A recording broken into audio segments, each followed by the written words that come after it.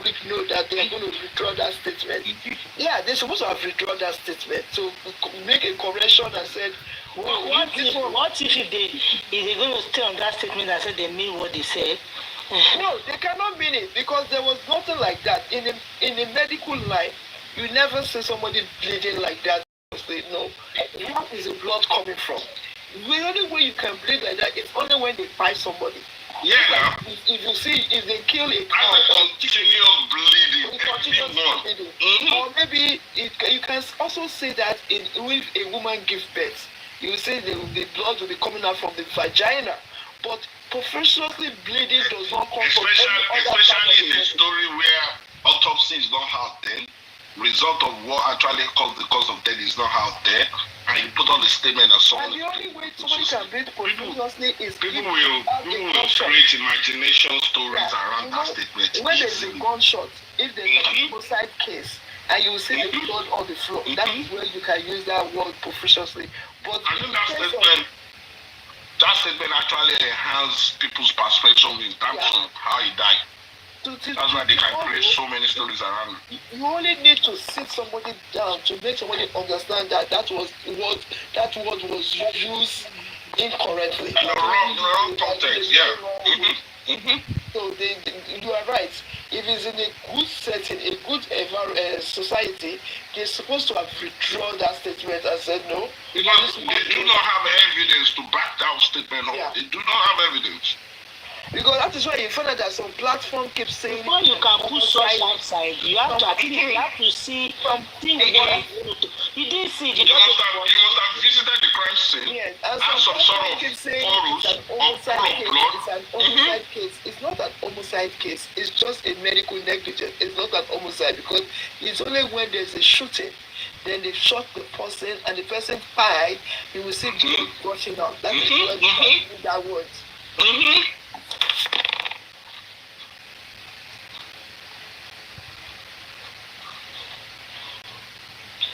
I believe so many words that were used wrongly and the understanding and people especially at the early stage of the story.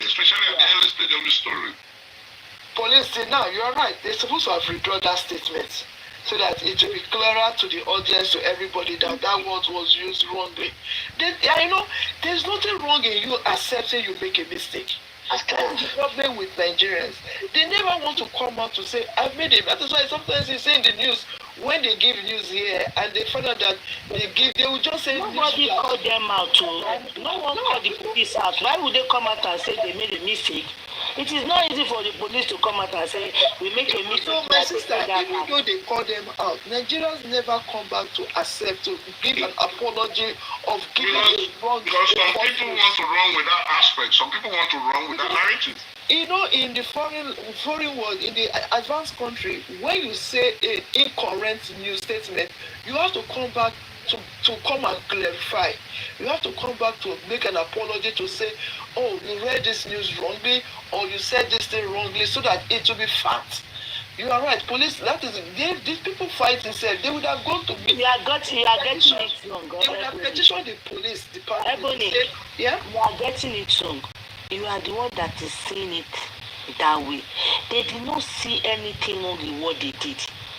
And they agree, the police, have they agreed that they said any word incorrectly or anything is put out? They did not agree now. So why are we expecting them to come outside? Every department, even in because we did not react. We did not react in court. We did not react in front of people. There's no any reaction, nothing. We did not react. When the bank makes a mistake, so why would the police come out? I agree with them. Or they are saying, or they say something wrongly. They never come out to put a public statement, to put it in the news or put it in the dailies to say, oh, we are sorry, this statement is another thing is that why should we even react? We are outside, we are not inside the house. Because that was what people hold on, with. Oh, I'm putting this question to Guri.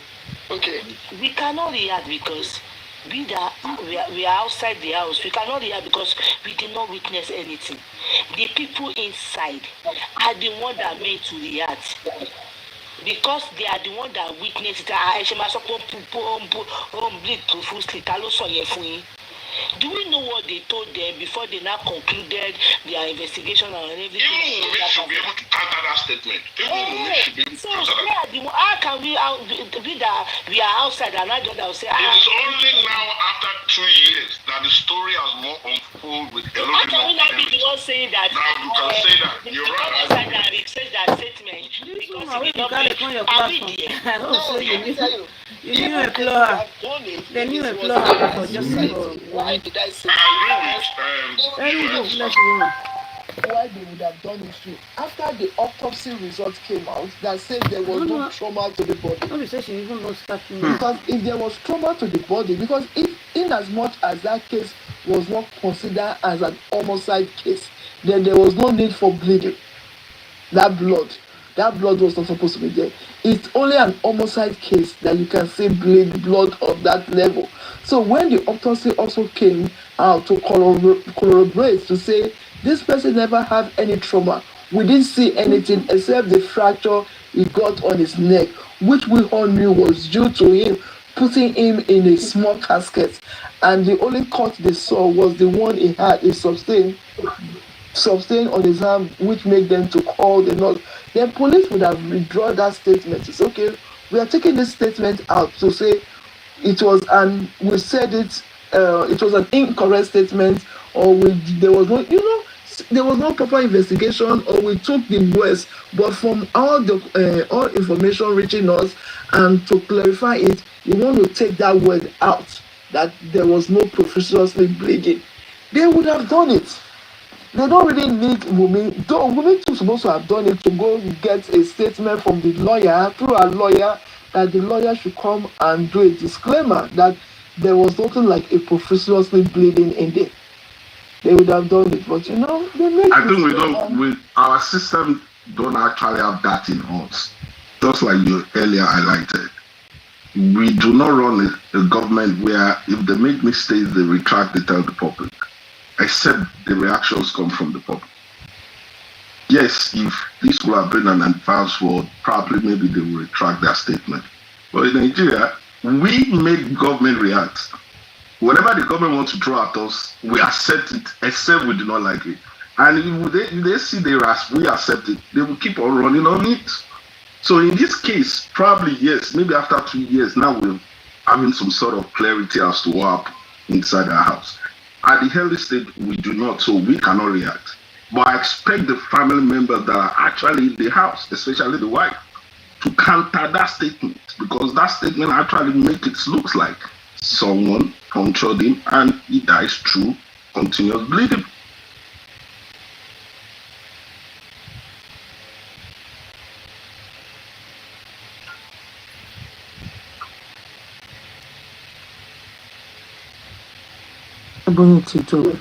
That story has become a mess now. Really, like Boba's story has become something else. A big mess. It's become something else. You see, about the blood this woman talk about, there is no way Nigeria police should come outside and say they did not see that. It's not enough. It's not possible, because we do not even know why they decided to bring that out, what their investigation, who they are spoken with. Especially when they still nurse that administer injection, After that statement, you will not expect it. We misuse this word profusely. Like they cannot say that. They will not say that. You understand? We do not know. They interviewed 17 or 15 people. What do we know? You are not there.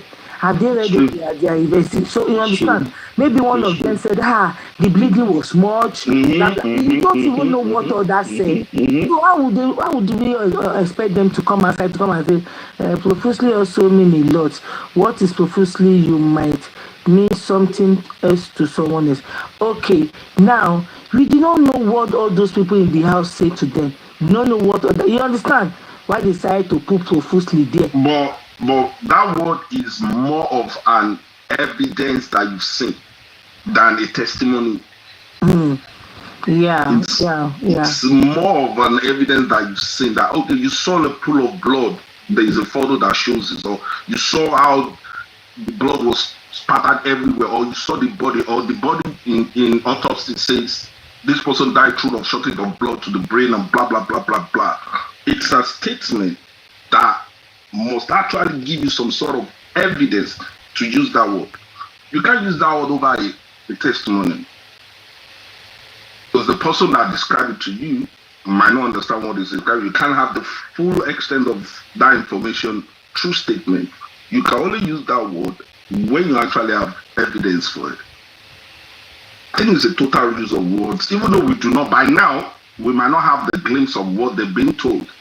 But 2 years has passed, we've actually have more clarity as to what happened in terms of the storyline. And we could clearly say that that word, it's a wrong context. And they should take it back. It's not late. They should take it back. They are not even addressing us. When they are talking about it, they've seen us as a serious. What do they call as serious? No, they are not addressing as in how. Give you praise, oh God. You are good. So give you praise, oh God. You are good.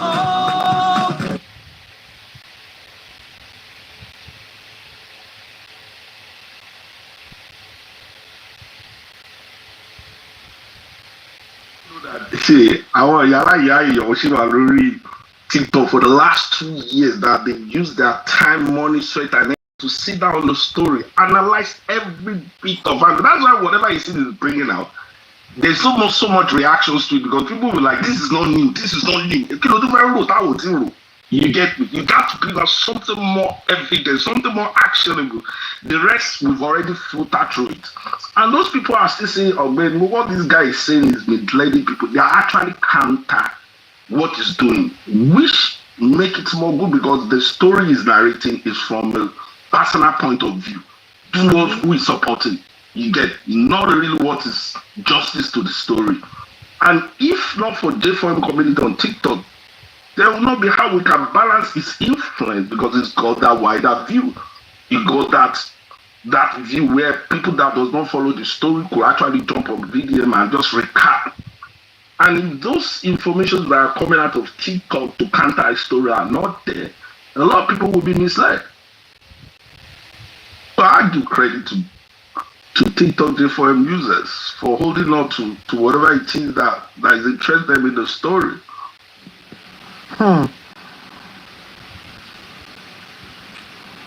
VDM said shock now. After he first video now, he said shock now. Say, wow, he thinks that only in their voice.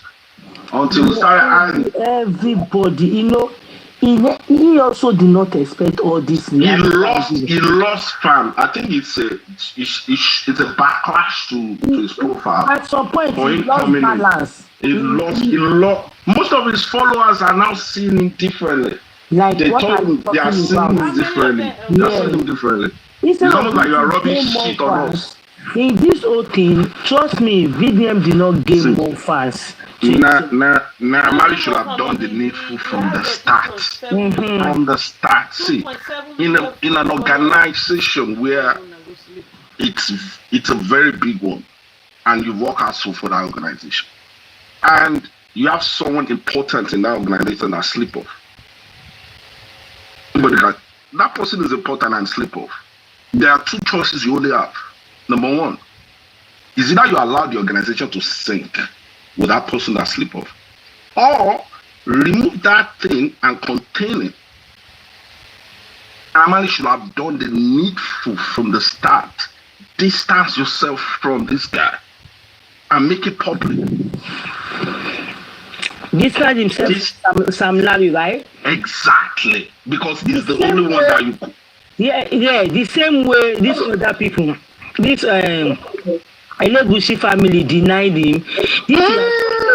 If he has also done something similar, then Nigeria can start giving him something different. Yeah, but instead, it will go away, but it will be better. They were seeing him associating with him. Do you notice that is Sam Larry association corporately with Naira Marley increases after that allegation? Yes. Which actually caught Naira Marley in the foot more. They were now seen together. They were seen together. You cannot allow such thing to sink what you feel. You need to isolate it. That's the mistake. Using VDM, making it worse. Using VDM now making it worse. You now know the worst part of it again is when they asked Naira Marley that what was their problem, what transpired between these people. He said he knows nothing. And people were like, Sam Larry is your close friend. You are with him every day. Are you saying you guys did not discuss anything about this boy? Not saying organization wants to lie. You just have to analyze your loss and gain immediately and see how we could help Sam Larry on the back. That is where he misses.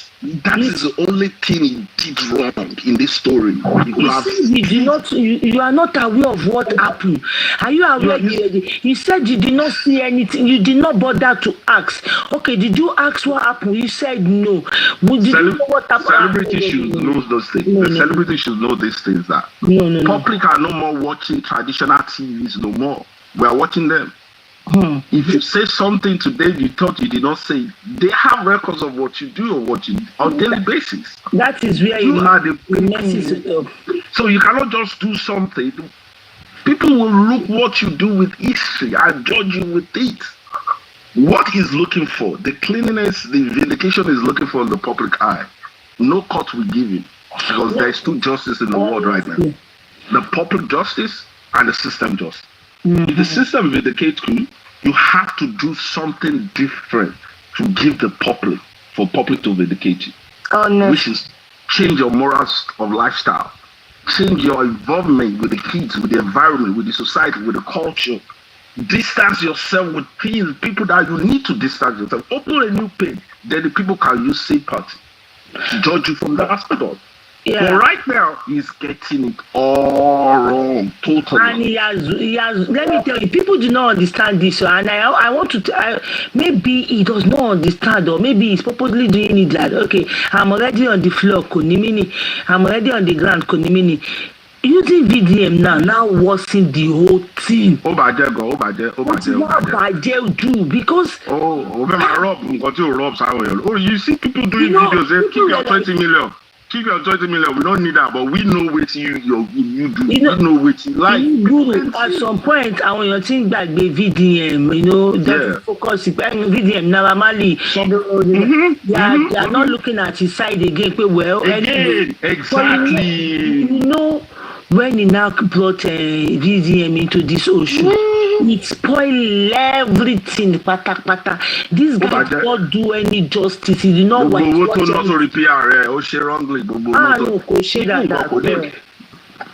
Only like the Norway tobacco change way of life, could they simple thing? Distance yourself. This nonchalant attitude. Distance yourself. Just distance yourself. And be humble. If you want to meet the public, be humble. Yeah. Accept. Look at what he did. What he did. Literally, he's the guy that is in position of power. Like he's one of the most influential person on Nigeria, and anybody can get carried away with that situation. To be honest with you, if you live in that world before, where system never challenge you, where you live in the world where you get everything done, not even as a celebrity, as who you had, you've never witnessed the way system challenge you.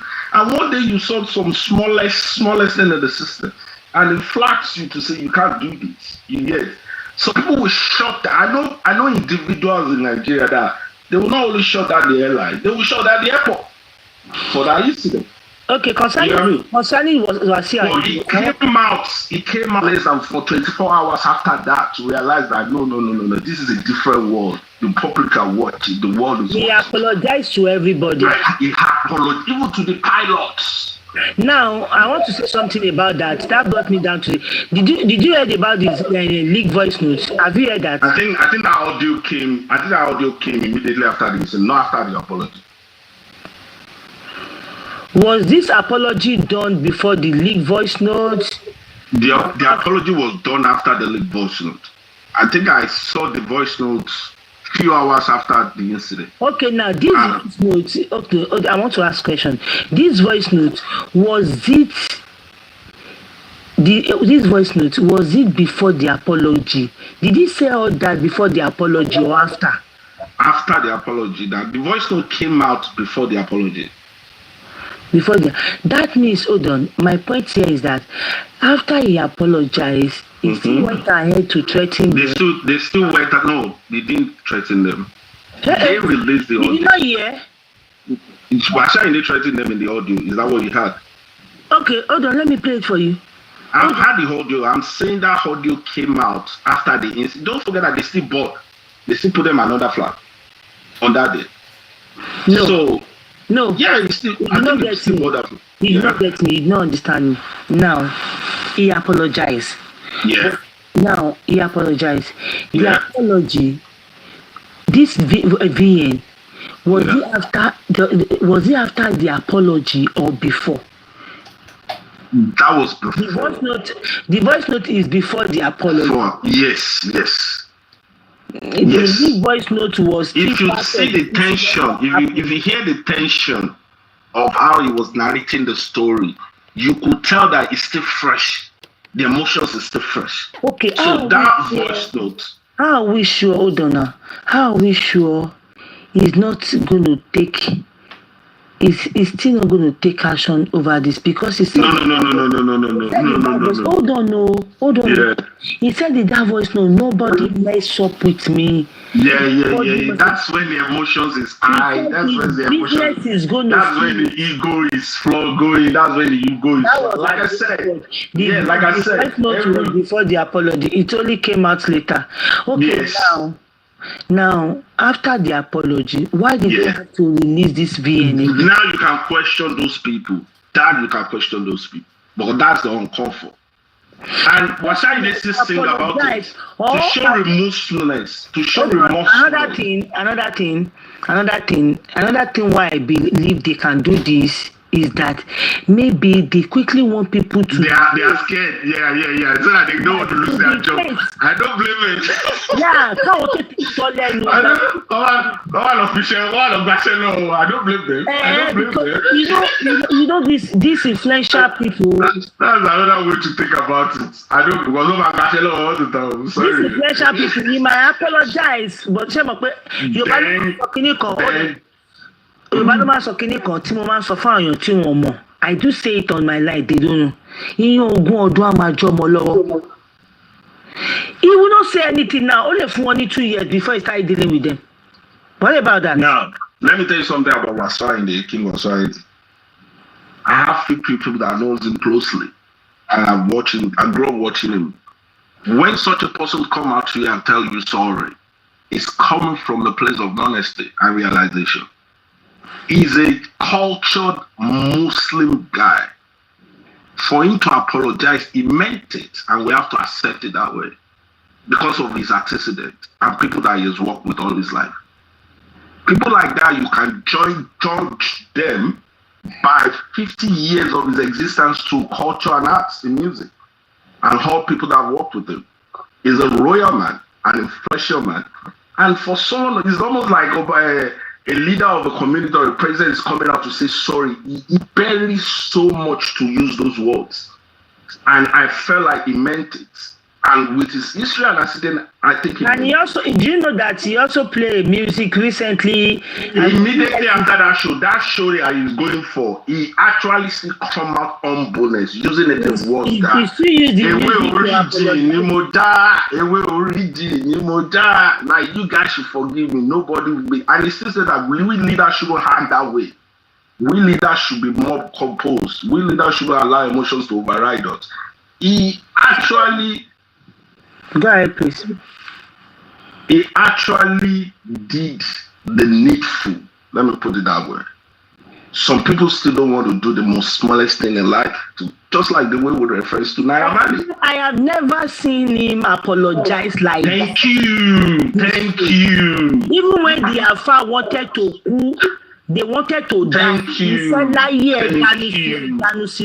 in his mind, he's not convinced. He's kind of a person that if he's not convinced, he's someone that does not know how to do two-face in some areas of his life.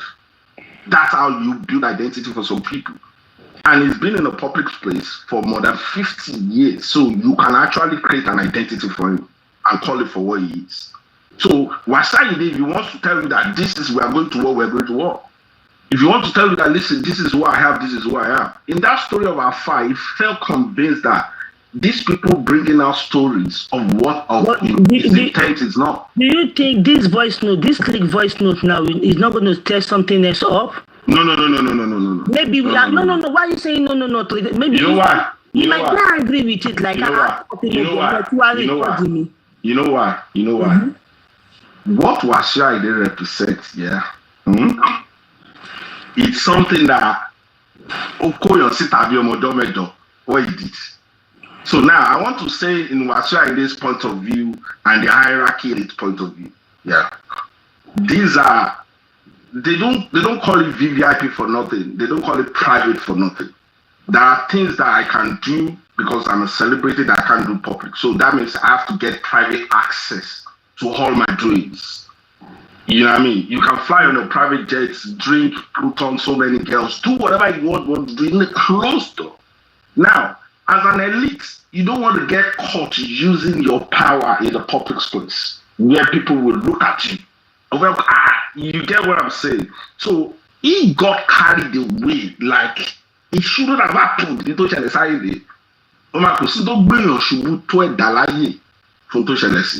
And now why he realized to make that apology?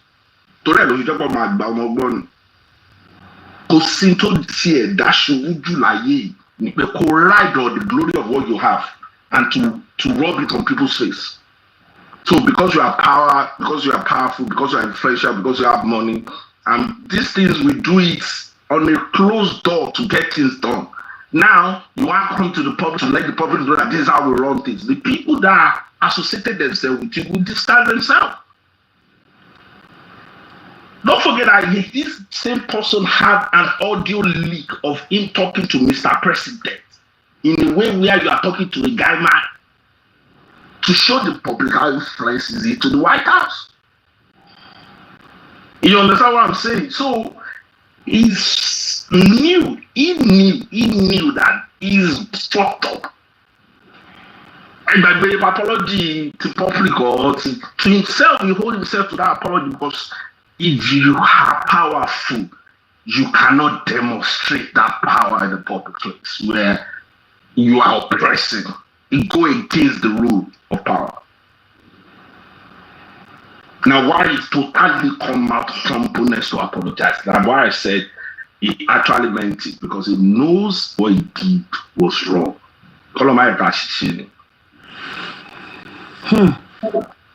I shall hope that voice note will not stir something else up. Like, okay, you guys want to really destroy me, you want to disgrace me. Why do you have to bring it out after apologizing, after the apology and everything, you know? When I saw the voice, I was like, what is this for crying out loud? Why this? Yes, there was a lot of threats in that voice note. That nobody dealt with me. I am Wasayide. Nobody deal with me and go scot-free. He said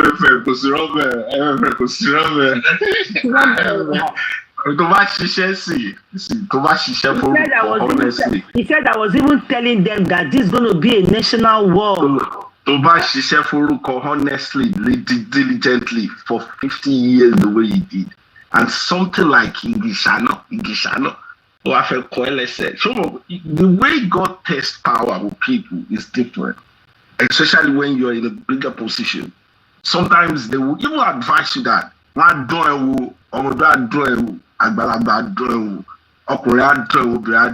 do not react. One blog said, you know what one blog said? One blog said that the Muslim man said Wasayide to apologize. He said he's not going to apologize. Now they made him one sat I apologize to the whole world to make cameras with you.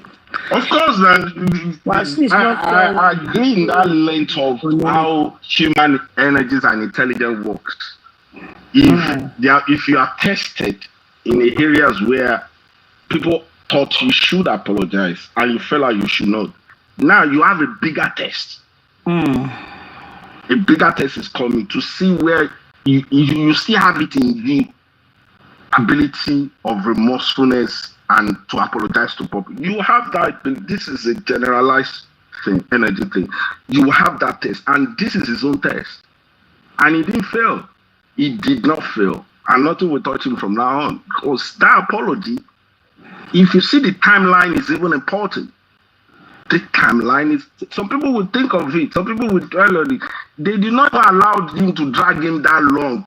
Làwọn àgbààgbà ti pè aláyé ìtàn wo ìkọlù orí o gbéra sọ do the needful, and he taught every aspect in that apology, including the pilot. If you give Washington the opportunity, he will sing and dance for the pilot on any occasion he wants. That's the kind of person he is. If you say sorry, he meant it.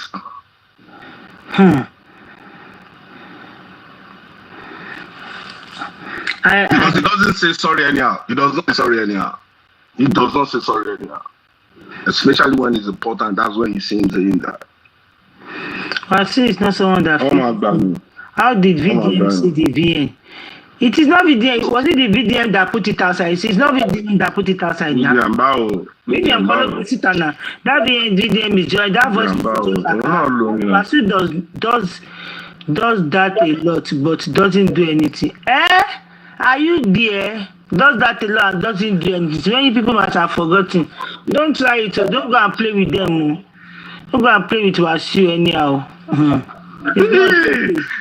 How about you, the sorrow? Wasu will not apologize. Then somebody said if everything was not coming, don't go and play with Wasu and do. There are people like that you don't go near now. You know. Let me tell you something. In Southwest, I don't know, maybe you're a governor of a state or what have you. What that guy holding umbrella and what is beneath in that umbrella. If I start listening for you, these are people that will put a cut to it. That will just put a cut straight to put a list. Even forget the number one, MFF. Forget the number one. Forget the number one. Forget the number 1 to 10 or number 1 to 5. List any influential political person running the state or the country in that sector, Southwest, because they are fans growing up. There is loyal fans growing up. That's how this kind of a person is just who he is. And I want to say that he actually worked for what he's actually enjoying as a dedicated family man to his crafts, and the public will listen to his music growing up. Not only that, road transport network, and they are very, very big in our economy. Even the president, political settings cannot joke with them. Because they are the one that organize your party every week. Their transportation, they are the one that use it. Now, the local aspect of our country where we often neglect, and they are actually the architectural engineer that powers the economy. I'm sorry, I'm only sure what they actually live for these artists as their icon. If they throw their hands, they follow. So if you want to build a profile for yourself as a politician, and you actually want to subscribe to some group of network in your sector, in your area, in your environment, in your state, if you pick someone like Aide, you've already covered a lot. That's how you see flesh run across the environment. If you pick him, you've literally done so much, because why? His umbrella and his 3 branches literally cover so many places. I have some Fuji artists, some musicians in Nigeria are on paycheck for the last 3 years from Wasaide. You say what's that again? I heard that some musicians in Nigeria, legendary musicians, both Fuji, what do you call it? The other genre. Why would they be on paycheck? Why? What are they doing? Because they are not working no more, and they are literally on their old age, or you recognize their impact in the culture. You understand? So he felt need to also look after them a little bit. So this is a man that under his umbrella, Hey. So for him to come out and say sorry, he meant it. Do you believe that Wasiu Ayinde to Lawun yẹn will be paying some people? No. Your uncle, Laura, I said it. What are you talking about? Do you know Wasiu? Wasiu Ayinde Lawun. Forget that one. Wasiu Ayinde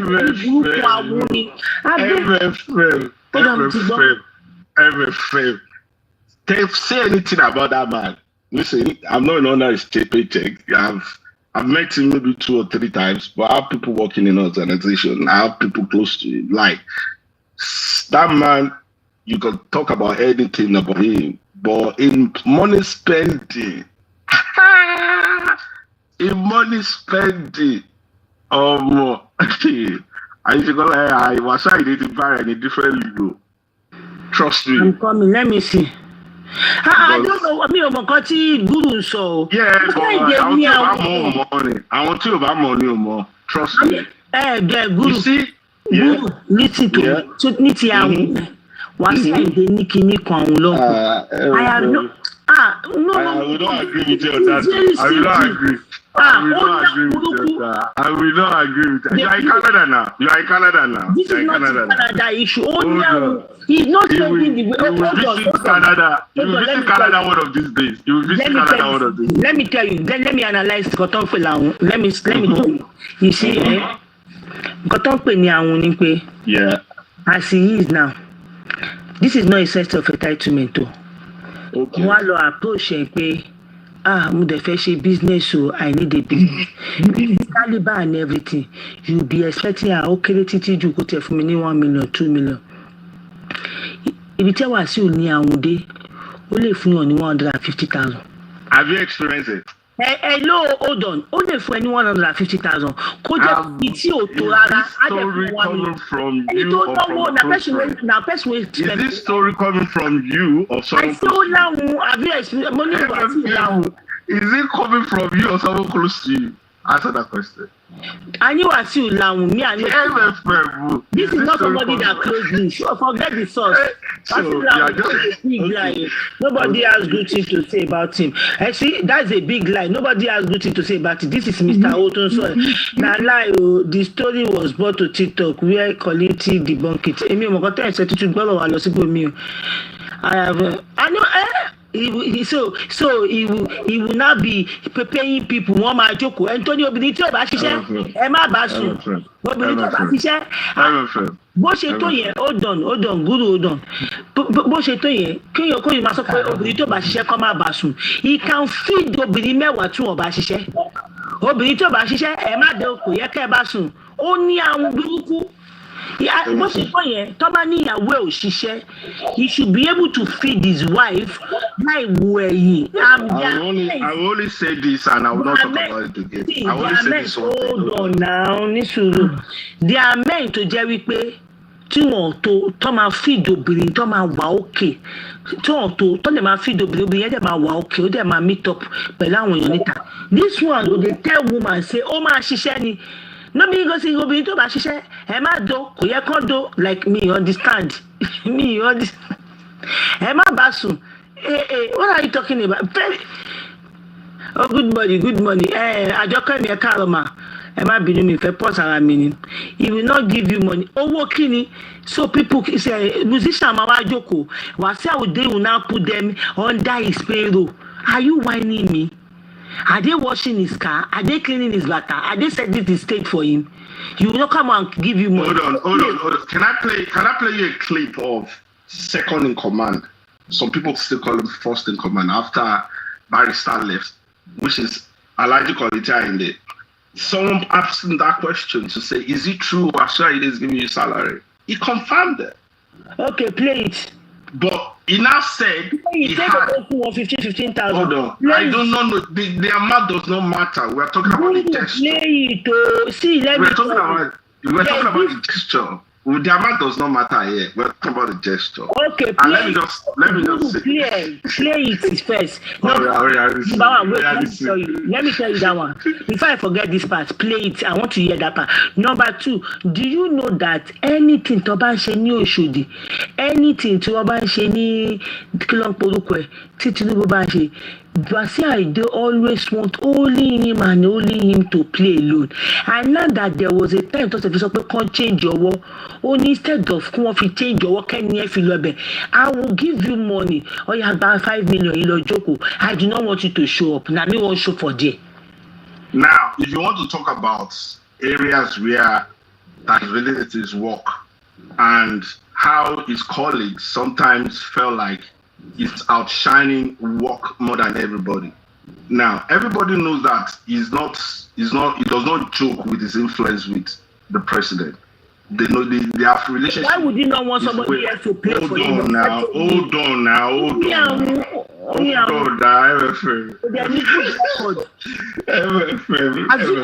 you heard that this guy has done anything good for anybody? I will mute now. Do you want me to play you the clips or I just joke? Oh yeah, play it too. Because I do not want to be part of a conversation where someone built a life for the public for 50 years and just criticize some aspect of it that probably we've not actually experienced. So if your encounter or the narrative you're giving me, if the narrative you're giving me is from your experience or encounter with him, I will agree on that platform. But this man has built so much himself where I know I cannot dissect in that way. I cannot dissect it that way. I can only dissect him in areas where I've experienced it. That's just what I'm saying. I'm not saying you shouldn't have your own judgment or opinion on him. You can't. But I feel like there's so much at stake. I have to, if you want to dissect something, someone that does such things, it has to be true experience, not this essay. Now let me look for the clip and play it for you. Okay, look for it. But as far as I'm concerned, me till anybody to jade to sọ pé lọ́pẹ́ Wasiu rí. This is what this guy have done. Nobody like influencer so ti lówó. Good morning. It's been a while. Bó ṣe lówó tó bó ṣe share everything ẹ karama. I have never seen anybody. Àwa sanwó. If they call anyone else on Wasiu Ayinde kini kan na wahala o Tinubu this thing o, he always want to Ajokemi, he always want to be the only one and only one. What are you talking about? Play the clips o. Maybe àwọn yẹn dẹ̀ lọ bá kó drums ni wọ́n bá fọ bàtà. He will not come and give you money for free. For where? Me man grow this like that. Me they say obìnrin tí ó bá ṣiṣẹ́ ẹ má fún lówó, ẹ má bá sùn, ẹ má do money. Me understand o. Some men turn lówó lọ́wọ́ wọ́n feel okay. I don't fẹ́ máa gain any business and I will be paying you. Just sit down, take care of the house and take care of me. Give me a good dish and my wife. And wo tó bá fẹ́ Wasiu tó lọ káwọn gbéra lásán. Wo Abi you come and be asking for money, believing that because you are with what is you? I'm still waiting for you to. Peace. How are you? I'm still waiting for it, honestly.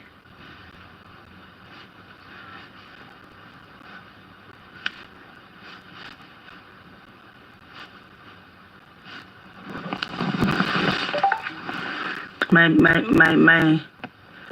point is I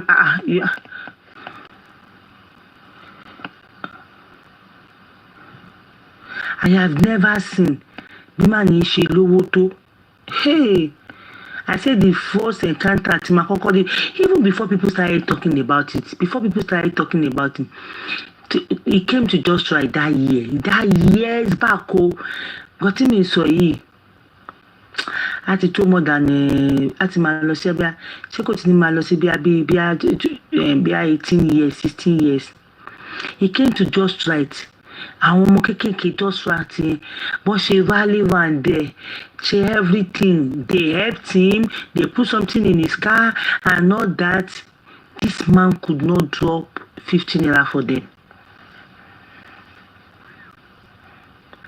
He could not drop 1 naira for them. All the ladies, there's even one in this Canada to be more fun. But to ya now that one they use and do shakara ya ọmọ Wasiu na here I for. Nígbà tó rí pé ìyá fẹ́ pa òun lórí no help ó bímọ fún Wasiu mo ti fẹ́ tó rí help. Now she herself. Hey, what's up? Hey, you comment, wetin happen? What's up? Good morning, how are you?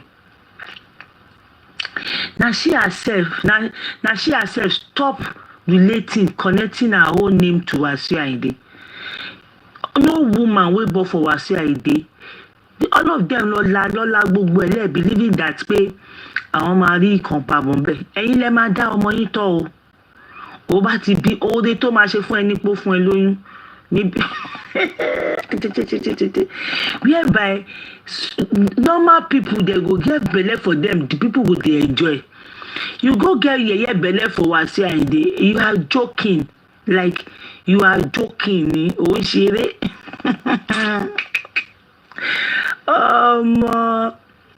Obi máa pa ẹ́, no go find work. Look at Bisola Yoruba artist, na she dey wọ́n ló máa tọ́jú ọmọ ẹ. Kòkòkò ní sọ fún ẹ pé kò lọ ṣẹ́yún. That is one thing he will not tell every one of you. Tó bá ti dọ́dọ̀ ẹ, tó bá ti wá ṣe mistake, ìwọ lọ bí ọmọ yẹn. Wàá mọ̀ kan tó wàá jẹ iyán ẹ níṣu. Tó bó fẹ́ lóyún ni, he will never tell you to go. I'm not interested. Why did you go? Ìwọ ló ń wẹ̀ kó bímọ. Ìwọ ló máa dá ọmọ yẹn tọ́. Imagine how influential this man is. MFM. Can I play it now? Play it now. So the money I like you outside your fee, so we notice it's 500,000. It's a laughing talk. Orí bẹ́ẹ̀ fi bẹ́ẹ̀. Okay, bọ́ọ̀lù ṣe. Wọ́n fún àwọn onífújì lówó kan lóṣooṣù. But òun ló wà in charge láti máa gba owó ní entertainment allowance náà. Nínú ẹ̀ ló ti fún mi ní 500,000. Okay, kò ń ṣe director. Lóṣooṣù I don't know but bàbá sọ fún wọn tí ò bá lé adé. Woman Guru, what did you play to us now? Woman Guru, you are funny. Ṣé Woman Guru gbọ́ Yorùbá ni? Ṣé o gbọ́ Yorùbá ni? Interpret it. What do you mean by she interpret it? Interpret it now. You say I want to interpreting it for you from the comment section. What me? I don't watch comment. I'm on earpiece. I don't use phone when I talk. Oh my God. Tell me what you've heard. Now, let me put it in context here. Okay, this person. Because you have listened to it before. Hold on, you play it. Let us talk about it. Yeah. Because what we argue about before he played this thing was that he placed people on monthly salary, the people that are no longer working. And this same question was put into that other man. I don't know which man. That man will play his voice now. The man said, "Show Tony, only otoko. Though 500 in jade loto, but this money is not coming from his pocket. One place I want Fuji. One place I want Fuji sorry I owo kan. So hold on. What is that? What is funny here? I don't understand you. He's not the one. Nigeria is full of the world. You don't hear say Nigeria. Let me finish. You said I should say something. You did not allow me to finish. One for entertainment industry. He is not the one in charge of sharing the money. He's just in charge of it. He's not the one that is bringing the money out now. Everybody, you're talking like conversation now. You're not talking like else. You're talking like a conversation now. You're not talking yourself. Hold on. Let me give you background picture a little bit. Let me give you background picture. Number one, this question was put in to one of Wasandi's enemy. Like, no. Hold on. We are not going to enemy now. This voice notes you play. This voice notes you play. We are not going to. I don't want to. I don't want to go. You are sounding like a conversation. What do you mean by I'm sounding like a conversation? Nigeria free your loan. Nigeria free your loan. Like, have you ever had it? That Nigeria is paying a tailor so amount. Nigeria is paying for organizer so amount. Nigeria, look at what the man is saying. The man admitted that he's been given 500k every month. Then he now say he's hearing that concerning come and found Nigerian for entertainment. Can you just hear it? Hold on, let me tell you this. Do you know where this came up? Hold on, let me tell you this. Because gbogbo nǹkan tí àwọn ìjọba bá ń ṣe, tí Tinubu bá ń ṣe everything, Wàsíù nìkan ló máa ń pè sí díẹ̀. Wàsíù nìkan ló máa ń jẹ. Àbọ̀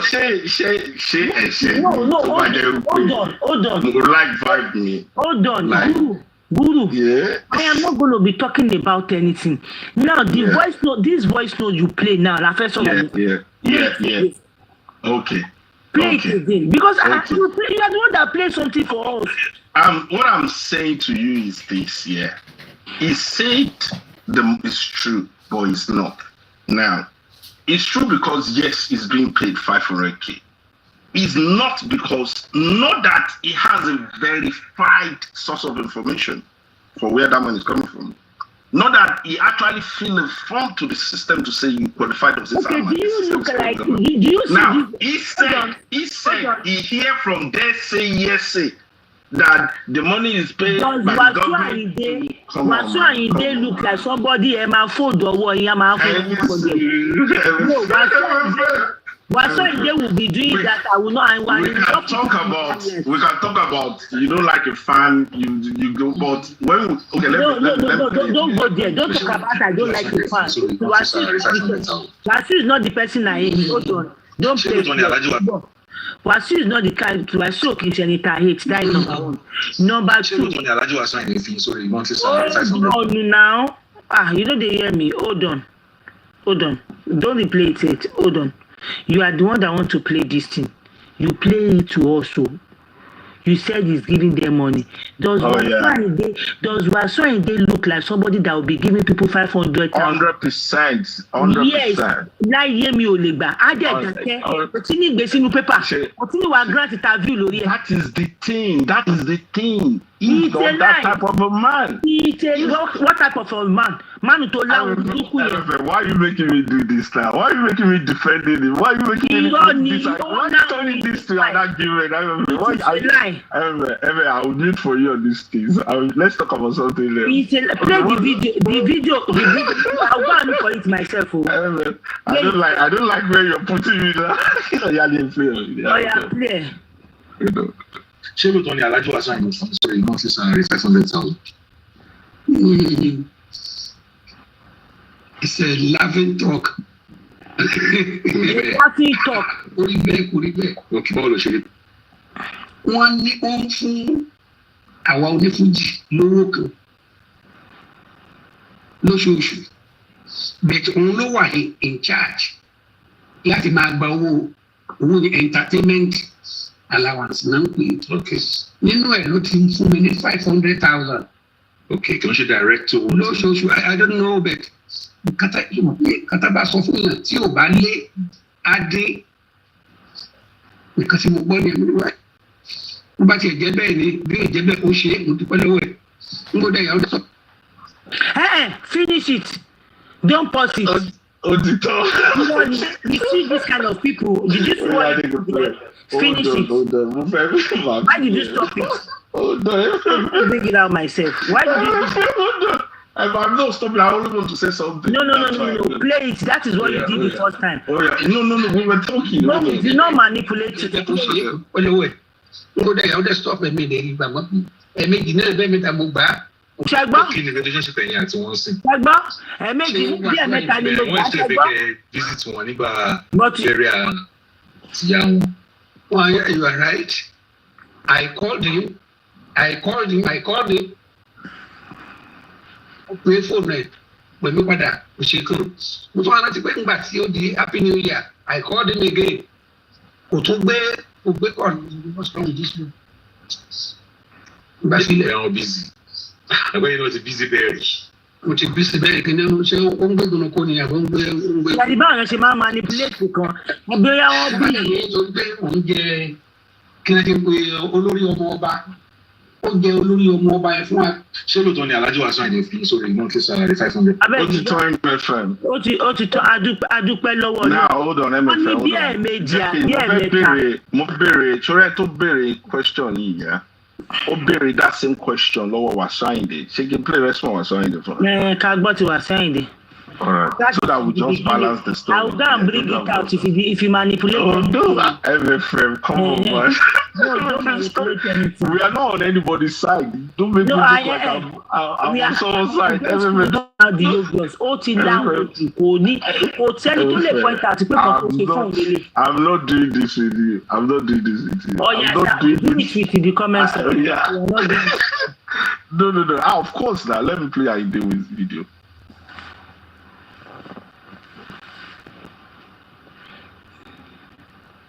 I play Wasiu Ayinde o. Ẹ káàsán o, ẹ káalẹ́ o, ẹ káàárọ̀ o. Ẹ fẹ́ WhatsApp. A kò náwó ẹ̀mí. Ìnáwó ìní. Jánẹ́sì náà. Ṣé bá ṣe ń bọ̀ láti jì fídíò ni? Láti sọ yẹn, fídíò ń náà bá wọn fọwọ́ sí. Kò náwó kò circulate dáadáa. Wọ́n jẹ́ kó trend. Àwọn tó fẹ́ kó trend. Àwátà. Fídíò la ṣe. Even one post is a post. Kí ló dé? Kí ló ń ṣẹlẹ̀? I don't know. It is just no trend. It's not just trend. I don't know why. Maybe a fair post, but later. Ti church tí mo wá padà when you are ready let me know ti church tí mo wá padà rí yẹn tẹ́ pé mo rí ti church yẹn bá ti wá padà post tí mo kọ́kọ́ rí tẹ́lẹ̀ she did not look happy I was like I can't post this tí ò bá happy kí ló ń dùn mí nínú tèmi fẹ́ post ẹ̀ tèmi ṣe post mi. Bóyá àwọn ìtòrí ni ó trend lórí Instagram bóyá lórí app yìí ó lè máa tẹ̀ bọ́ ní Instagram. Kò trend that much it was not that kò fi bẹ́ẹ̀ trend that much. Lórí Instagram I think the significant àwọn èèyàn gbé like it was all over like. Yeah, today I go check now. Unlike Iyabo Ojo, anywhere you reach, anywhere you reach. The few ones I reach, I see say the body container. She was not happy. I was like, if she's not happy, she minimum for my Joe. No, it was fun. She was happy. So that's right. Anyway.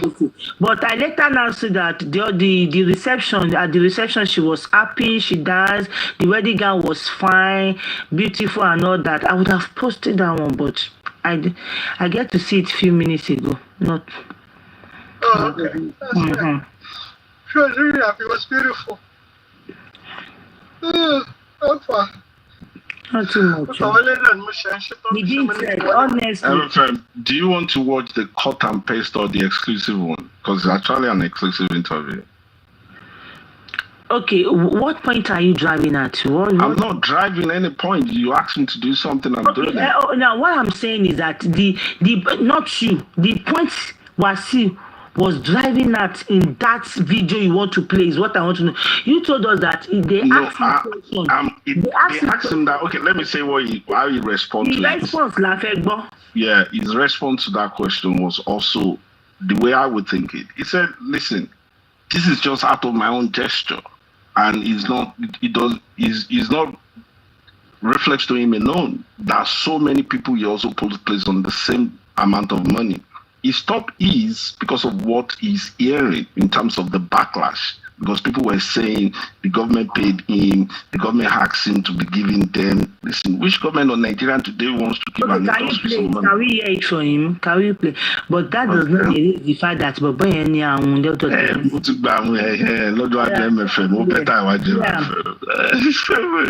God, keep talking. Let me look for the cut version. Play, me we say player. The league VN là ń sọ lọ́wọ́ tí Tafidele, but I hope and I pray this league VN that these people leak, I hope it will not stir up something else again. Like it might actually get him angry that what kind of nonsense is this? Why they have to league VN? Well, can you VN know about? Wasia in there was this league VN after the whole incident of the airplane, whatever. So there was this league VN to stop. Nobody mess up with Okay, let me play it before he comes back so that you can hear. Nobody mess up with Wasia in there and go scot-free. That guy is going to fill me in his business. He's going to fill me in his business. It wasn't even the guy. Why does he have to fill you in his business? Good morning.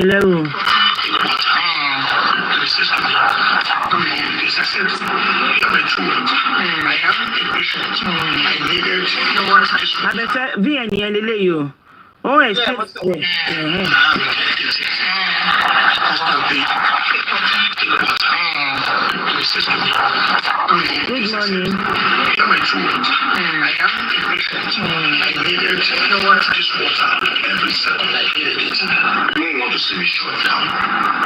There was a conversation between me and him. And he left.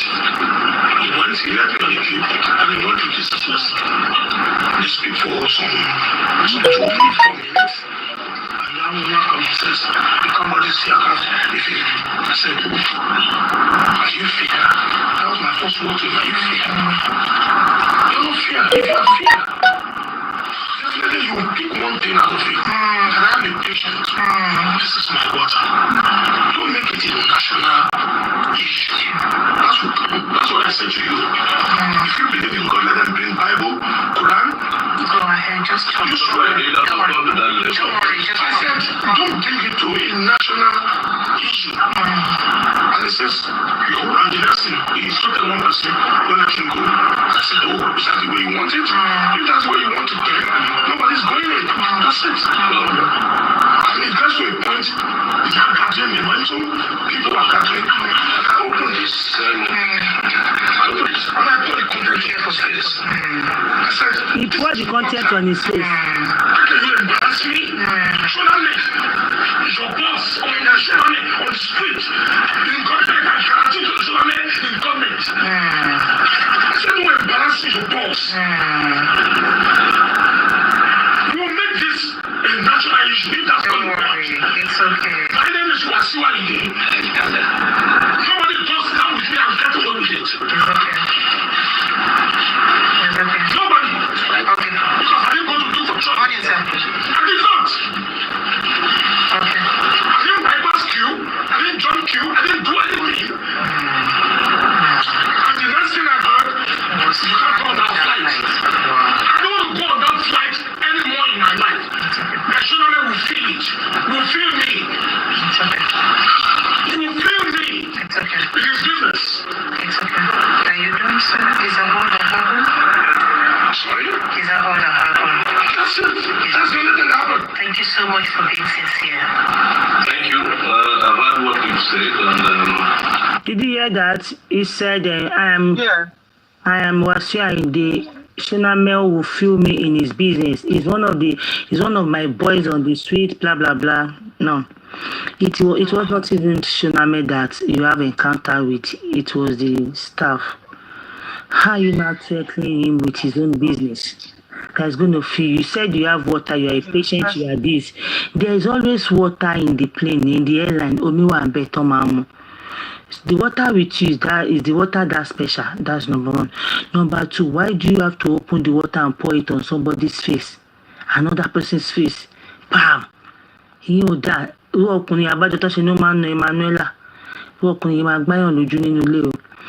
owner of the private jet company is also from Ijebu. Really?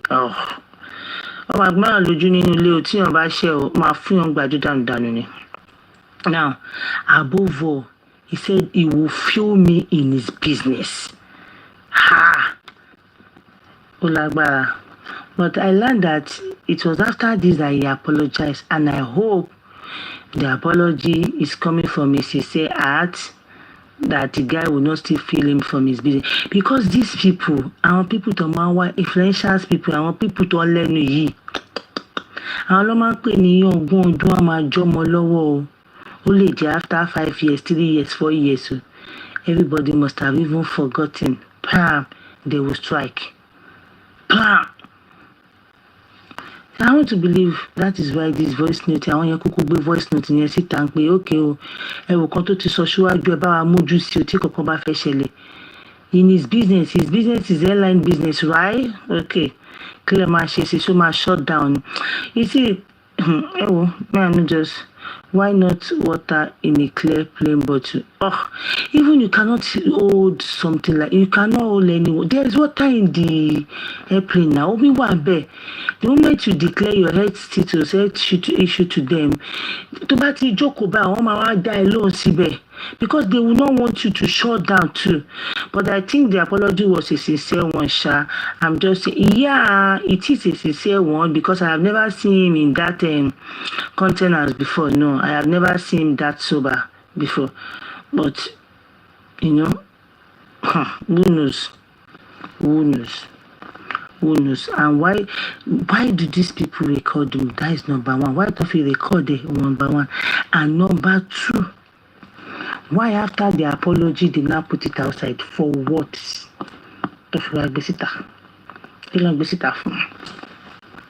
That they can get done for that can actually cost them their job. If people are many there, they will not be able to know how many people that recorded him. Woman can sorrow on the background there. So woman kọ́kọ́ ló wá bẹ̀rẹ̀ yẹn sound big pé bọ́n. Yeah, woman náà ló máa ṣe list fúnra rẹ̀ wà á gbogbo àwọn tọ́jọ́ wà mẹ́rin wà á ṣáìdé náà dé wà mẹ́rin fúnra rẹ̀. Anybody lè record, lè níyàn record láti window, lè ní kíní kan dé, wọn ò lè múyàn kan directly pé wọn kàn mú dání kan hold ẹ kò easy torí ibẹ̀ yẹn dàbí ibi tí yàn ti lọ rojọ́, you see the background ariwo wà ń bẹ̀. Ṣé wọn pé audio file. Tó bá jẹ́ pé phone conversation is it is very very much easy, but so this one was like a public, anybody call it a phone pé jẹ́ ká gbọ́ kan tó fẹ́ sọ, and which is very much possible. That sounds like in a confined area though. Sounds like in a confined area. The office, that sounds like in the office. Sorry. Okay, in office anybody can also record, you know that. Conversation I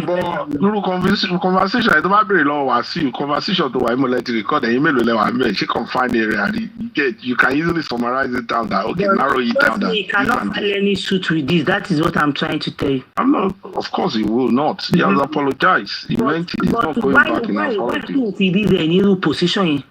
Nítorí pé o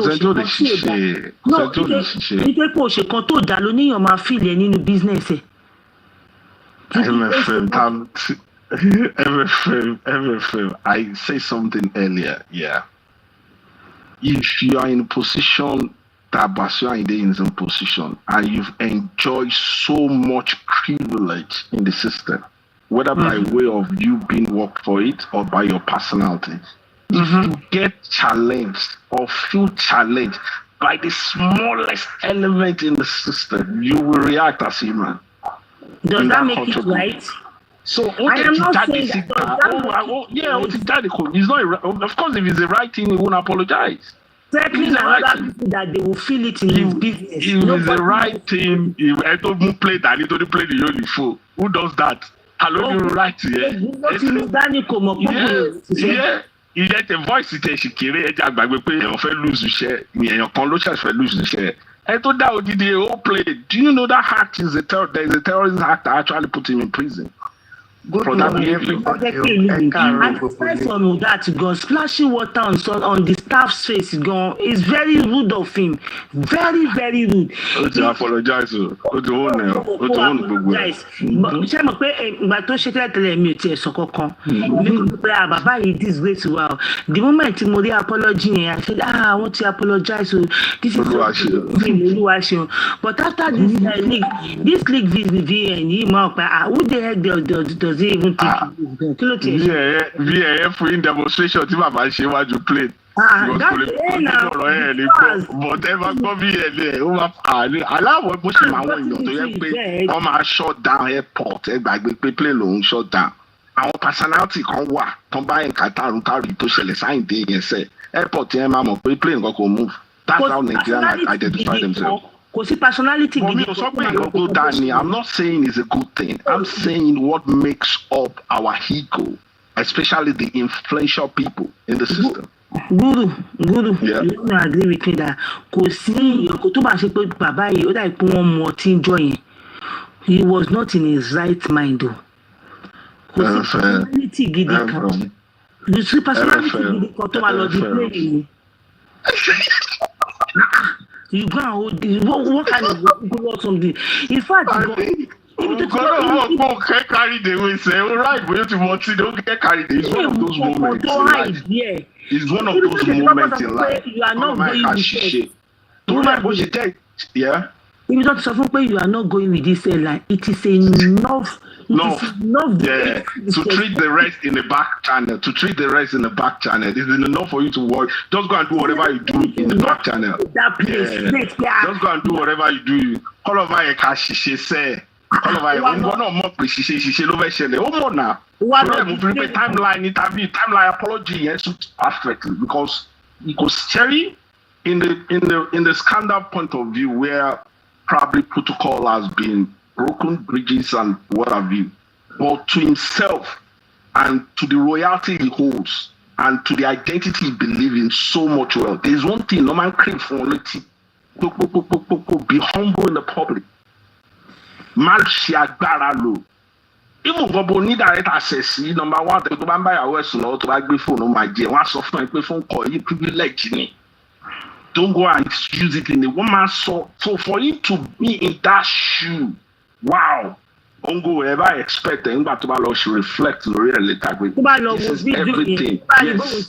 This is everything that he actually went against in terms of principles of being who he is. That's why I said I have to accept that apology because human being, no. All of my guys, she say, carry the one that did bad, the moon, because into in fact, I've never seen it. And don't forget, he had the video tape leaked that does not even suit well with what he happened. The way he has dressed it, people will be like, number one, I think for respect, letting the public know that now we get the country, I have access, that kind of a thing, that kind of an ego. And doing that, time and he will put it on video, film it, and he has to track back. He has to track back and say, I shouldn't behave like this. Nobody should behave like this. Nobody should behave like this. This is out of line. This is not me. I apologize. I'm a human being. I'm sorry. Let's move on. He did realize it. Some people will not. Some people that incident will fault them.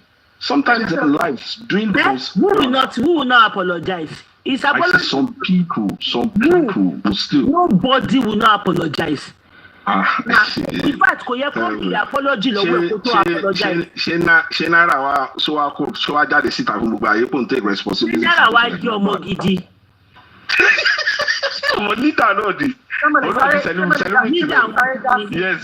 I'm a please. Yes, go on. So I think one thing we need to understand is that just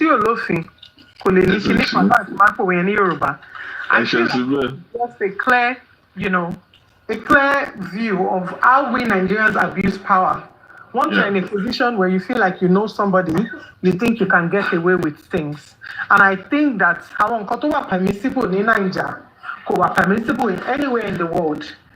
First things first, I question those who cleared him into the airport with holding that particular drink. Tomodanelo, Boyo Minio, Boya Flask. There are certain things that you will not even pass security checkpoints if you're going to a civilized country. But talking of you having that particular substance. Perfume, Gontamante Sarah, only amount mil of perfume. Checkpoint security in airports. So first of all, whoever checked him in, they gave him that leverage of when they clear through every security checkpoint at the airports, leading to the lounge, leading to him eventually wanting to board the jet. So from the place, Bugo checkpoint, problems still. Etifuni privilege, see any from the common man. Etifuni break protocols, still break, which is why he was able to do what he did there. And this will not be the first time that they've broken those protocols for him. That will not be the first time that he would have gone into the. We don't have protocol when it comes to influential people in Nigeria. We don't have protocol. So he would have gone. We don't have protocol. Trust me. Yeah. So you see, he would have gone through. He would have done the same so many times. Now, yes, the fact that we have people who do not respect protocols does not mean we are any protocols. If a common man, if someone like you and I go into that airport, we will have to go through every single protocol before they let us through. We have to tell you how broken the system is. And so that's why just to buttress you. That's why I said. That's why I said that because for the first time he felt challenged. That's why I said for the first time he felt challenged of the system. Flagging me out for a protocol. And we were like, share Moreyo to Daddy. Share why you get. This is the first time I'm coming here. You say you don't know me. So now is action. Yes, Tabanikawo in the ideal country, ideal world, don't she share a functional country? You know that even if he's making excuses, yes, I need the hot water, I need to drink hot water because of my singing, I need to this, I need to that. Not at every stage, airports, lounge, coffee shop, you can get warm water. Even in that same jet, you can ask for hot. You can tell them, I need warm water every 20 minutes because as we know, he's a popular person and they will give him that privilege of, every 20 minutes, assign somebody to be giving this guy warm water. So there are so many ways, but it's just that power thing. Again, it doesn't make it right. It's action. In fact, as a matter of fact, if this voice message was before his apology, then I'll say, yes, his apology was genuine. But if the voice message was after the apology, then it is just the usual way of, Nigerians being Nigerians. However, the only reason he's apologizing now is not because he has realized that he did something wrong. It's because the world is against him. It's because that incident has been captured. It's all over social media. It doesn't look good on him, his reputation, his image. Doesn't look good on his career itself. If him, and everybody that knows Wasiu knows that he's very arrogant. Everybody that knows him knows that he is arrogant, is just full of himself. And this is because he feels that he has connections. He's like whining and dining with the people who are ruling this country. So he believes that he can do anything and get away with it. But it doesn't make his actions right in any shape or form. Now, he is to blame for the full incident. However, the airports, our airports, they have a problem. The person who owns the airline has a problem. The pilot who was driving that aircraft has a problem. The person who has the airline, number one, there are protocols as well. That's your flight attendants, your security, your pilot. There are protocols that they must follow. Nigeria, tarmac by aircraft, then move, take off. Ladder, sound don't be ladder go train to my like have you seen them traveling during Christmas period? Have you seen them traveling this crap? No protocols. No protocols like literally. The aircraft is you can visibly see more than 6 to 8 people standing. And you, the pilot, you are moving the aircraft to like preparing yourself for takeoff. Ready. So it's the lack of coordination, it's the lack of the misuse of power and the lack of proper scrutiny or following proper protocol. And this is why the common man would do something. There are people in jail today who stole just 2,000 naira and they locked them in Kirikiri and they've been there for more than 10 years. A boy was released last week and the boy at the time that he was released was 16 years old and he was jailed when he was 11 years old because he stole a chicken. And with the number of years, whereas there are people in this same country, there's a guy who was arrested and he was arraigned in court just a few days ago. He lives in Yaba, Bikinikon. What then he almost 6 people. I'm not Yaba, Axis, Mushin, Kenny. I don't know if anybody saw that news. Anyways, in the news, they brought him to court just a few days ago. More than 3 or 5 people within that community. And they are just going to court back. You even see him sitting there nonchalant. He's going to care, because he knows that, if he took any connection here and there. Do you know how many people thought to commit heinous crimes? Thought sentence was in jail. àwọn máa ṣiṣẹ́ wọ́n máa release wọn jáde pé ó yá lọ síbi ìlú báyìí ó gbúdọ̀ appear lórí social media ayé ò gbúdọ̀ gbúrò ẹ mọ́ wọ́n á dẹ̀ gbẹ́ lómi síbẹ̀ tó máa ṣe time ẹnìyẹn before ẹni tó máa ní ó ti ṣe time ẹ̀ tán wọ́n á ti release ẹ̀ ó ti bọ́tà you begin to hear of them again so this country is just really messed up to the point where things are not even done orderly ṣebí conversation nínú group chat kan ní àtúgbọ́ tọ́lọ́pàá ń pín àbí tọ́lọ́pàá lọ gbé fún so many things wà wrong pẹ̀lú country wa so gbogbo wọn ni wọn wà right. Àyèdè fi ìwà yẹn kó àwọn elite síta bí ọmọjọ́ mẹ́jọ ó kọ́ fi ìwà yẹn kó síta bí ọmọjọ́ mẹ́jọ na why you go quickly go apologize because you shouldn't be seen in that manner. Come over. You shouldn't be seen. And I'm glad you realize it. Whether it's by the influence of the reaction of the people, whether it's by the fact that it didn't need. Sometimes some people find needful doing the most difficult thing to do. Just awesome. Probably normally today, maybe we'll be streaming his music if you just do something simple. Distance yourself from this guy. Make a public statement, show it in workings, let the people see that you and this guy, you are no more. You can help him in the background to help him balance the story, whatever it is, but from your organization not to sink someone to face a call to them are part of that organization. You need to isolate that thing, or else you're all going to sink together.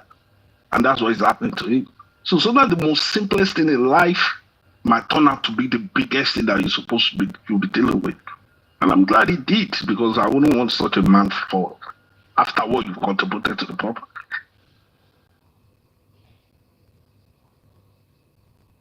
What about the pilot? It's one by license at whatever they said they did with that pilot. Okay, okay, Jared. It's part of the system now. She's also part of the system now. You want to refuse idea, only allowed to focus in better. You want to refuse it. You're also coming from somewhere now. No ordinary person can make that statement to you. Go to a play move. Don't say you are already tarmac. You will go like the way you do the daddy only last name. See, we are looking at this whole thing. It's like penny and no why influential. To buy the penny too, Nikki. Kò lè sọ̀rọ̀ ẹ̀ sáyìndé, mo sorry. Mo sorry. Ó lè sọ̀rọ̀ ẹ̀. Kò lè wúrú ààyè láíláí. Mo sorry. And you know that if all these things tí ó ṣẹlẹ̀ sáyìndé tó bá pẹ́ kò sí ní kámẹ́rà ṣé mo pa àyìndé ṣì máa ṣe pé òun wà lórí ráìtò. Nítorí wọ́n sọ sórí igbá ló jẹ́ káyìndé ṣe kan tó ṣe yìí o. The only reason káyìndé ṣe take it tó ṣe give apology yẹn gan ni torí pé ó fẹ́ kí gẹ̀yìn náà to face the full extent of the law, which the girl can also be penalized for it, but license. One if we travel, one if we ban. I think they will resolve it suspend the girl here now. Yeah, they will suspend. I think the both parties, after these apologies, that. But why did they have to suspend that? Because girl here, of course. Oh, Messi. IMFM, why are you talking like this now? Okay, Nisuru, hold on. Kí ló ṣe? How do we should drive the plane now? How do you they've not cleared all protocol? They've clear all full protocol to move. Like nobody's piloting, taxing the flight. Òun ló ní problem àwọn bàbá àbáwọn security tó wà bẹ́ẹ̀ ni ó yẹ kán ti bẹ́ẹ̀. All the protocol crew, including the pilot, everybody, lower in trouble. For her, even if you are cleared, okay, she didn't have the full clearance now. You can see that your tarmac is still busy. It's still busy. Hold on. Mo máa play èèyàn kan fún yín náà. Mo máa play for that when you explain it more better. When you explain it more better. Before they clear you, kan tó sọ fún yàn kí yàn lọ. Kò ṣe pé bí ìwọ fún ara ẹ ló máa ó máa gba instruction nìkan tó clear wọn mo ti gbàgbé orúkọ ẹni tọ́pẹ́ àwọn nìyẹn. Before they clear you, and do not forget that airline work with time o. Àwọn kan wà bẹ́ẹ̀ tó jẹ́ pé doctor tó fẹ́ lọ treat àwọn èèyàn. Everybody work with time o. So single-handedly wọ́n máa tẹ̀lé. Health and safety breaks all timing protocol. Why did they clear her if the road is not clear? That's still part of the protocols. All the protocols, all of them. From get instruction before she takes her move. Up.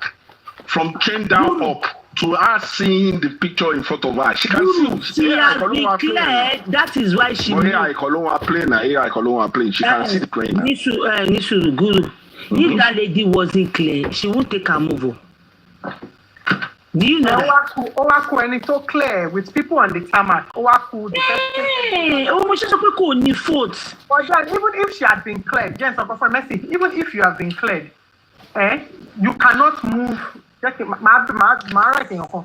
if you have been cleared, you cannot move the aircraft if your tarmac is still busy. You are not allowed to. Okay, before they clear them, are you saying those people that cleared them don't consider the tarmac and the surrounding for before they clear them? They said no one cleared her. MFM, she's also part of the story. She's also part of the story. She's the one that said that Wasiu should come down. She's the one that says she's not carrying Wasiu Ayinde. No, she's not part of come down. Only Wasiu Oyewole. Yeah, now she's part of the story. So she actually go into that quippet knowing fully well that there is a drama ongoing. I want you all to know that these people, they do clear them before they take their move. I want you to know that. We know that, but that's why they place a pilot in front. Is she the one at fault or the person that cleared them? And I want to also be. Hold on. No, we not go understand ourselves. Now, before anybody clears you, are you sure they did not observe the surrounding before she was cleared? And do not forget that airline work with timing. One man ṣiṣẹ́ pẹ̀lú timing. Àwọn kan wà bẹ́ẹ̀ tó yẹ pé 10 o'clock lọ́tí náà fẹ́ débẹ̀. Àwọn kan wà bẹ́ẹ̀ tó jẹ́ pé wọ́n fi oxygen dá wọn dúró ni. You know, tó fẹ́ oxygen. So, she wasn't cleared. MFM, trying to isolate her innocence or a lack of understanding of her environment in this now, case, the only reason why they can suspend that, and I will suspend that, I will support that is that if she wasn't clear, but if she's clear, I want security to have a country bond Baba Kuro because me Mokoti Baba and she near she's aware there is ongoing drama in around the plane. She's aware before she entered the cupid. She's aware. Are you saying she should have the understanding? She should do follow up. Hold on. Are you saying she should keep everybody waiting because of Wasiu Ayinde? When you're talking about health safety within the airline sector, timing is of no use. What was she supposed to do? Wasiu Ayinde said it now. We all heard it from this thing. Wasiu Ayinde supposed to say, you are not going with me. Oh, you are not flying with me. Oh, there was She can suspend the flight. Hold on. If the drama is still going, she can suspend the flight. That's the right thing to do for her. She should suspend the flight. Yes. She should suspend it because of one person. What are you talking about? Of course, that one person can bring down a whole flight while you fly. What are you talking about? That one person who create a drama in the plane that can bring down a whole jet. You have the right to say.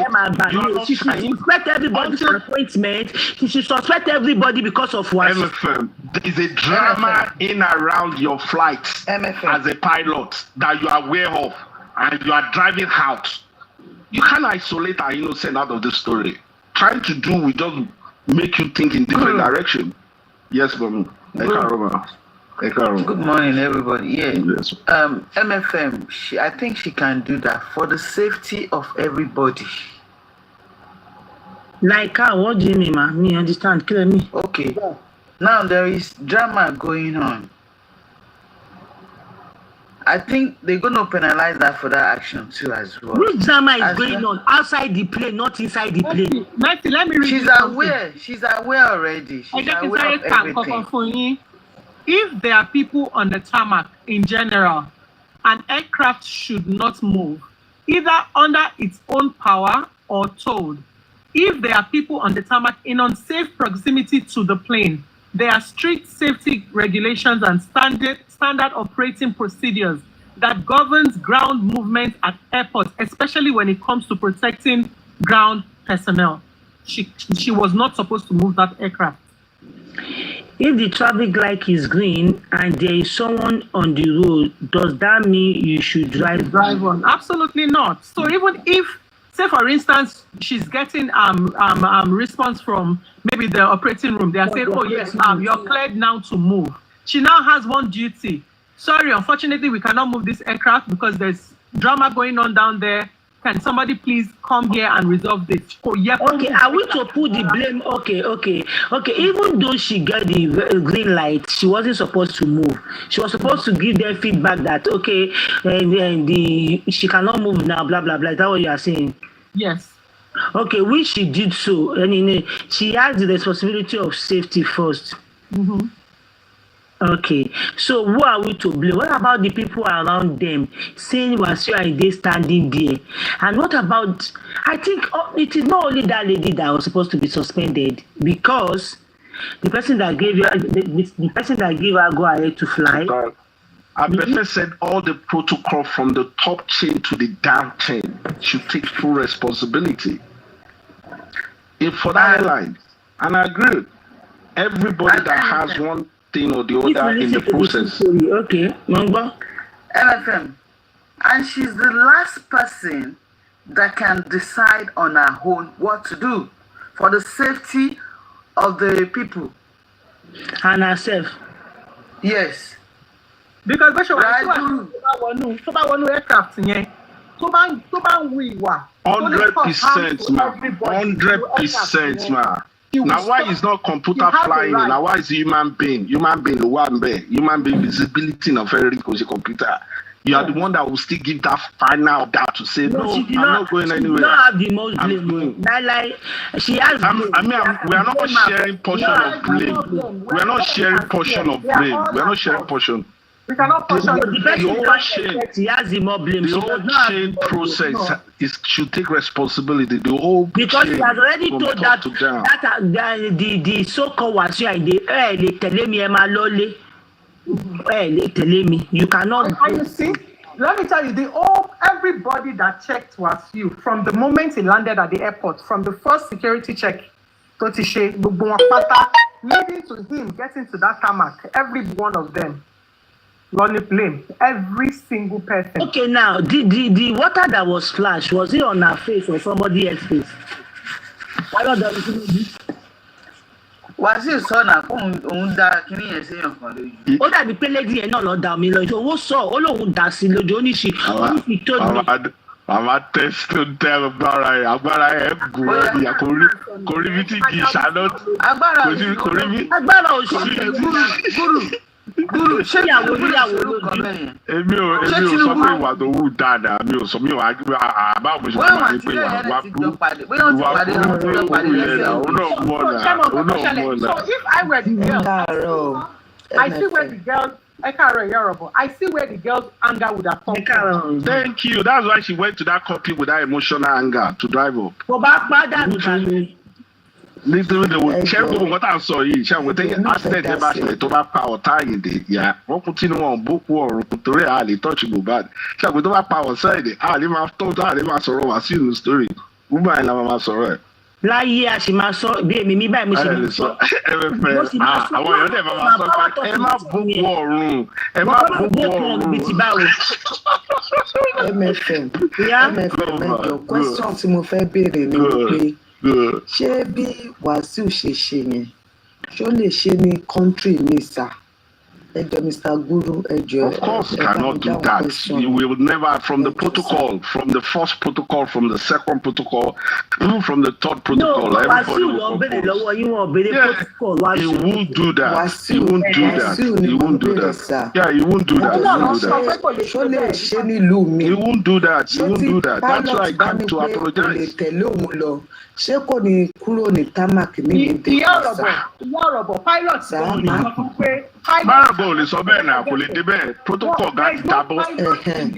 So kí ló wá dé táwa náà òun náà lórí ni aṣíwájú ni kí ló dé táwọn náà lè bá wa tún Nàìjíríà yìí ṣe ṣáà àwa náà ń travel mo mú mineral lásán wọn jẹ mú kọjá ebi ti pa mí pé ẹmọ tí wọn bá fẹ́ travel ẹ̀yìn wọn organize ń gbà mí mo ti late mo sáré gbé soft drink àti biscuit wọn gbà kí n gbé mineral kọjá wọn ní kí n dúró kí n mú pọ́ìn kí n drop bottle. 50% tẹ bá divide àwọn àtàwọn ń lo ìbò as Nigerian 50% orí olórí náà gbé wọlé So if you want to talk about airport protocols in our country, it's not the best. We all know that. òun náà ni mò ń sọ dádì sá òun ni mò ń sọ pé báwo ló ṣe gbé kinní yẹn débẹ̀ yẹn sàmà máa mọ mi àbàfẹ́ mu wà pẹ̀lú yín. ní blame wa fún Àyìndé blame system tí ò ṣiṣẹ́. System ni ò dáa. System don't give the acknowledgement. System Privilege tó acknowledge wà fún Àyìndé tó fún ní that much privilege over protocols airports. Tẹ́ bá wọnú fídíò yẹn mà ṣì rí flags yẹn lọ́wọ́ bàbá tó dì mọ́ bẹ́ẹ̀. Kò sí nǹkan méjì tèmi máa ní kémi sọ fún yín pé Race Àyìndé fi apologize. Kò sí nǹkan méjì ju pé the people appears in his category literally will be saying these are privileges that we use. You can't rub it in people's faces. Oh, the Lord in people's faces. No. It's not allowed. It's not allowed. No. Oh, not them more because one man suffer. It's something you hear every day. To get to a religious, to get to a cultural man in that position. One shagbara, you know, my influence is low. You get now. Why me I feel say color my could see a lot of element in there. She in Kakikeriwa in the Dagilano. And it's one of those behavior. Woman Guru, ele la fi ma mọ̀ bóyá Nigeria bóyá ní system tó ń ṣiṣẹ́ because whether he apologized or not. People want to see the end of the story. I know they sued him. They're going to have to sue him. The good thing is, these are the things that actually change the system for good. Incidents like this, especially when it happens to profile people, they will use that as an example to actually rectify things in the system. Because this thing, because I don't know that's near airport, me, I will tell you for a fact, there's VVIP at the airport, where they will just take you back. It's literally happening anywhere and everywhere in the world. Where the normal people pass is different from the privileged people. There's privileges, we have to accept that. In every country, there's privileges. No influence. In fact, you know, not to know. No, privilege in Nigeria, privilege. In Nigeria, VIP to be able to benefit from that privilege. So you just follow your business class, your first class, and take the VIP route and every airport, you know that you give priority boarding to people who want to board business class and all special of that. needs and all that. But within the Nigerian settings, privilege you are. No. See, now why I said if you have never been in this lifestyle that all your life for the last 50 years. If you recount it, for the last 50 years, he's been engaging with people that run the system because they are his fans. So someone like him has never witnessed a system challenge that you want to go through something and someone is flagging you out, single-handedly flagging you out. Over smallest thing that you could say, you would tell me, you you will react. See, I have individuals, I know individuals that by your period no see. Plane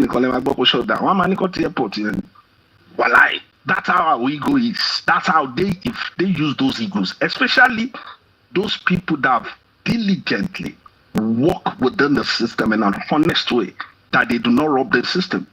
They love to flaunt their ego when they are being challenged. They love to flaunt like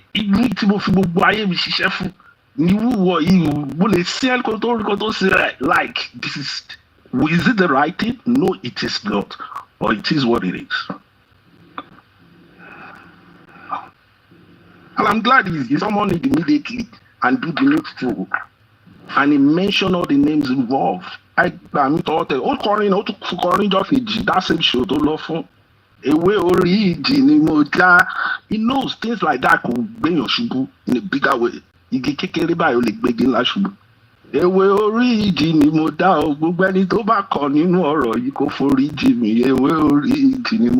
knows.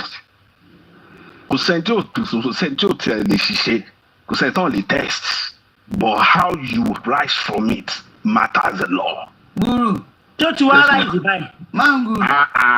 Gidigbi ara Àyìndé. Gidigbi lára ìkọ̀kọ̀ ló kù. Ó ní ipò ọba dára o, ipò ọba. Ipò ìwúrí lọ́pọ̀. Ó sì ìkọ̀kọ̀ ló kù fún láìpẹ́ tó ṣe bàjẹ́. Mo gbádùn yín mọ́. Manguru, hold on. Let me tell you something. Reason reason to she apologize. Ó pín sọ́nà oríṣiríṣi. Yeah, I agree. Election but Tinubu ò ní jẹ́ kó bá mess up second term òun because wọ́n máa lò yẹn against Tinubu. Òun náà dẹ̀ rè ó fẹ́ ganu sí láti ìjọba níjẹ̀bú. Gbogbo nǹkan pọ̀ tó gbogbo reason pọ̀ tó sẹ́. Gbogbo ní àwọn alátakò náà dẹ̀ máa wà ń bẹ̀ pẹ̀lú ẹ̀ tó gbogbo reason pọ̀ fún láti tẹríba. Gbogbo reason pọ̀ fún. Mo believe pé àwọn ará Ìjẹ̀bú Òde wọ́n máa ṣí brain wọn lẹ̀ wá sí òye ẹlẹ́ni tó yẹ kán fi jọba. I don't care àwọn tó ti bá wine. Excuse me, I don't care àwọn tó ti bá die and whining in the system. It's not a good role model. It's not a good role model. Position of leadership. Position of leadership. Position of leadership. Omanguru, let me tell you. Àwọn tó wà ní system tó ní power, tó dẹ̀ ní ọpọlọ. Tí wọ́n tó ń ṣe pé àwọn tó wà arrogant. Bí ẹni àwọn yẹn ṣe sọ fún wọn ní airport yẹn. Wọ́n kàn fine way pé okay, ẹ jẹ́ ká bá pass omi bákan. I understand. Wọ́n ní ìrìnnìsí lọ́jọ́ tí wàá sì máa sọ̀rọ̀ dáadáa. I have a question. Hold on. Wàsíù òrírú ẹ̀rí. Èèyàn kan náà ọmọ igi kékeré báyìí ló máa ń gbé alágbára ṣubú. 100%. Tó bá pò ń ṣí brain yẹn sílẹ̀ ni. Okay, we will know what we can do about it. Tí kò ṣe èmi kẹ̀, I am Wàsíù Àyìndé. Are you God? Ṣé wọ́n ló fún wa lẹ́mìí tá à ń lò?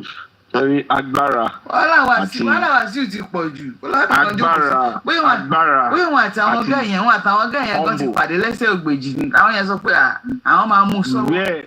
Where the world is going right now, with the power being shifted to the people, back to the people's hand in the public space, if you are not humble with your leadership position, you won't get far.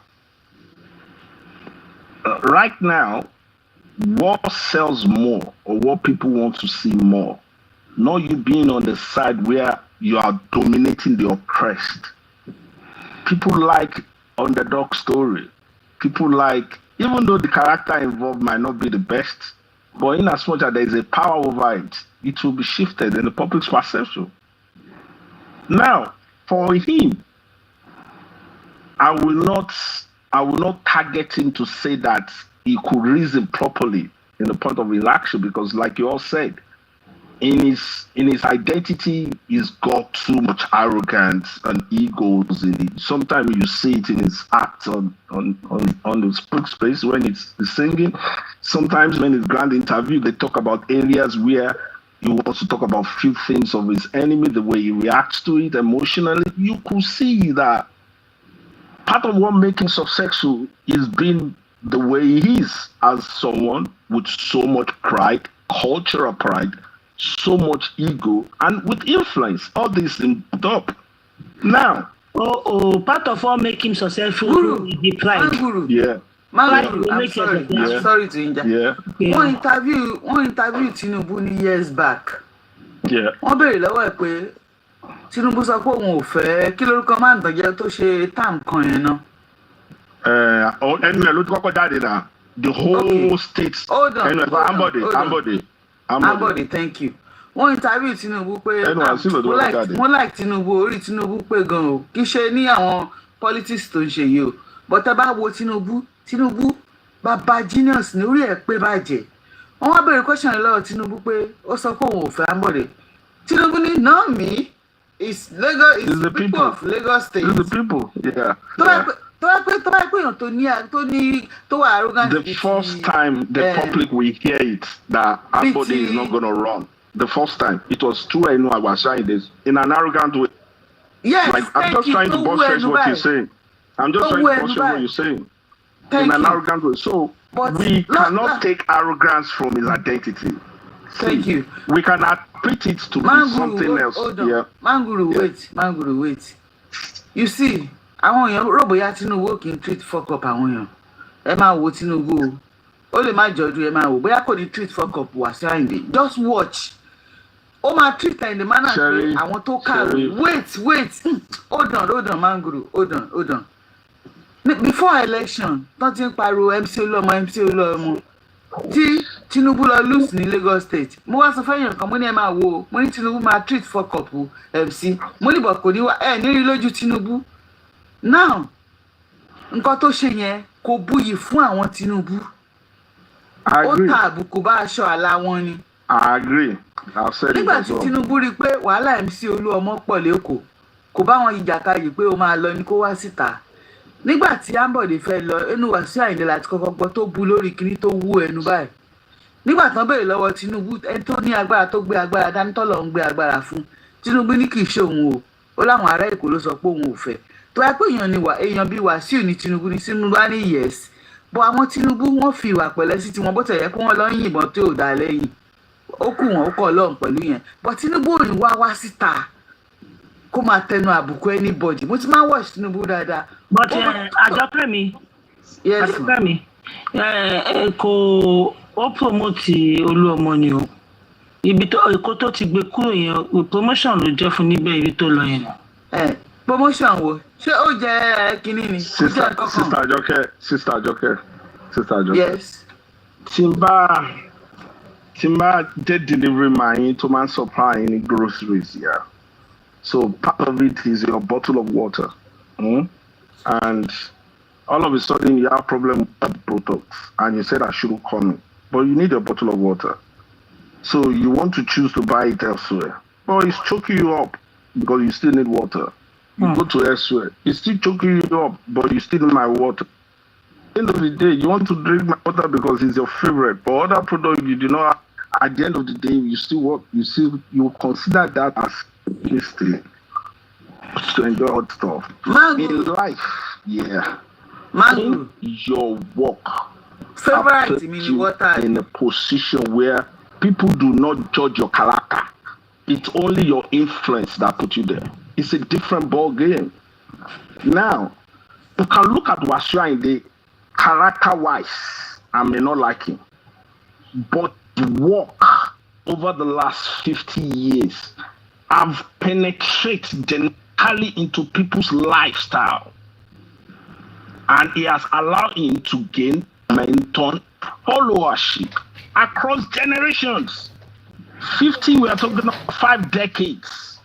So if me and Tinubu and say, I want to punish him for these mistakes, yeah.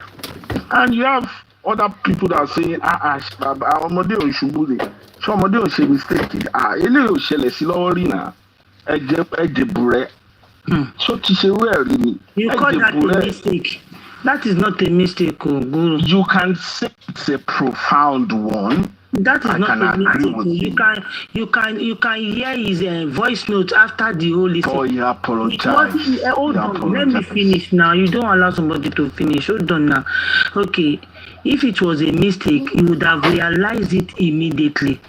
So after getting this voice note, maybe it was because of this voice note, Losariwa apologized. Do you think if this voice note was outside before his apology, people would have accepted him? No. It wasn't a mistake. A mistake is something that you realize, but look at what he was saying. This is going to be a national war. Nobody deals with critical. This is now they call something mistake. He wanted to use that power. His power, his influence, it instigated him seriously. But when you now see the reactions of Nigeria, and one of the Joko video and Pekin gbogbo palapala tí mo wá ń sáré kiri, you understand? There is no way. He's kind of person. I still doubt if this apology is coming out from his mind. If you will not still have one of two ways to deal with these people, there are people that wants to deal with him, no, too. Just like Ajokemi said. She also raised it. People will also want to deal with. No, the presidents could say this, could want to distance themselves. If they they might want to distance themselves because of the coming election. They might want to do that because they want to see them bring this guy to book. If this guy is not brought to book, no, okay, they have given him 6 months, and that 6 months should stand they should not allow him to travel. That 6 months should complete. If they mistakenly allowed him to travel before that 6 months, okay, this whole issue now started August. Okay, probably by February it should end. February, okay, August. He cannot travel with that airline, or he cannot travel. The general travel ban or with that particular airline. General travel ban, both local and international, for 6 months. Really? Wow. Yes. That is what yes, that is what they get to. Now people will be watching. They're gonna cross their finger like, okay, August Lobere, Eka Obatuma labs. Do you know can be turned over? Do you know that can be turned over? That can actually be protest. Why can't that be protest? You know why? Because he even deserve more than that. This guy, if not for his influence, they were all your consented. By Wasai, they can apply to How can that be penalized? International will not accept him. How can that be penalized? No, now that is not. I don't see the fact that when your man even in abroad, even in abroad, there is first time of that. Even in abroad, you have to get that momentum points of wrong. No. It is not this kind of offender. No. It is not this time. What do you mean it is not? Did you know that he actually endangered the people in that place? If you bring this case to any jury or any court, please, I don't want to argue that, Jare. Do you know he actually endangered those people's lives? Do you know what they want to judge him? Could have happened? Yeah, but thank God not happened. Do you know what could have happened to the lives of the people in that jet? What are you talking about? First offender ni really, so you go pay 220 offender. Or you go to share me. Don't say that. Everything. Don't make me sound as if I'm indulging what it. You are indulging it already, but that doesn't matter. That is your opinion. We are watching finger closed. We've all condemned it. We've all condemn it critically in all aspects of life. Okay, what about the voice note? If the voice note was that is why we've forced for some MFM. Hold on, MFM. Let's talk it through very well. But you are not allowing somebody to talk now. You are just interjecting somebody. You're not allowing somebody to finish. Oh yeah. You not allow me to finish. You are just interjecting. We'll leave you. When it is time for us to talk, you not allow us to finish. MFM, we are go for that. I apologize for that. Honestly, it is not fair. Now, did you think if that voice note was outside before the apology, somebody would have kini àwọn less privilege, kini wọ́n ṣe, kini àwọn mẹ̀kúnnù ṣe, tó jẹ́ pé this power yìí ṣáà máa gùn yín. Look at it.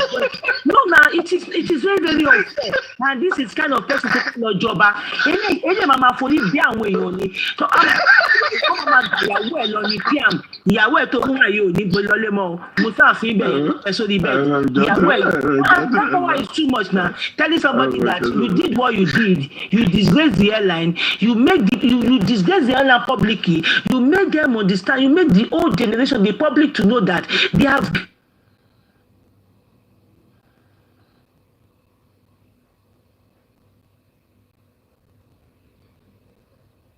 ignore you expose them, you expose what they have been doing since tó bá jẹ́ pé kókì náà ló gbé dání náà bó ṣe máa gbé débẹ̀ yẹn náà nìyẹn. You expose what they have been doing with clients since nǹkan tí wọ́n ní ṣe with normal people, less privileged people. Now o tún wá lọ síbẹ̀ I will deal with his business will go for it. Who the heck are you? Eléyìí lọ́wọ́ fẹ́ fi jọba. I will deal with the business is go for it. You know me, nobody deal with Wasiu Ayinde. Is Wasiu Ayinde president?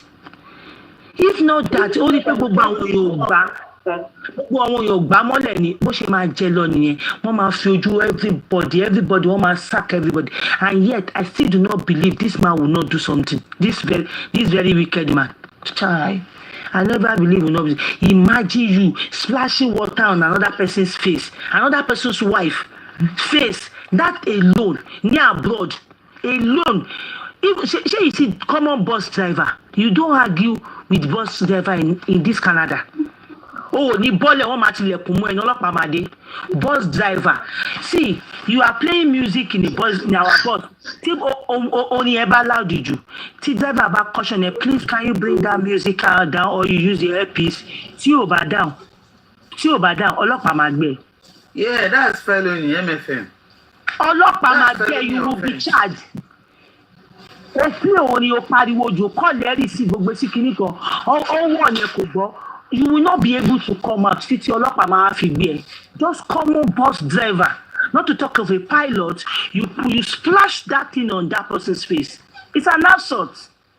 I know Oti apologize. That 6 months he gbọ́dọ̀ pé. Bó ṣe ṣe yẹn. You must not have it to. Yeah. Can I ask you a question? Bó ṣe dá omi sáà lójú oyè kan gbé lọ sí jail ni. At the beginning of this conversation, you want to establish the timeline for a reason. You wanted to establish the timeline of whether the audio came before the apology came before the audio. You wanted that timeline for a reason because you feel like. Yes, I wanted the timeline so that I will know how to go deeper. I will know how to go deeper with him. And you know how to hammer the head very well. But if you find that Now let's divide it a little bit. Yeah. And let's talk about the behavior. We both condemn it now. Everybody. Before on the tarmac, even at that room in that office with everything being said there, we both condemn it. Now, when you put all those contexts and you find a man coming out to apologize, you want to ask more because why? He's a leader. He's a man with influence. And the moment he realizes it with the timeline, he apologizes. If you can only stay 2 ways. It's either you do not accept his apology and accept his apology. Because if you accept his apology... You know another problem I have with you? Yeah? Is that you are making it look as if it is a privilege for us to see him apologize. No.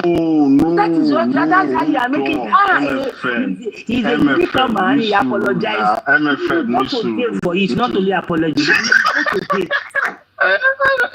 He will be sentenced. What are you talking about? You are making it look as if she won in favor for what are you talking about? MFM. Do you know how many people mélòó wọ́n ti fi agbára pa mọ́lẹ̀ bẹ́yẹn? Tẹ́ bá fẹ́ fi èèyàn ṣe scapegoat, yeah. Ṣé wọ́n ṣáìdé tó wá fẹ́ fi kó falẹ̀? A fẹ́ wo bí fọwọ́ rẹ̀ bọ̀ rẹ̀. Hello. Wọ́n fi ọmọ rẹ̀ wọ́n mọ̀ máa fi. Ẹni sùúrù Mr. Bolu tó ẹ̀ṣẹ̀ wọlé. Ẹni sùúrù. Manguru tó ẹ̀ pọ́n ti ń ṣe kínní ìtẹ́lẹ̀ ní Nàìjíríà. Pé àwọn èèyàn tó bá ti ṣe ìwà ìbàjẹ́ ẹ treat fuck up wọn. Irú bọ̀bọ̀ dúdú tó ń pariwo kiri tó ń báàkì kiri bí ajá lórí kínní nísìn. Mo sọ fẹ́ MFM pé political kínní wà nù ẹ̀. Àwọn olóṣèlú mọ̀ ń pẹ́. Àwọn tó wà ń power. Wọ́n support bọ̀bọ̀ yẹn kó máa ṣe nǹkan tó ṣe yẹn. Láti máa divert face àwọn èèyàn kúrò nínú nǹkan tó ń ṣe. Ó apologize ẹni tó dọ̀mí sí lójú. Ẹni tó dọ̀mí sí lójú lè decide láti sú ẹ̀. Ẹni tó very dark man. Ó lè decide láti sú ẹ̀. Ìwà tí very dark man yẹn wù mú sọ fún yín àwọn politician kan tó ní agbára tó ní fọ̀tọ̀ lè kan náà wọ́n mọ̀ nǹkan àkọ́ tí wọ́n fẹ́. Ẹ̀ka Ekoluwa Bolu náà ti fẹ́ sọ̀rọ̀ Bolu Afa. Mr. Guru. Go ahead please, mo gbọ́ yín. Please, what part of the world are you living? Kò yé mi o. In Nigeria. Yeah, you live in Nigeria. I'm in Lagos. Don't mind him. I'm in Lagos. Ewé orí ìjì ládá. Ó máa lọ sí Ewé orí ìjì ládá. Can I do that in abroad? Ẹnikẹ́ni where we all living. Ẹnikẹ́ni tọrọ ìgbàgbọ́ ewé orí ìjì ládá. If I didn't do that in abroad, it will be picked up immediately. Kò lè ṣe náà kò sẹ́ńtò I seriously damn his behavior. And he himself have condemned it himself. So I'll come here to tell you that what he did But is why are right. you indulging him now? Yeah, I'm not. you are Does my you are state making it look as if okay, I apologize for I get bad now. and And the apology is not needed. You need to pay the charges. when you okay, what's the charges? What's the He said we charge him for an assault. He assaulted the lady. Can someone splash the water on your wife? And okay, let them handle that. I'm not saying you shouldn't be responsible for the action. Yeah, he's ready to take the action. Yeah, he's ready to take the actions. If what is required is the sentence, he's willing to take it. He said it himself. He said it himself. So listen, don't push that on me. That's not on me. I never feel. Don't make me look like a villain here, because I am not. When we are analyzing, when we are dissecting information, we have right to go into different sections. And where it fall into, I'm not saying what he did is right. I've strongly condemned it, but I'm only giving you a picture in emotionally, because this case is an emotional case. They will judge him with his emotions and reactions to the incident in around him. Well, and if you want to use his do you think that girl cannot charge him for an assault? Of course, she can charge whatever charges he wants to label on ID. I don't care. I'm not looking at that. You can accept different charges. ID himself is ready to take different charges. The moment you say you apologize, that means you're willing to accept any charges throughout you. So whether they take your apology or they don't take your apology is your problem. You shouldn't take it personal because you are. Yeah, I hope we're all aware that if Wasiu in the next 3 days decides to go to America, he will fly from that same Nigeria. We're not talking about a country that does not have Then as I said, I won't show one love by now. What if we need 6 months? Come out with your man fly later. After tó bá máa travel lọ́la láàárọ̀ ọ̀la tó bá fẹ́ lọ Àbújá. Ẹyẹ kì í sọ kí kan tó ń da Nàìjíríà fún yín. Ẹyẹ kì í sọ kí kan tó ń da Nàìjíríà fún yín. You have to redefine. I think you have to redefine the word justice. MFM. I think you have to redefine the context of word justice.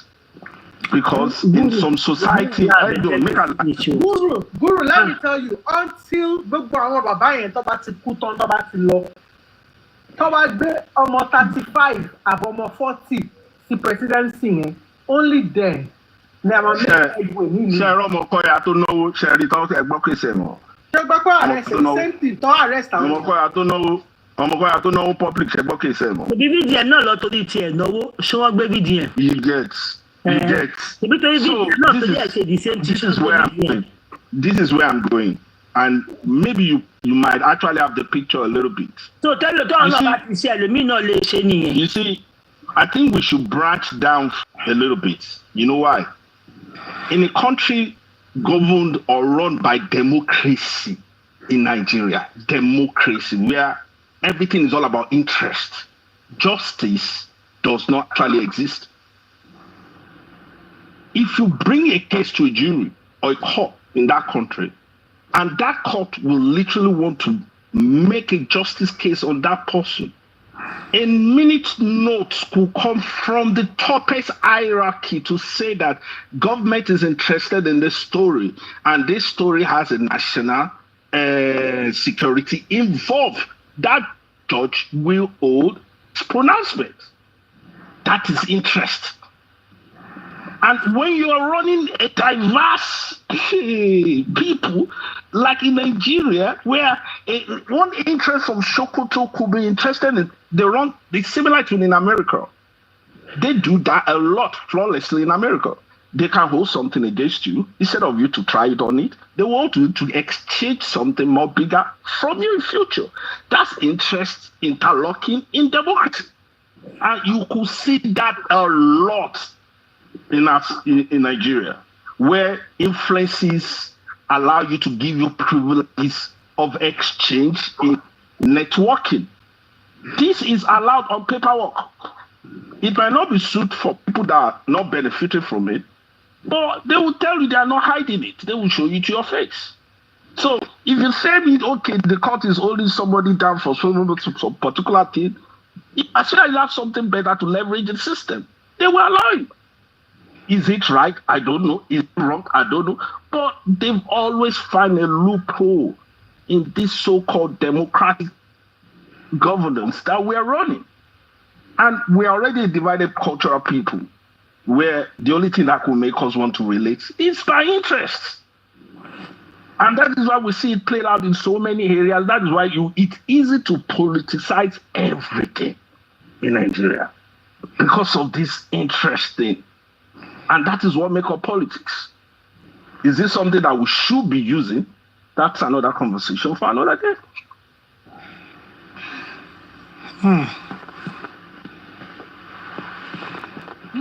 Justice is not justice where democracy is the king and queens of our land.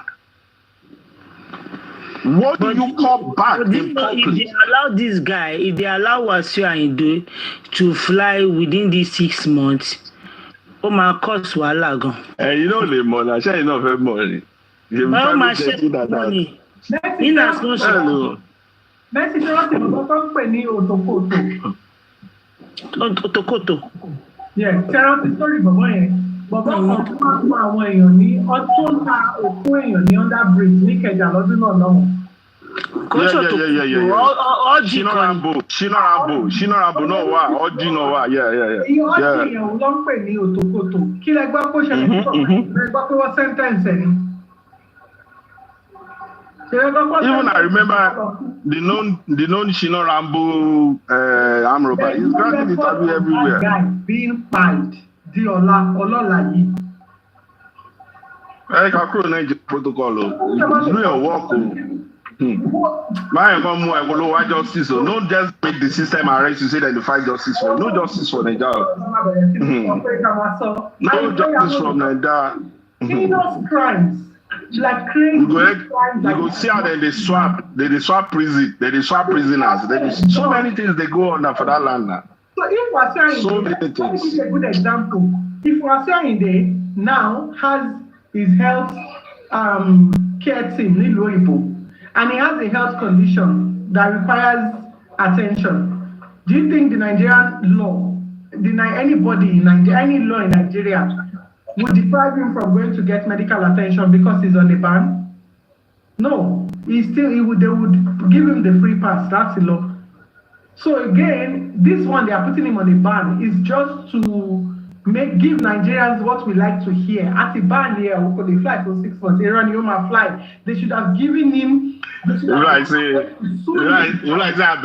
better know what's somewhere for that country. The right way to go about it is sue him to court, let the world know, see the court proceedings, Russian law, give him a jail term or give him a fine. Is it a color 2 years because of break rule by, or you pay a fine of kiniko billion? Choose one. That way it is fair and it is transparent. But later, 6 months ban. They are giving him a 6 month ban within the space of an incident that happened within a week. That is the crazy system that they are trying to cover it up. They are trying to, once they do it, so you come up and they take any action. Oh, the quick and talk, okay, for the next 2 months. Oh my God. Okay, you're going to go to court, you're going to be in jail for 8 months, but I must suspend it for now, for another year, or for another 2 years. Or give him a jail term and give him the equivalent of automatic fine. Make him pay the fine. How can you give him, which judge? Look for 6 months and suspended sentence here. Within the space of 1 week, they just made a decision as he suspended for 1 year. They will still fly that man. I've recognized the question. Go ahead. I do not know how it works, judiciary system, but I have an idea. This is a moral issue case. This is a case of moral issue where you break bridges of protocol with your moral behavior. Now, if this case is to be judged and probably investigated, it will all be your antecedents and moral behaviors in the public in the past. That will also be in context. So if you argue it otherwise to say, Judge Lord, this is my first time behavior, I accept it. If the court wants to sentence you, they can't give you heavy sentence on someone that committed a moral behavior for the first time in the public. I disagree with that. There's nothing like a moral, you cannot call it a moral behavior or the moral crime. No. A crime that was committed that puts the life of other people at risk. It is a registered crime. Whether you're a first-time offender, I also agree with you. That can't take. Whether you are a first-time offender, it's like you're saying, no, it doesn't work like that in the judiciary system. If you commit a crime, there's a protocol to follow. You have to go through the legal system, go through courts, and have, So your own appeal could be what I'm saying. I get it. Your own appeal could be what I say, but the court will stand in the act you committed. Yeah, I understand now. Mm-hmm. The ban is for local airline only, to my understanding. Me or local airline because fan of the entire airline. No, it's not local airline alone. No, only both international and local airline. That is what I heard. Though. Can say local airline alone, and it cannot even be. Koyeko lost airport. MFM is local. They gave him local. MFM, they gave him local, not international. MFM, you can travel international. They I don't hear you. No, don't. Do you want us to go ahead international on it? Do you go ahead international on it? No, or they should detain him? On international. Should we detain him? Should we detain him, MFM? Should we detain him? This man, run check on him straight. Because ẹni tó bá wà pẹ̀lú normal sense kò ní hùwà tó wù yẹn. Do you people not watch that video closely? Bàbá yìí di plane mu ni o. Bàbá fọwọ́ mú ẹnu plane dàrí pé ó ní lọ́sẹ̀ ìwọ bàálù gbogbo rẹ̀. Kọ́lọ́mà ẹ̀ka gbára ń gu àyẹ̀ríà ọlọ́mọ ẹ̀mí ṣiṣẹ́ kọ́lọ́mà ẹ̀kọ́ mu wà kọ́lọ́mà ẹ̀kọ́ mu wà things like that could actually destroy a lifetime. Ọlọ́run ló ní kọ́ fídíò wọn. You know they say that the video happen. You know they do that kind thing before tó máa ń mu jẹ. You do say they no cover and put two for outside. You know it's there for they beg now. Mama bẹ́ẹ̀ ni ó yẹ kán lọ test brain wọn ṣé wọ́n ní wà okay. MFM notice pé ẹni tó ṣe fídíò yẹn gan sọ pé why you comot if for no comot that means wọ́n ti ń bẹ̀ wọ́n ti pẹ́pẹ́ ìjọ ẹ kúrò ń bẹ̀ yẹn. Kò ṣe pé ẹni tó ṣe fídíò yẹn ó sọ náà. Mo ṣẹ̀ṣẹ̀ wo fídíò yẹn tó ń sìn ṣé wọn pé somebody was begging him yẹn fi ọwọ́ méjì ó ń fọwọ́ ra ọwọ́ ó fi ń ra ọwọ́ ẹ̀bẹ̀ sí wọ́n bẹ́ẹ̀. Wọ́n fi ọwọ́ ra ẹwọ́ ẹ̀bẹ̀ sí ó ti ríra wọn as lord ọmọ I love the game. Sáré tẹ̀lé play níbi tó ti sáré tẹ̀lé play ní MFM. Ọlọ́run ló yọ wọ́n tí kò gbé wọn sí méjì. Ọlọ́run tó yọ wọ́n tí kò gbé wọn sí méjì. Àìdé kó bàbá rẹ́rìn tó bá wo Peter ó kó bàbá rẹ́rìn kẹ́kẹ́ lọ sóò tí ẹ̀ gbádùn rẹ̀. Àlọ́ bàbá pé ṣóò ń gbádùn ṣá àbí ṣé mo gbádùn ṣá àbí ṣé ó ṣe pàgbára ti kó sí mi lórí. Ẹ máa wo bí mo ṣe ń lé play ṣé mo ní kí play máa fò ṣé mo wà kè like ṣé ìtọ́wọ́dí ò gbọ́dọ̀ ṣe tó máa sọ́ọ̀dì. Moment like that in life Ọlọ́run ẹ tẹ́wọ́ àdúrà fún. Lẹ́ni normally you see àdánù issue wọ́n ló máa ń gbá ìmọ̀ náírà lójú náà. Ìwàlúwẹ̀rà tí wàá gbẹ́nu sí máìkì MFM ṣé tí wàá gbẹ́nu sí máìkì ọkọ̀ òun. Ṣẹ́gbọ́n èèyàn kan nìkan ní MFM àná ló máa ń gbá ó máa ń ní blue black face náà. How do you see what this person is angry? At this point, you are mute at this point. Oh yeah, mute. I know what I will say that will make you a mute. What I said, was your intense attitude and the government. Everything is just. Are you talking to us? I've been down in the talk to. It's the airline authority. Hello? Is there an authority that give him 6 months ban? That is one thing about this thing. He should have been detained. Okay.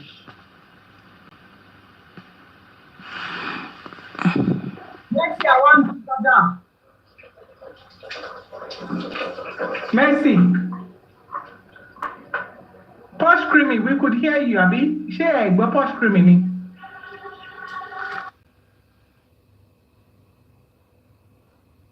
àgbọ́ dáadáa mi ò mọ bó ṣe bí àwa ló ń bá sọ̀rọ̀ bí ẹlòmíì ni kò tiẹ̀ yé mi. Nǹkan gbọ́ airline authority like ó dà pé network yẹn tún fà kò tiẹ̀ yé mi. Network, okay, she said that network. Oh my God, wọlọ́. Ìwé orí ìjìlá dá. Ìwé orí ìjìlá dá o. Ẹnikẹ́ni tọrọ yìí máa kàn ewé orí ìjìlá dá. He must face that 6 months. 6 months ó gbọ́dọ̀ face ẹ̀. Gbogbo ayé ẹ dáríjì àwọn àṣà ìdè ọmọdé ò lè ṣiṣẹ́ kó má bọ̀ lọ́wọ́ ọmọdé ò lè bẹ̀kọ́ kó má bọ̀ lọ́wọ́ Ọlọ́run ti sọ. Make him carry that origi back to bush.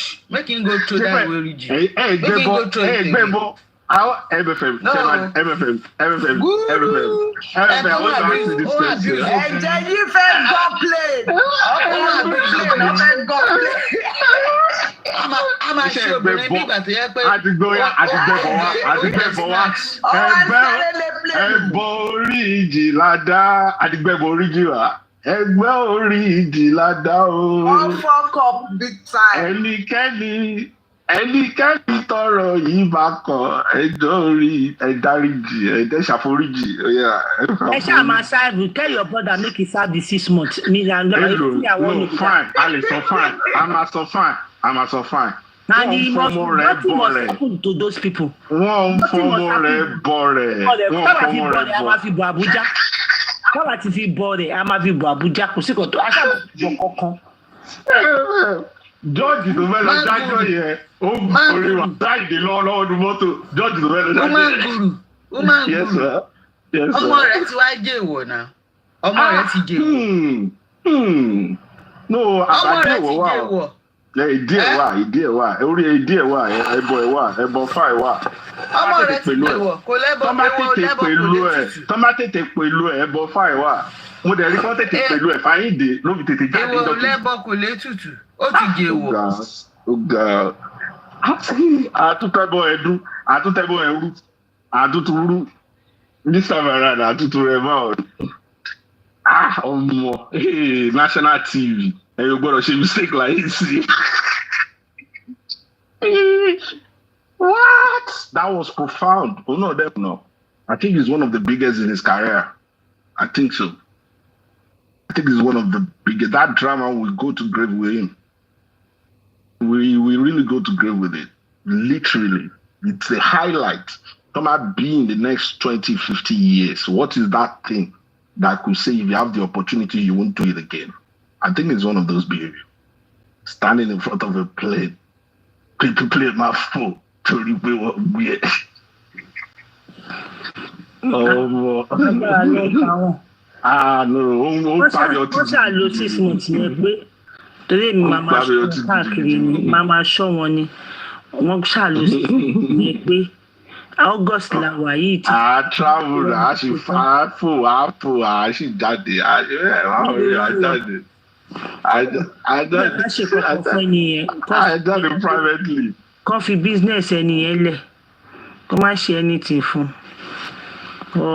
I think they did the right thing immediately, suspending both parties involved, pending investigation. Then the real facts can come out to the people that will judge the case.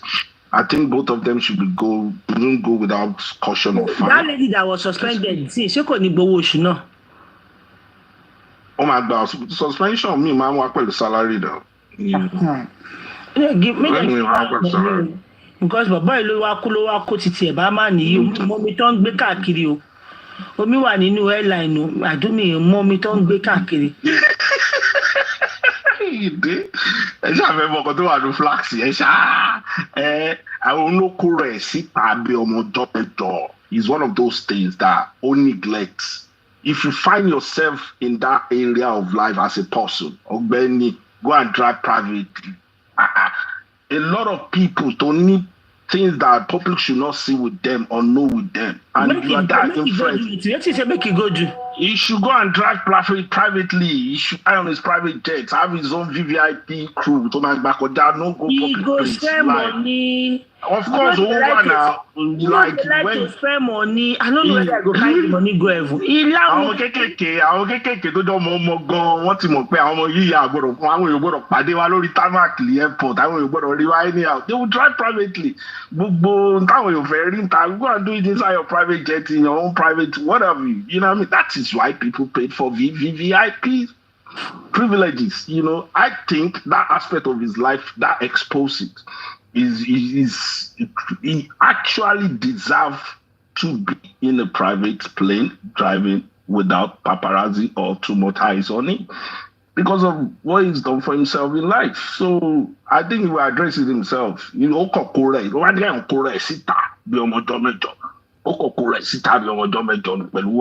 shouldn't have happened. It shouldn't have even react that way. Already, if you are flying privately, nobody will see. Your pilot cannot tell you. The pilot, they go on the mobile phone there. Go get flight ready. You know, no matter what, we drink or what have you. You know what I mean? All those things could be avoided if he had designed himself in transportation to drive privately. So, like I said, think about it. Build up. Oh my God, it need to caution and to my fishele, to buy the shishele. Sometimes it's all about what happened. It's all about how you react and rise to the occasion of that matters a lot. And I think he has a lot of that in him to sustain himself, especially what the influence is still in his shoulder. He still has the support of the system in his shoulder, not even as a wasiainde, but as a body of work. As a body of work. And I can talk about these areas of shortage, but I can't dissect areas I do not know of him because why? He has contributed a lot to music and culture. 50 years is not a small day. It's not a small thing. And we also need to appreciate that aspect as sometimes. We also need to do what? I say sometimes we should be lenient in how we like someone that you said something. You said we also need to appreciate that. No, I said we need to be lenient in times when we are dissecting people that have actually built a lot for themselves and the society in terms of you build yourself for yourself, you can bring you down. You are saying it differently. No, you're saying it differently. Something become beautiful. You say it differently. You said for himself. Is it for Nigeria? Not too many people for Nigeria. In art and culture, in music wise,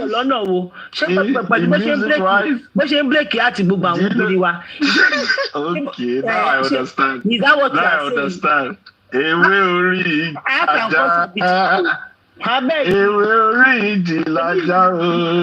You brought voice note. Maybe you brought a voice note just now saying that he has been giving people 500. The voice note now to nullify. The second one you said you are bringing, we did not see the second one. Did you not see the second one? He only made you phone 500. Now let me play that. Let me play it. Play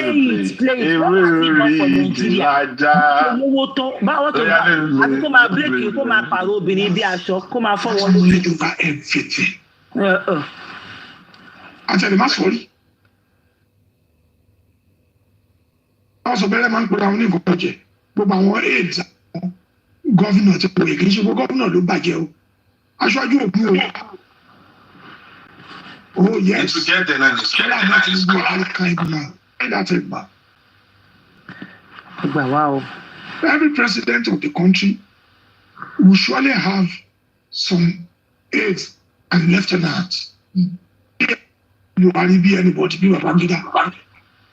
You mean? Iṣẹ́ tó ọ̀run ló ń jẹ́. Tó bá lè jẹ́ṣẹ́ yẹn gbà yẹn, gbà tó ń jẹ́ yẹn tó máa sọ fáwọn èèyàn ni pé the eye of the president.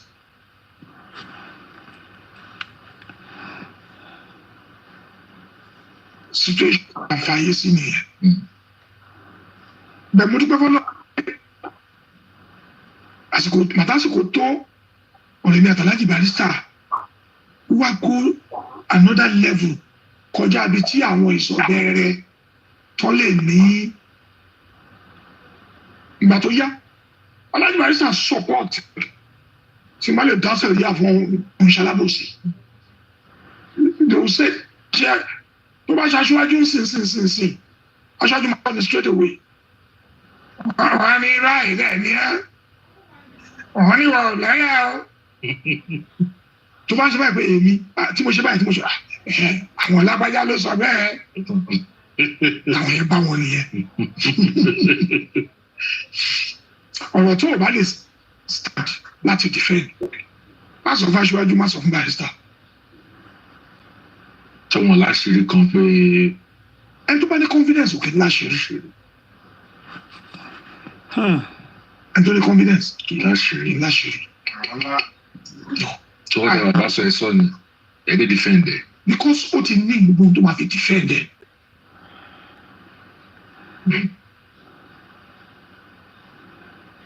Délé sáà lè ròyìn ọ̀rọ̀ Barrister tán. Barrister is not just one river by the backside. Barrister is an ocean ńlá, reactive, active. Barrister tóbi, Barrister pọ̀ nínú ayé. Ó pọ̀ nínú ayé gan. Àwọn tí ò mọ̀ ni ò mọ̀. Mo ṣe interview kan fún àwọn Fuji musicians kan. Wọ́n wá sọ nǹkan kan àti mo gbọ́. Mo ní kì í sábà gbọ́rọ̀ àwọn nǹkan báyìí pa yín. There was a time they placed àwọn Fuji musicians kan sórí salary. So in fact mo lọ sọ́dọ̀ Alhaji Kollington Ayinla. Mo wá sọ pé Alhaji pé mo gbọ́ pé Alhaji Wasiu Ayinde máa ní 500,000 naira ní oṣooṣù. Though àwọn sọ pé wọ́n lówó federal government pé méjì àbí nǹkan làwọn gbà. Tó ní Alhaji Wasiu Ayinde fi sórí monthly salary 500,000. It's a laughing talk. Bẹ́ẹ̀. Orí bẹ́ẹ̀ kò rí bẹ́ẹ̀. Òkè báwo ló ṣe rí bẹ́ẹ̀ báwo ni ẹ ṣe rí? Ṣé ẹ rí àwọn èèyàn àbúrú púpọ̀? Wọ́n ń fún àwa onífújì lówó kan lóṣooṣù. But òun ló wà in charge láti máa gba owó ní entertainment allowance náà ń pè é. Nínú ẹ̀ ló ti ń fún mi ní 500,000 lóṣooṣù. I don't know but nǹkan tí ò bá lé adé nǹkan tí mo gbọ́ ní ẹ̀mí wọ́n bá tiẹ̀ jẹ́ bẹ́ẹ̀ ni bí ò jẹ́ bẹ́ẹ̀ ó ṣe é mo dúpẹ́ lọ́wọ́ ẹ̀ n kò dẹ̀ yà ó dẹ̀ stop ẹ̀mí ìdẹ̀rí ẹ̀mẹ́jì náà bẹ́ẹ̀ mẹ́ta mo gbà á. Ojú mẹ́ta lọ sí àwọn míì tí mo bá sọ̀rọ̀ local ambulance ní àwọn gbà for so many months. Mo wá fẹ́ kẹ́ sọ̀rọ̀ ń pa ẹ̀. One then number two mo fẹ́ mọ̀ ṣé o fẹ́ràn government. There was a time tó jẹ́ pé bí ọdún kan sẹ́yìn sí wọ́n máa ń fún wa lóhùn iṣẹ́ àwọn nìkan àti eléré tó ń fún lówó afẹ́ tó bí 20 tó ń fáwọn èèyàn lówó máa fún wọn lóṣooṣù ni wàá fún gbọ́wà láti lóṣooṣù. Yes. Àwọn olórin. Yes, olórin tí Alhaji máa ń fún. Ṣé àwọn olórin yẹn kàn fún wọn ní. Wọ́n kàn máa fún wọn ní gift cash. Yes, àgbàlagbà làwọn ilé ẹjọ́ kan lè máa tó dẹ̀. Bí àwọn olórin wọn náà fún. Mi ì lè mention. Reason tí mo ṣe béèrè ni pé nísìnyí lẹ sọ pé wọ́n fún àwọn nǹkan ní owó but really ṣe ìwé mi ò. Here are 3 reasons your sales team will actually want to use Monday Sales CRM. Dẹ̀tílẹ̀ láti fi mọ̀ but irú nǹkan báyìí tá a bá rí ẹni tó ń ṣe irú nǹkan wọ̀nyẹn ká sọ jáde lẹ́nu ọlọ́gbọ̀n ẹni pé àpò wọn try wọ́n ṣe ń béèrè. Mi ò lè sọ pé àwọn olórin báyìí ni wọ́n ń fún. Bẹ̀tì mo mọ̀ dájú pé àwa tá à ń gbà èmi náà ń gbà. Ó dàbí salary ẹ̀. Yes, wọ́n máa ń fún wa lóṣù láti àdẹ̀gbà bíi 1 year 2 months. Kó lè gbé ìgbà tó di pé Wọ́n ní mi tẹ́lẹ̀ bá máa ń fi èmi ló máa fi tayín wọ́n bá máa ṣe èmi ló máa fi tayín náà stop kí nìyẹn. Ẹ̀ẹ̀kan ni máa sọ mẹ́ mi ní sọ̀kan torí pé ńgbà tí mò ń ṣe nǹkan yẹn kò sí kankan nu àwọn tí orí ọ̀fẹ́ yẹn kàn tó tọrọ lọ́wọ́ mi o. Tí Yorùbá dẹ̀ tọrọ lọ́wọ́ ẹ ìwọ̀n ló máa gbójú gbóyà láti máa sọ. Ọ̀rẹ́ ń jọrẹ ọ̀rà ń jọra. Èmi rò pé nígbà yẹn àǹfààní àti orí ọ̀fẹ́ yẹn ó yọ fún mi ni. Wọn kì í gbàjà ìṣẹ́ ìyà àbí ebi wá bá mi. Àwọn tó fún bí inú mi ṣe rí sí wọn ni mo ṣe ṣe. Àwọn tí ń fún wọn ẹ̀mí kábàlì bóyá mo dá wọn sọ́tọ̀. Mo kàn wo àjọṣe àti position ní àsìkò yẹn láti yẹ Ọlọ́run ọba lọ́rùn mi. So nínú nǹkan tẹ́ ní lẹ́tí. Nínú nǹkan tí mo ní ni ìdájọ́ owó federal government. Láti sọ pé owó federal government owó federal government bẹ́ẹ̀ kó fún yàn kan. Ṣé federal government wá tẹ̀ ń wò ìjọba Nàìjíríà jẹ́ ìjọba kan tó máa kọ́ ní nǹkan ló lọ kó fáwọn èèyàn. I stand to be corrected, I stand to be challenged. Níbo ni federal government kan ti kó jáde fún ọ̀sán ìdìbò kó máa lọ pín fáwọn èèyàn kan. Ṣé ìjọba ń ṣe irú ẹ̀ ni? Most of what I did for Buhari administration when Buhari was the government, before Buhari came aboard, everything was bought as a self-sponsor. Our own contribution to a greater Nigeria tí aṣáájú máa later wá assume wọ́n ṣe assume yìí. Because àwa mọ̀ ń gbà yẹn pé part tó wà láàrin aṣáájú àti Buhari ni pé rub my back and rub yours. So ibi tó gàwá bá ti ń lọ ń gbà yẹn àwọn gbọ́dọ̀ tẹ̀lé.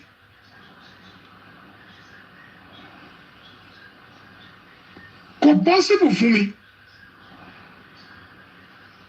kí n máa gbé bá mi ní nǹkan tí mi ò jẹ́ níwájú àwọn èèyàn nítorí pé mo jọ máa ṣíwájú. Irú tó bá rán mi lè ṣe owó tó ń fún mi mi lè ná torí ìtàn fún mi mi lè fọwọ́ bò ó àṣírí tí ò bò ní. Which department of the federation ló fún mi lówó yẹn pé kí n pín fáwọn èèyàn? They should be able to come up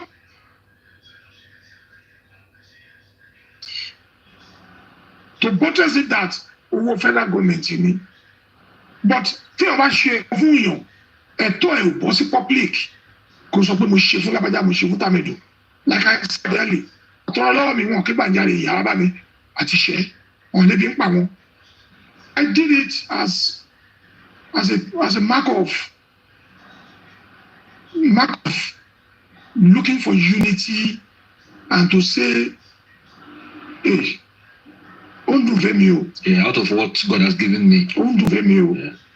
Kí o wà náà kàtà ní orí ọ̀fẹ́. Nǹkan tá à ń sọ yìí, ṣé òun ló máa gbèsè ayé fún wọn ni? Kí ló wé yẹn fẹ́ rà fáwọn táwọn yẹn tó jẹ́ bàbàrà tí n fi máa fọwọ́ sọ̀yà pé Fọlábàjá? No, you don't say that. Nínú àwọn tẹ fún ṣó ó tó 38 months tẹ fi san. Of course. Kò ṣe 2 months. 38 months, 2 months, but there's proof for it. If I were to see there, it doesn't come directly from my account. I put somebody in on behalf of that. That person I put on behalf still has evidence of that. She be bank, not shaking cash. Don't be lost on anybody. But I don't want to talk about it because of one thing I said. You were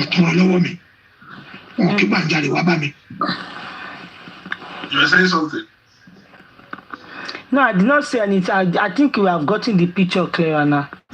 I want to believe him because he said I stand to be corrected if anybody give me money. But why would he be giving people 500? But boy, have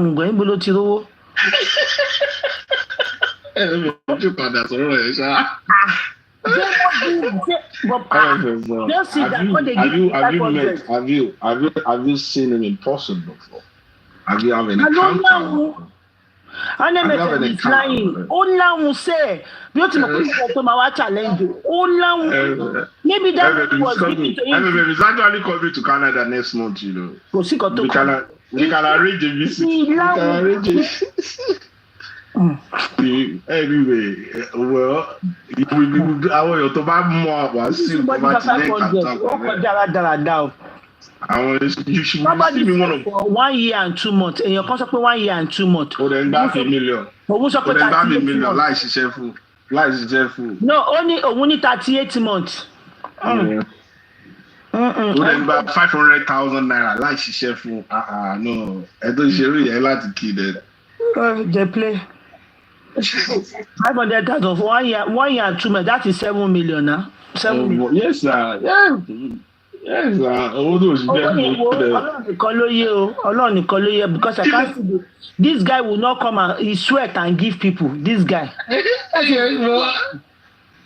But we can see A for A and we see B for B. Maybe it's just a gesture. I will just see it as a gesture. I don't hear. If you don't hear my own, no, I don't hear your own. Oh my God! Dude. I think just you go sleep. You're going to give 500, not even 50,000. Hey. Well, that is what the people, the testimony, you can hear the testimony of the people that collected. What I'm trying to tell you, say ìsàlẹ̀ ọ̀rọ̀ yẹn ó jìn gan, ó deep gan. But have you watched When Are You There? Have you watched one of his videos recently on YouTube? If you go on YouTube, you will see he have proof of his income in terms of how he's paid. At the party, sometimes I didn't make 30-50 million in a single day, and this guy worked Monday to Sunday. And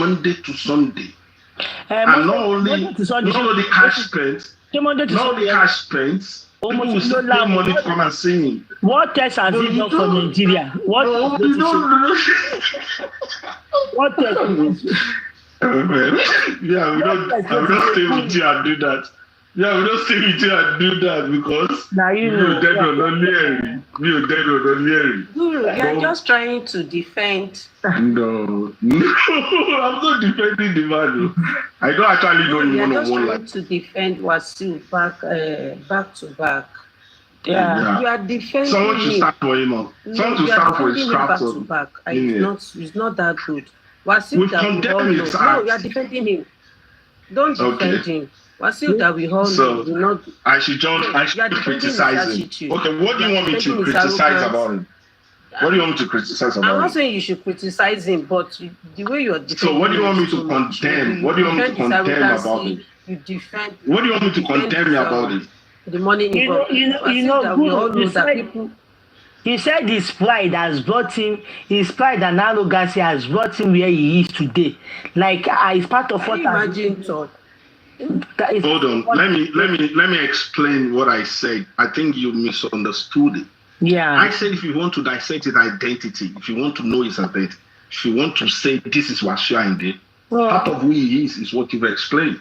You said it's this, you said it's that. These are spices of what make him who he is.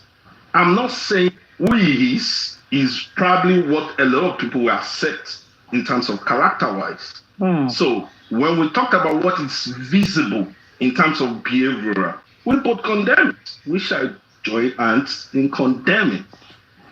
So if there is any other aspect of him that I do not have full evidence or testimony to criticize, I will hands up. Because why?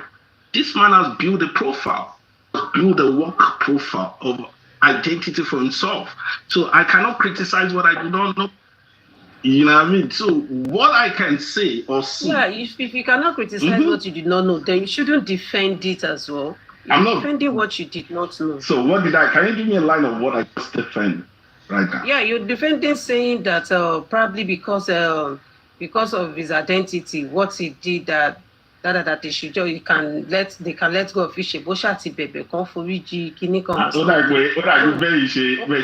this is how you interpreted what I'm saying.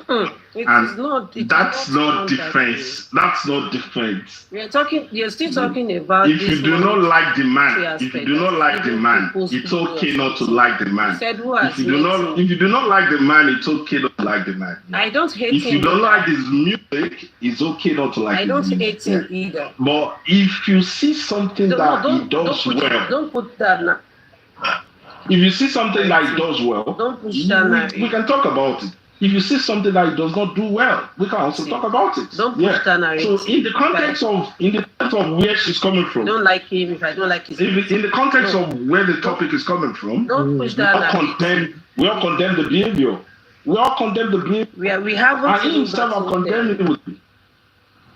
And he himself have already condemned himself. So I do not stay in the other side to give him justifications for his acts. But we can analyze why he behaves that way, which we all talked about. But if I sound like I'm on side to you, it's just funny to me because why? Like I first said, this is the country of where we're coming from. If we want to make a change, well, how does the change reignite? Nobody knows. But I do not want to be misinterpreted to literally condemn a body of work, an identity of someone that is worked tirelessly to clean his name, for his brand, and talk about things I do not know. So the things I know is the thing that is in public space. And this is what I love to talk about. Whether morals is good, whether it's not, we cannot storm around for me. But I don't want to say, for me, yeah, people that says that maybe based on their experience. I do not have the experience, and I cannot argue it otherwise again either. Yeah, I cannot argue it otherwise. No, I would not do that. That's just my case. Bringing this story up or playing this video is just what me and my friend was coming from. No. You don't defend what you don't know. You're using the word defend again. Defend. Defend means if I'm protecting the narrative that if I again, you're like using narrative. Again, you're using if I don't like words that his music. You're using some strong words that doesn't work. Honestly, Woman Guru, I want your like you assume. That is not the point. That does like not you're saying that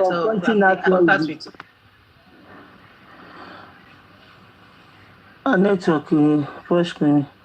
I like you assume, but that does not stop people from talking about what you can share this part of the job. But 6 months anyway. You side there, like I'm only saying the fact of what see. African TV. African TV. African TV. MFM. Mo torí Human Guru ni mo ṣe come up. Nǹkan tó ń sọ tó ríjì lájà.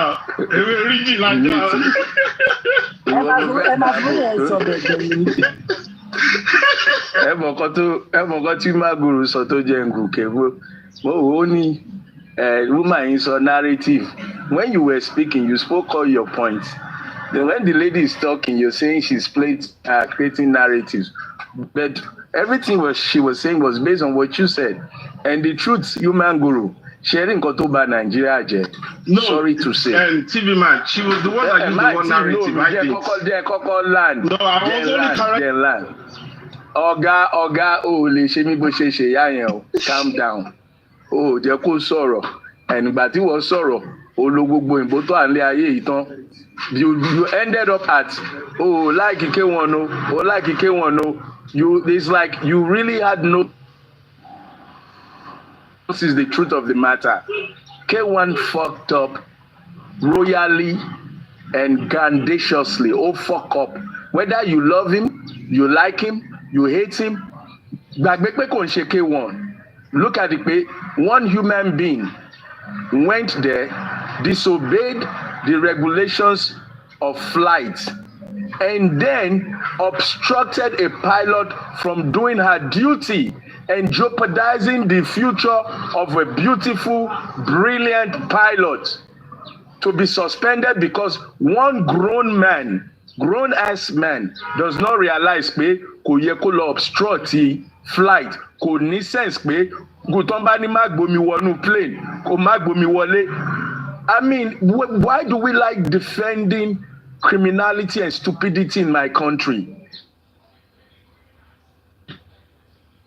That is the country we find ourselves. That is the country we find ourselves. And not let them have book country pé ìlú ò dá, ìlú òyìnbó ló dá. Tí gbogbo ẹ̀ bá ti dé ìlú òyìnbó, ẹ ti dé your heaven. Nothing is good about Nigeria, but yet you won't speak the truth of what's spoiling Nigeria. Would you do that at Heathrow Airport? Would you do that at LAX?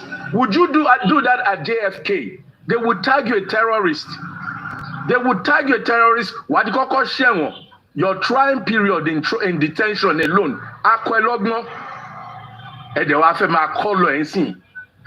A prescription by doctor ni ajá lóko lóbo ló gbé elephant mu. Kí ló máa ń ṣe wá Nigeria? How long are we going to continue to pretend in foolishness?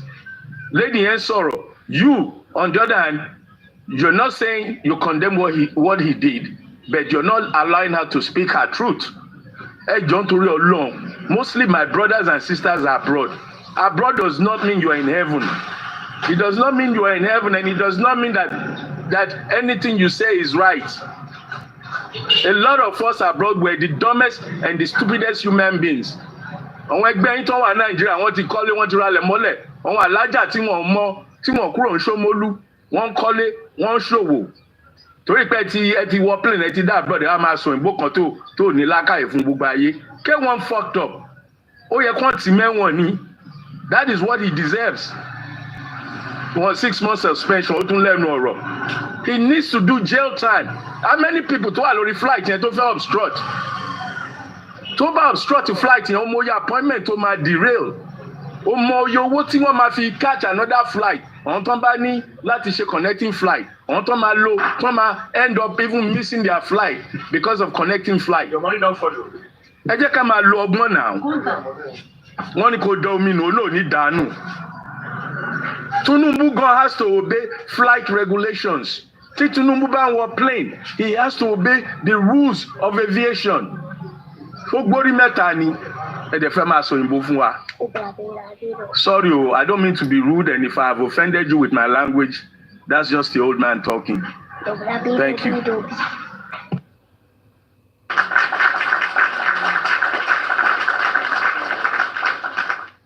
Glory be to God. Woman Guru dákẹ́ lẹ́yìn. That is why you are able to pass your message across. Because the way Woman Guru is just defending this man this morning, Monica, somebody that splashed water on a lady's face, another person's wife's face. You say you needed water in the airline. Water wa nibe, omi wa nbe. What kind of excuses is that? After which your voice now leak out where you are threatening that. Allow her to talk. You don't always talk on people. Allow people to talk now.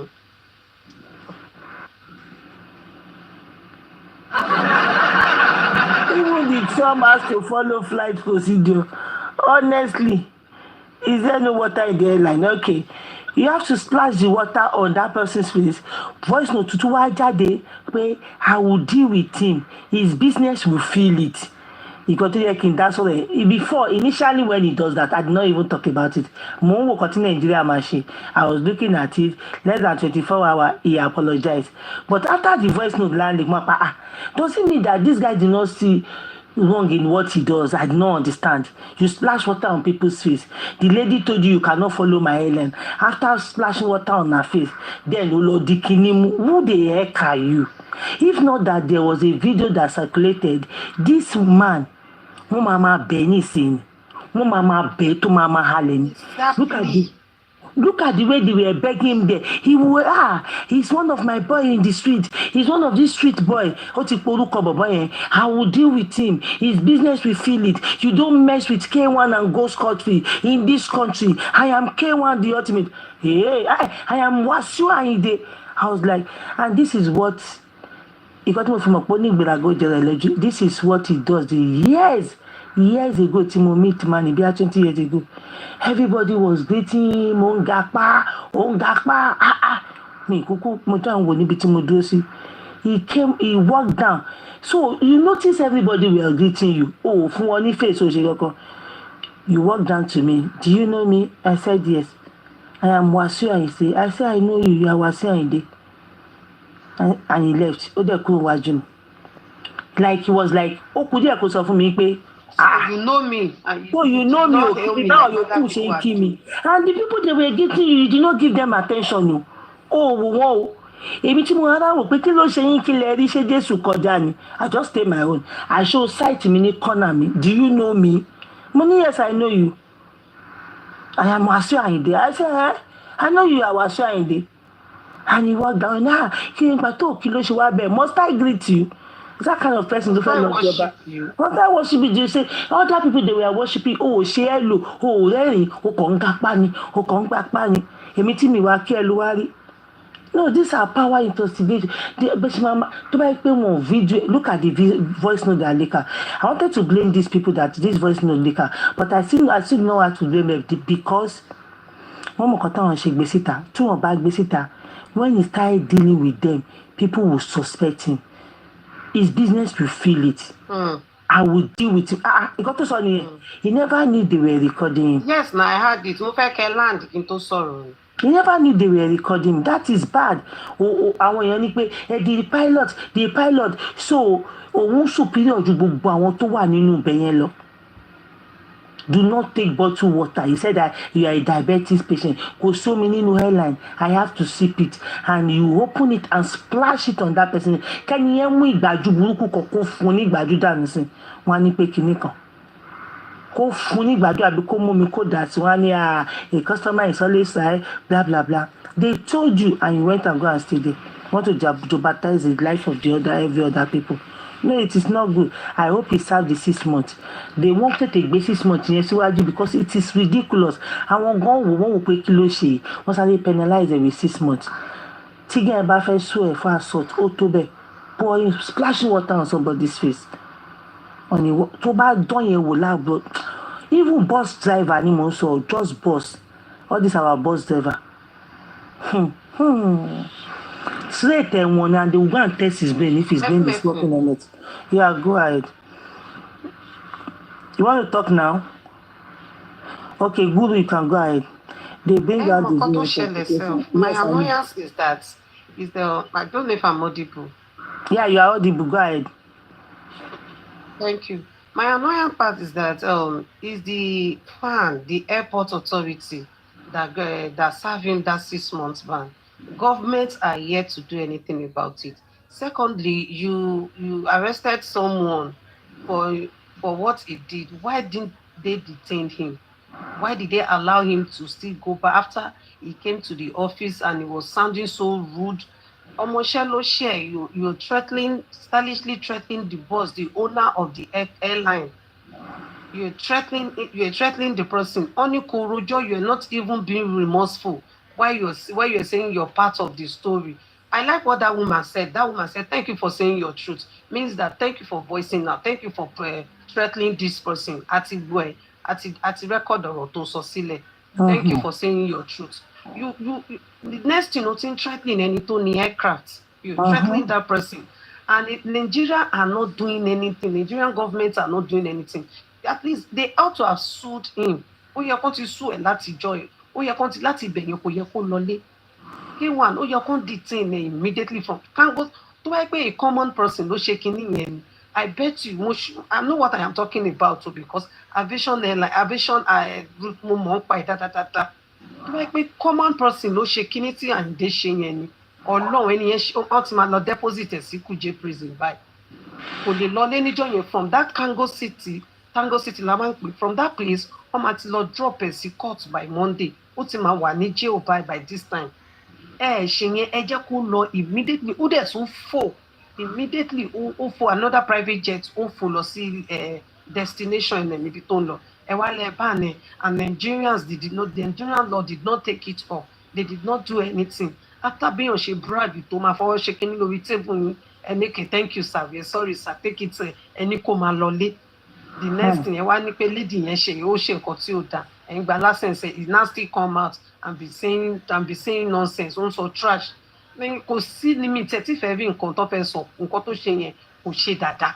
We all watch what he did now. A lot of people, potential people, àwọn tó lówó billionaires máa wà nínú aircraft yẹn tó ní meeting, tó ní appointment. People fly, most of people that fly, they fly because of time, because of the appointment they have. One or just one obstruct the pilot of info after you humiliate her, after the assault.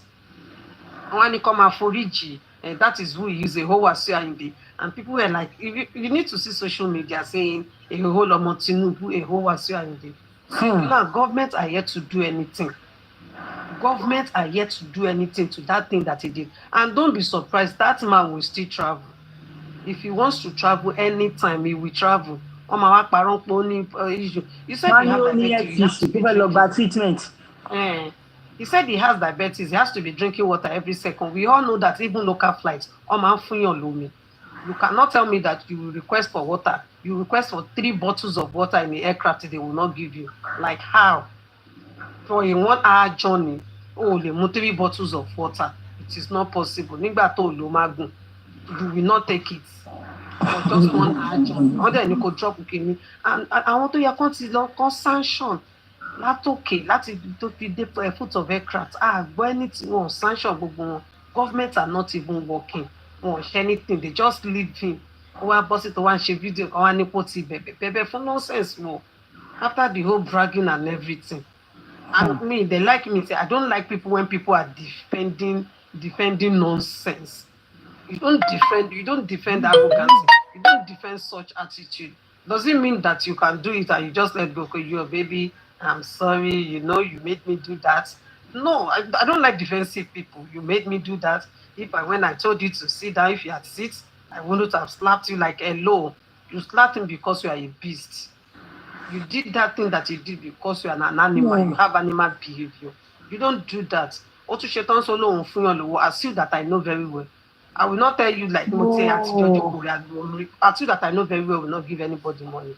Allegedly self we heard that from the government to his colleague to put he does cooking dishes. A lot of words in your con. One have you met him one-on-one? Have you had an encounter with him? You don't defend him. Have you met him? Did you have any encounter with him? Don't defend such attitude, so gutter behavior from an elderly person, a grandfather for that.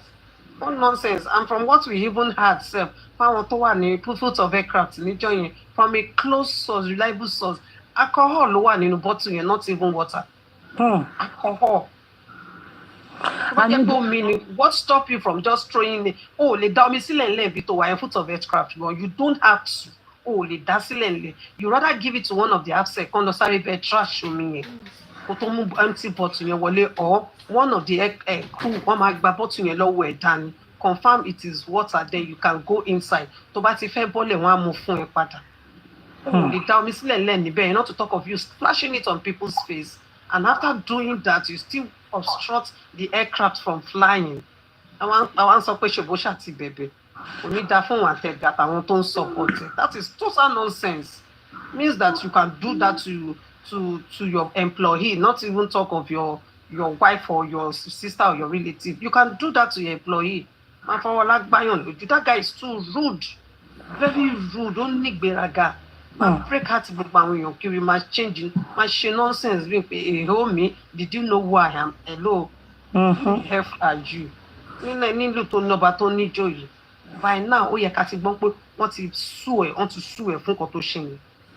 Somebody máa serve woman náà, ó yẹ ká ti pe àwọn méjèèjì kan ti sue wọn pé kán máa down for question. We don't celebrate such. We are fighting for justice of Mohbad nítorí bully and that máa fọwọ́ bọ àwọn kan nítorí nǹkan tó ń ṣẹlẹ̀ ní yìí o, nǹkan tó ń ṣẹlẹ̀ ní why people are like sentiments, fan, nítorí wọ́n like èèyàn kan, love you have for somebody, your favorite. You make you to be defending that person. He just laughed. He just shout on him. He did not buy him. So what is all this? What am I saying on each other?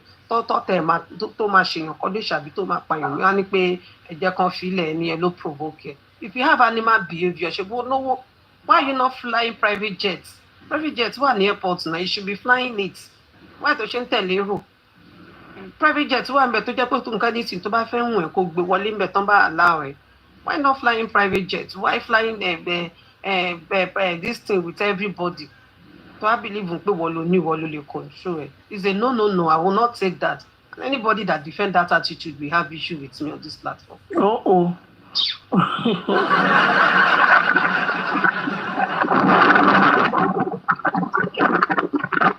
Unity Allah. You complain I don't used to bring it up. Did you see your background? Cocolet, you want to go first? Go, are you there? MFM, Ekaro, everyone. Ekaro, ma. Good morning. Good morning, sister me. Posh, eti sọ nǹkan tí mo fẹ́ sọ. Ṣé rí Nàìjíríà ẹ̀ kọ́lọ̀ ń ṣàánú èèyàn ni. Ẹ ti wá mọ nǹkan tó bí mi nínú gbogbo nǹkan yìí ni wípé ó ṣe nǹkan tí ò dá. Ṣé rí ibi tí àwọn aircraft people tó ti ní problem tí mo ti ní problem pẹ̀lú wọn ni wípé ẹsẹ̀kẹsẹ̀ ló yẹ kó sùn ẹ̀. Tó bá máa sọ ẹ̀kọ́ sún òun àti lady yẹn kọ́ lọ máa rojọ́ ní kinní. Now òun ṣe nǹkan òun á ń gbapá. Do you know who I am? Do you know me? Ta ni ẹ́? Ta ni ẹ́? Ṣé rí reason tó ṣe treat fọ́kọ pẹ̀ bẹ́ẹ̀ ni pé bí ó ti máa ń kọjá tipẹ́ tó máa ń lọ tó máa ń ṣe gbogbo nǹkan. Ẹ mọ̀ kí ọ̀tí ẹ mọ̀ ó ní àwọn nǹkan tó máa ń pè ní kẹ̀rẹ̀ ìgbà tí mo wà ní báǹkì mọ́ ẹ̀ wọ́n máa téèyàn bá tip èèyàn máa ní àwọn fún ẹ̀ kẹ̀rẹ̀ wọ́n fún ẹ̀ kẹ̀rẹ̀ òun tip àwọn èèyàn òun fún àwọn èèyàn ní nǹkan you don't understand like àwọn èèyàn tó bá kí ẹ ṣé you understand like because ó ní àwọn gan ẹni tó láwọn gidi ni ní ẹ̀dọ́mílẹ̀ kẹtẹlẹ̀ tútù ni tí ẹ̀yẹn kọ́ gbogbo tí ẹ̀ báyìí òun lòun ní kinní kan òun làwọn lẹ́kọ̀ọ́ àwọn làwọn ní everywhere ẹ kó rí bẹ́ẹ̀. Ó ti ẹ̀ rò pé nǹkan tó gbé dání yẹn ó lè cause life àwọn èèyàn tó wà nínú aircraft yẹn. Wọ́n dẹ̀ mọ̀ pé o lè abide by the rule ó ṣe máa gbé PJ. Ní tí ò tó ẹ̀ ń gun PJ náà tí ò pariwo síta táwọn èèyàn gan ò mọ̀. Ìbò lówó lọ́wọ́ you be Tinubu boy carry PJ now.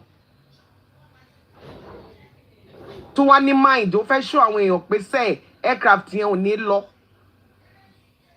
The other hand inú mi dùn bí kò ṣe dúró kíkíní ẹ̀ kọ́kọ́ bẹ́ etí ẹ̀ dànù náà òun ló máa jẹ̀rora yẹn náà. Ọlọ́run ló yọ ọgá yẹn fẹ́ bẹ̀ sí méjì. No ṣe rí normal gbogbo nǹkan tó ń ṣe yìí wọ́n lè try ẹ̀ níta.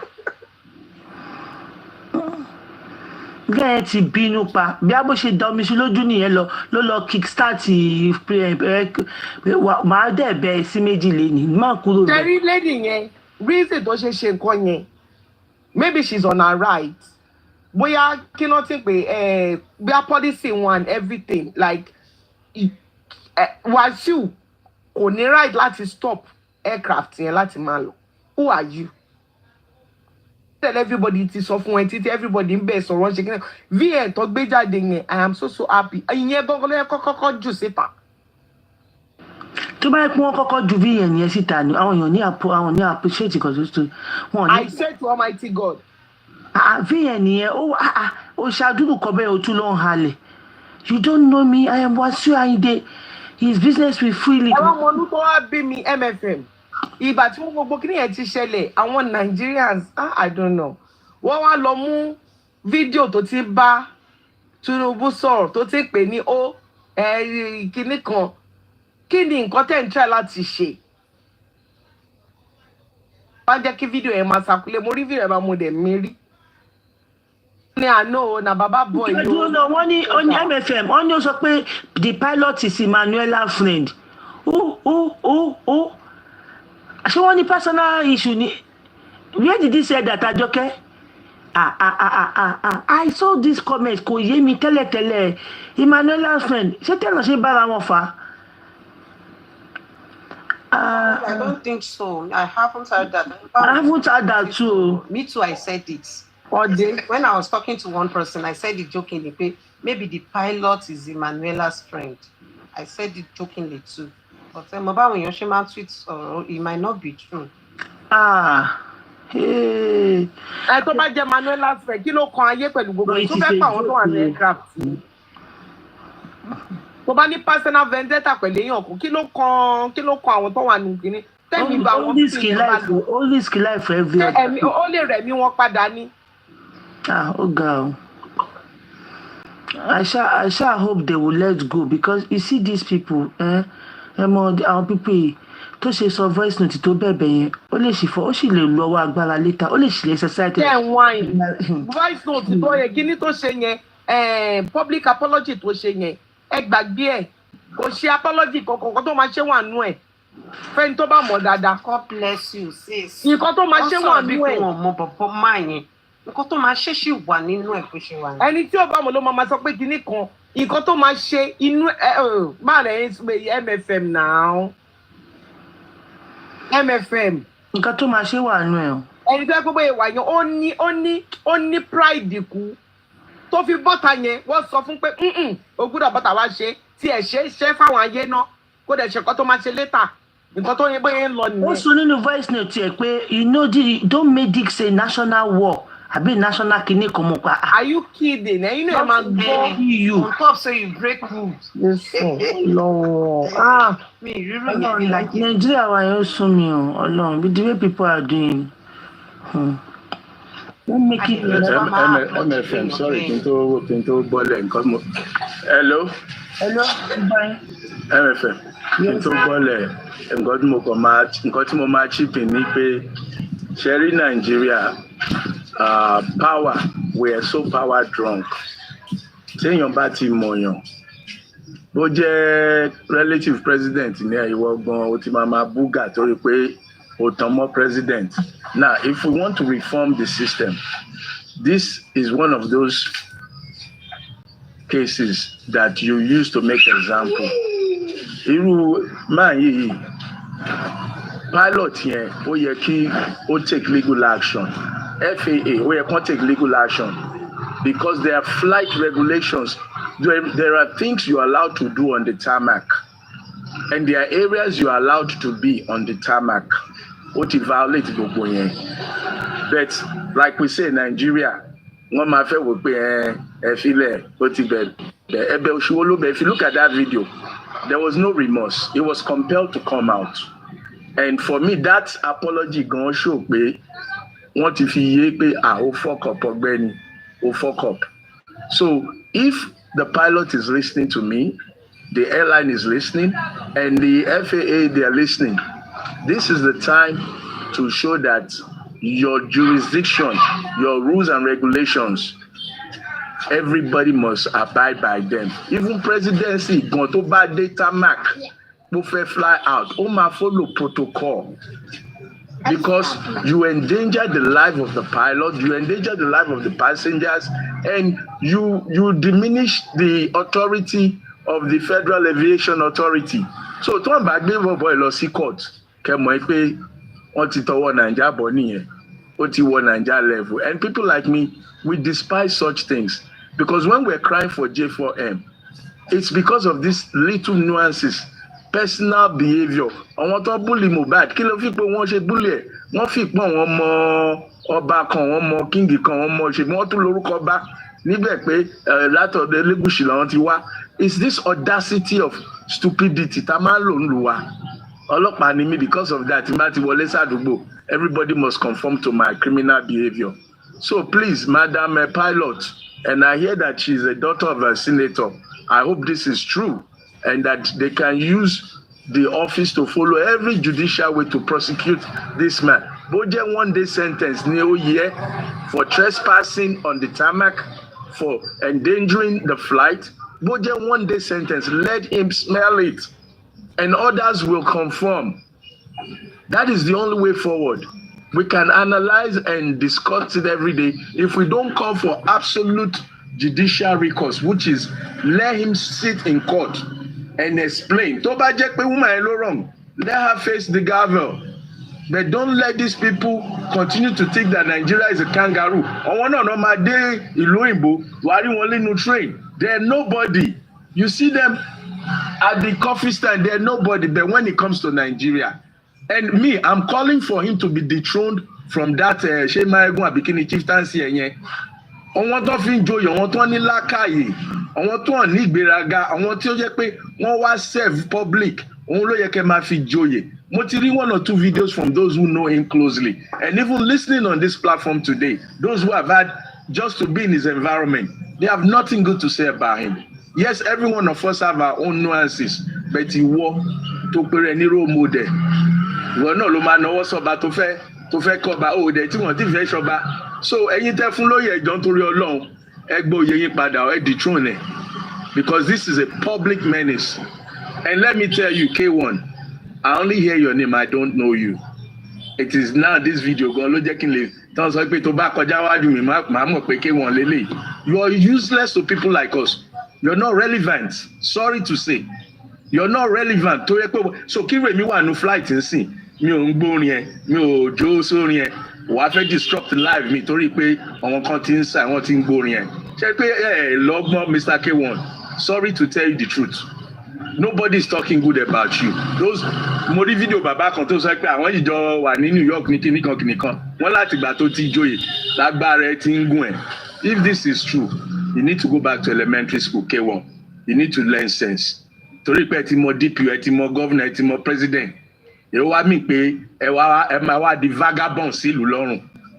O fẹ́ disrupt life pilot tó ń ṣiṣẹ́. Just to be proud pé obìnrin gan is a pilot is a thing of joy. Ìwọ á fẹ́ kàn suspend ọmọ ọlọ́mọ kò ní dáa fún yín tẹ́ bá suspend lady yẹn because she was on her duty, she was on her job. Ẹni tó infringe. Kí lẹ rí? Tó bá jọmọ ẹ ní pilot ṣó máa fẹ́ kàn disrupt life ọmọ ẹ. Tó bá jọmọ ẹ lọ ń ṣiṣẹ́ níbẹ̀ yẹn o kàn máa domi sẹ́ assault nìyẹn tí bọ̀bọ̀ Yorùbá ṣẹ̀wọ̀n. Tẹ̀mọ̀ ipa yìí ní long way to go in Nigeria. Bó jẹ́ one day ní offence yẹn let him smell it kó wá jáde kó wá apologize ìgbà la máa mọ̀ pé ó ṣe apology tó ṣe yìí wọ́n fẹ́ bò mọ́lẹ̀ ni. That's all I'm going to say. Thank you for allowing me on your platform again, MFM.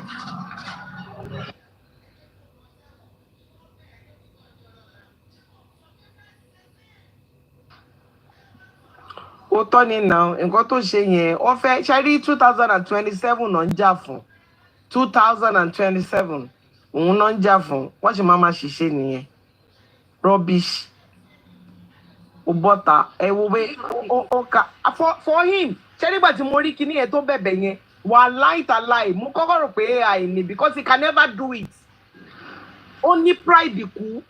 ó dàbí pé bí a Tinubu ò support ẹ lórí ilé. Àní mo sọ pé ó ní pride ìgbà tí mo kọ́kọ́ rí MFM. Tinubu ò lè support ẹ̀ Tinubu mọ̀ kán máa lo against òun. Ní Tinubu ṣe kó ṣèkọ́ tó ṣe yẹn. Bàbá yẹn máa bọ̀ nítorí Tinubu máa ń sọ̀rọ̀ ẹni tó máa ń yàgbẹ́ sára kó máa yàgbẹ́ sára bàbá yẹn máa bọ̀. Mi ìṣeré máa yẹn gbọ̀n ẹ rí gbogbo ìgbà tí wọ́n lọ ń gbé fídíò ẹ̀ jáde kò lè rìn dáadáa. Ẹ wo ẹ má bínú ó yẹ kí Tinubu disclaimer ṣe rí àwọn people iná máa ń ba governance jẹ́ irú àwọn ìwà òṣì yìí president àwọn àǹtí ẹ̀ á máa struggle bí ìlú ṣe máa da ẹ̀yin ìtorí pé ẹ ti mọ presidency ẹ ti mọ senator ẹ̀yin lẹ̀ ń bàlú jẹ́ gan ẹ̀yin lẹ̀ jẹ́ kí wọ́n read the goodness of the presidency tó bá fi presidency wọra sí tán sọ pé ọmọ president wọ́n ń ba campaign bàbá yẹn jẹ́ for 2027 yẹn then ó tún ba ìlú jẹ́ wọ́n máa pè Yorùbá man stupid man tribalism man amala man wọn kì í ro nǹkan tó ń ṣe. Because of you, a lot of idiots will insult and abuse Yoruba. Because of you, people will insult Tinubu. Torí wọ́n ti ń fi Tinubu, wọ́n ti fi ń sọ̀rọ̀ ẹ̀. Such a shameful act. Tó bá mọ Tinubu yẹ kó wà of the best behaviour. So that Tinubu bá ń gbọ́ pé wọ́n sọ̀rọ̀ ẹ̀ mọ́ òun inú àmàdùn pé yes, ọmọ mi nìyẹn. Ṣé Tinubu ló rẹ̀ kó lọ máa behave bí vagabond lórí tarmac? Ẹ má fọ̀rọ̀ ẹ̀ wé ti bàbá yẹn. Torí ó máa bẹ̀rẹ̀ sí ní ba campaign máa yẹn jẹ́ nìyẹn. People like us will put it together pé ṣé àwọn tí Tinubu ti síta nìyẹn ó dàbí ìgbà tó ń sọ̀rọ̀ MC Olúọmọ náà. All these stout behaviours should be stopped and ẹ̀yin tẹ́ wà lórí ìjòyè stop hanging out with idiots. Don't take selfies and pictures with all these stupid people. They ruin your career, they tarnish your tribe and they tarnish your image.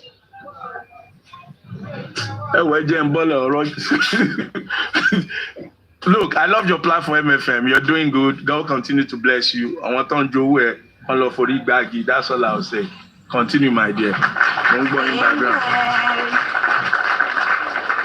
Thank you so much. I appreciate you. MFM needs Mo wà bí báyìí mo wà pẹ̀lú. Royal Majesty, they must obey. It's true now. Ẹ wọ̀ pé ṣe rí nígbà mi gbọ́ téèyàn máa ń ṣe àwọn nǹkan kan. Ká máa kò sẹ́ni tí ò ní beast lára Punch. Kò sí ẹni tí ò ní beast. Everybody has beast in him. But ó máa mọ bó ṣe máa as in tó ṣe máa no now. Ó dé ta ó lọ ṣe bíi kí ló máa ń ṣe ń lé náà pẹ̀lú gbogbo nǹkan tó ṣe yìí. Ó máa dá ọbẹ̀ síyàwó lójú náà. Da omi sójú ìyàwó níyàwó. Ìyàwó níyàwó, can you just imagine? Kò sẹ́ni tí ò ní beast lára. Exactly what I said. Kò sẹ́ni tí ò ní beast lára. That's your record to mo sọ nìyẹn pé. Ó dẹ̀ mú dẹ̀ domi v. Bóyá bọ́tà yẹn, àní mo sọ yí pé Wàsíù kan ló bọ́tà ìsẹ̀. Wàláì, kó tó bọ́tà bí ó ní nǹkan tó fẹ́ fún tó sọ yí pé o gbúdọ̀ bọ́tà. O gbúdọ̀ bọ́tà. Ìyẹn ìgbà tó bọ́tà yẹn ẹ mọ̀ pé bá ṣe ṣe kíní yẹn mi tiẹ̀ sọ̀rọ̀ nípa ìgbà tí mo wá rí tó bọ́tà mo ní wọ́ kò jẹ́ kó pẹ́ kó tó bọ́tà tó lọ́n sọ pé ọmọ ẹ̀gán fẹ́ máa sọ̀rọ̀ tẹ́lẹ̀tẹ́lẹ̀ pé kò jẹ́ ṣe tí ìgbà tí mo wá gbọ́ leak voice note. Mo ọmọ ẹ fẹ́ máa sọ̀rọ̀ pé kí ni. Ọmọ ẹ pé lọ́ọ̀yà pé ó fẹ́ máa sọ pé nǹkan tó ṣe fún bàbá ọmọ pé nǹkan tó ṣe fún bàbá ara nǹkan tá à ń sọ ni. bàbá ẹ̀ mú bọ́tù ọ̀tà dání. Wọ́n ní kó drop ẹ̀ pó pọ̀ jù ó splash. Jerry wa yẹn mo lè sọ fún you for free. That thing in that cup is not water. It's not water. Ẹ gbà mi sọ fún yín yẹn. Ó lè má jẹ tó bá yẹ pé water ni. Ó máa gbèdá ó máa fi hàn gbó. Kẹ́yìn tí ìbọ̀dé bá mọ̀ pé water ni. Àwọn àwọn pé okay omi òun gan lè sọ àwọn pípọ̀ yẹn tó bá yẹ pé omi ni. Tó dẹ̀ abide by their rules like tó sọ fún pé kinní kan wá sọ pé do you know who I am? Who are you? Ó jẹ́ Jésù. Because I don't know. Do you know who I am? Àwọn governor gbogbo wọn dákẹ́ sí wọ́n gbọ́rùn kọ́ bẹ́ẹ̀ yẹn wọ́n dákẹ́ wọ́n sọ̀rọ̀ ẹ dẹ̀ fẹ́ campaign for 2027 ẹ yẹ ká máa wọ̀ Ọlọ́run ló lẹ̀mí gbogbo wa. That was what they said that the room is plastic. Wọ́n ní dámì ní owó ẹ̀ látọ̀ yẹn máa ń defend bàbá ẹ̀ badly. Kò sí kan tí bàbá ẹ̀ ṣe tí ò kí ń defend bàbá ẹ̀ ó máa ń defend bàbá ẹ̀. Ó máa ń defend bàbá ẹ̀ badly. It was when he splashed it, they realized that it wasn't water. Oh really? Ṣé kò tó sọ nìyẹn? Wọ́n nígbà tó splash ẹ̀ lọ́n confirm pé kò kí ń ṣomi ló wà ń bẹ̀. Ó dẹ̀ sọ nínú bí yẹn nìyí olóhùn splash ẹ̀ kọ́ lè mọ̀ pé omi ló wà ń bẹ̀. Tó ń wá dà sí mi. Nígbà tó splash ẹ̀. Irọ́ ló ń pa ọkọ̀ mọ̀ sọ yìí pé òun splash ẹ̀ ni. Irọ́ ló ń pa báwo lẹ́yìn ṣe báyìí náà bàbá yẹn lọ́pọ̀lọ́ náà MFM.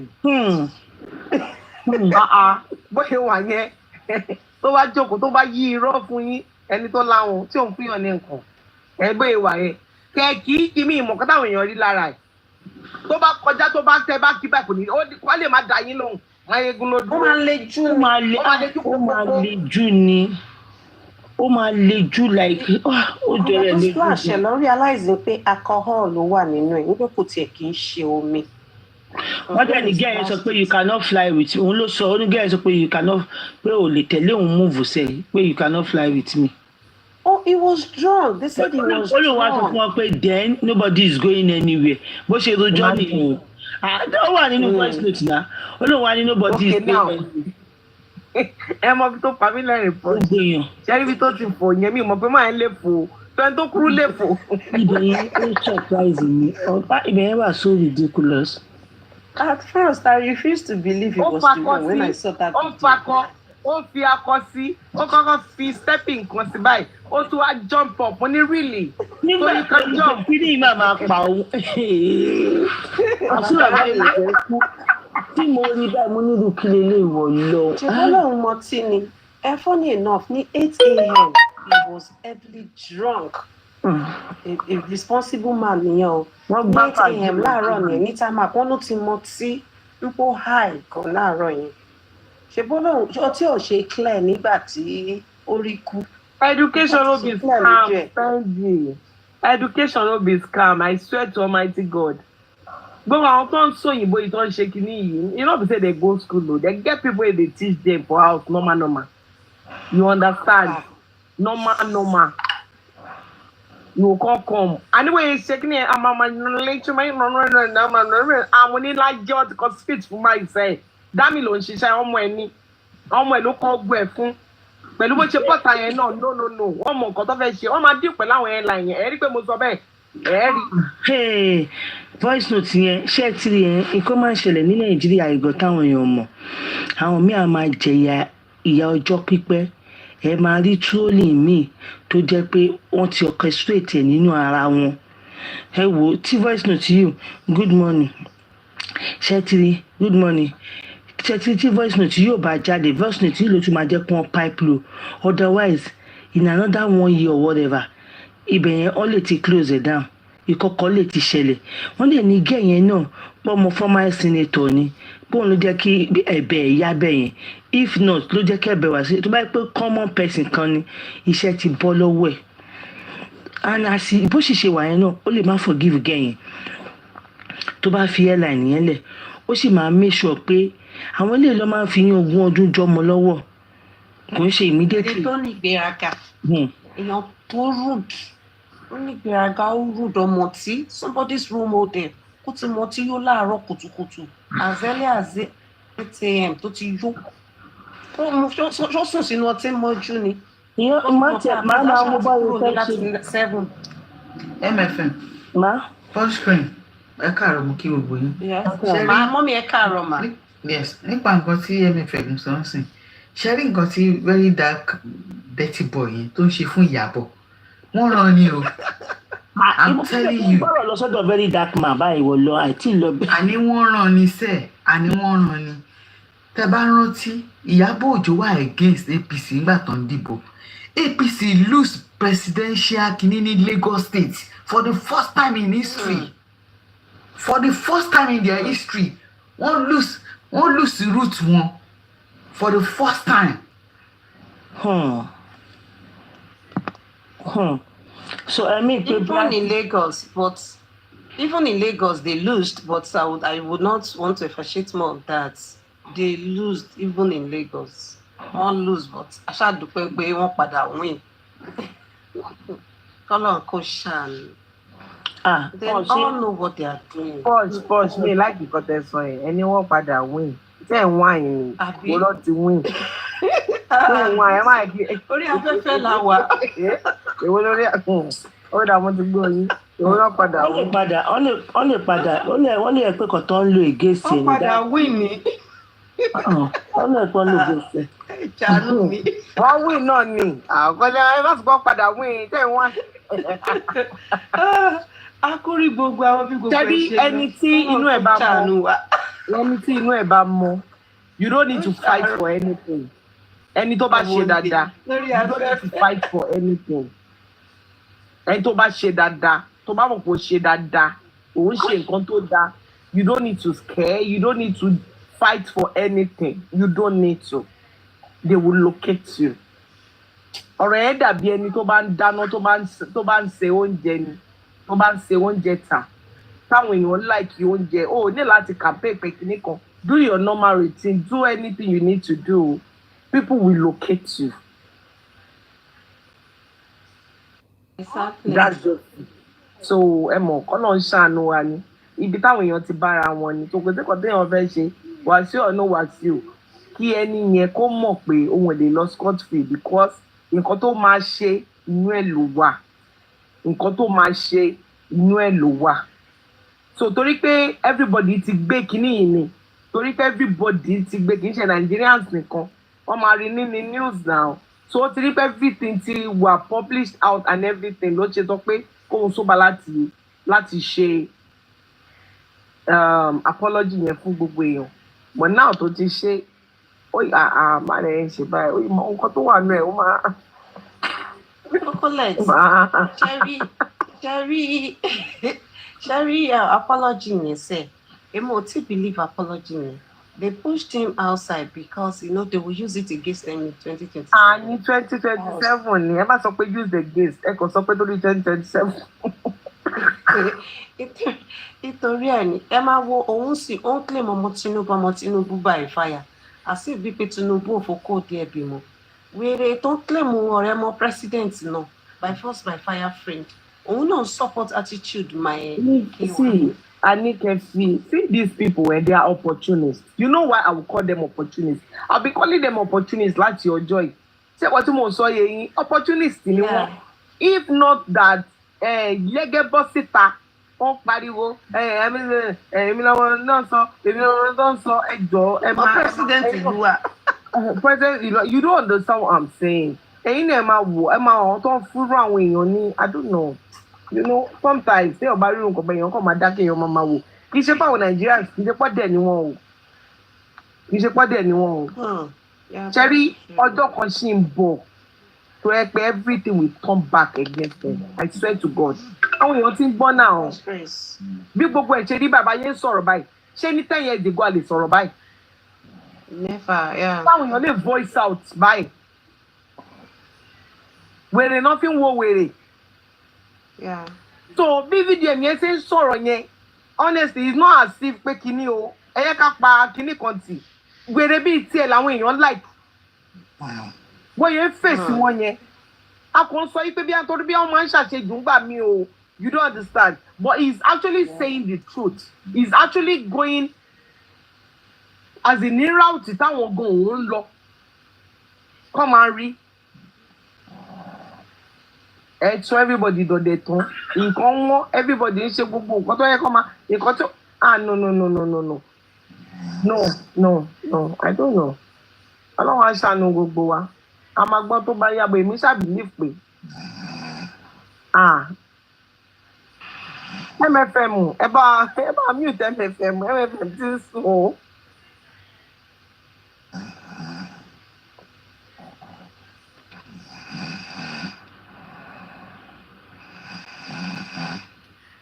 MFM.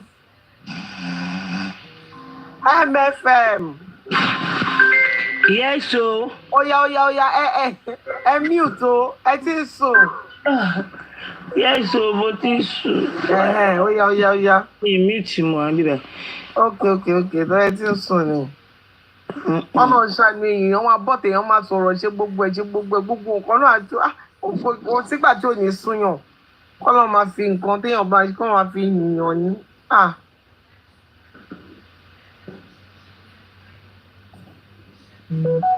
Yes, thank you, I see you. Thank you. Wọ́n ti sáré pè mí àwọn ti tèmi. MFM mo ẹ ti sùn.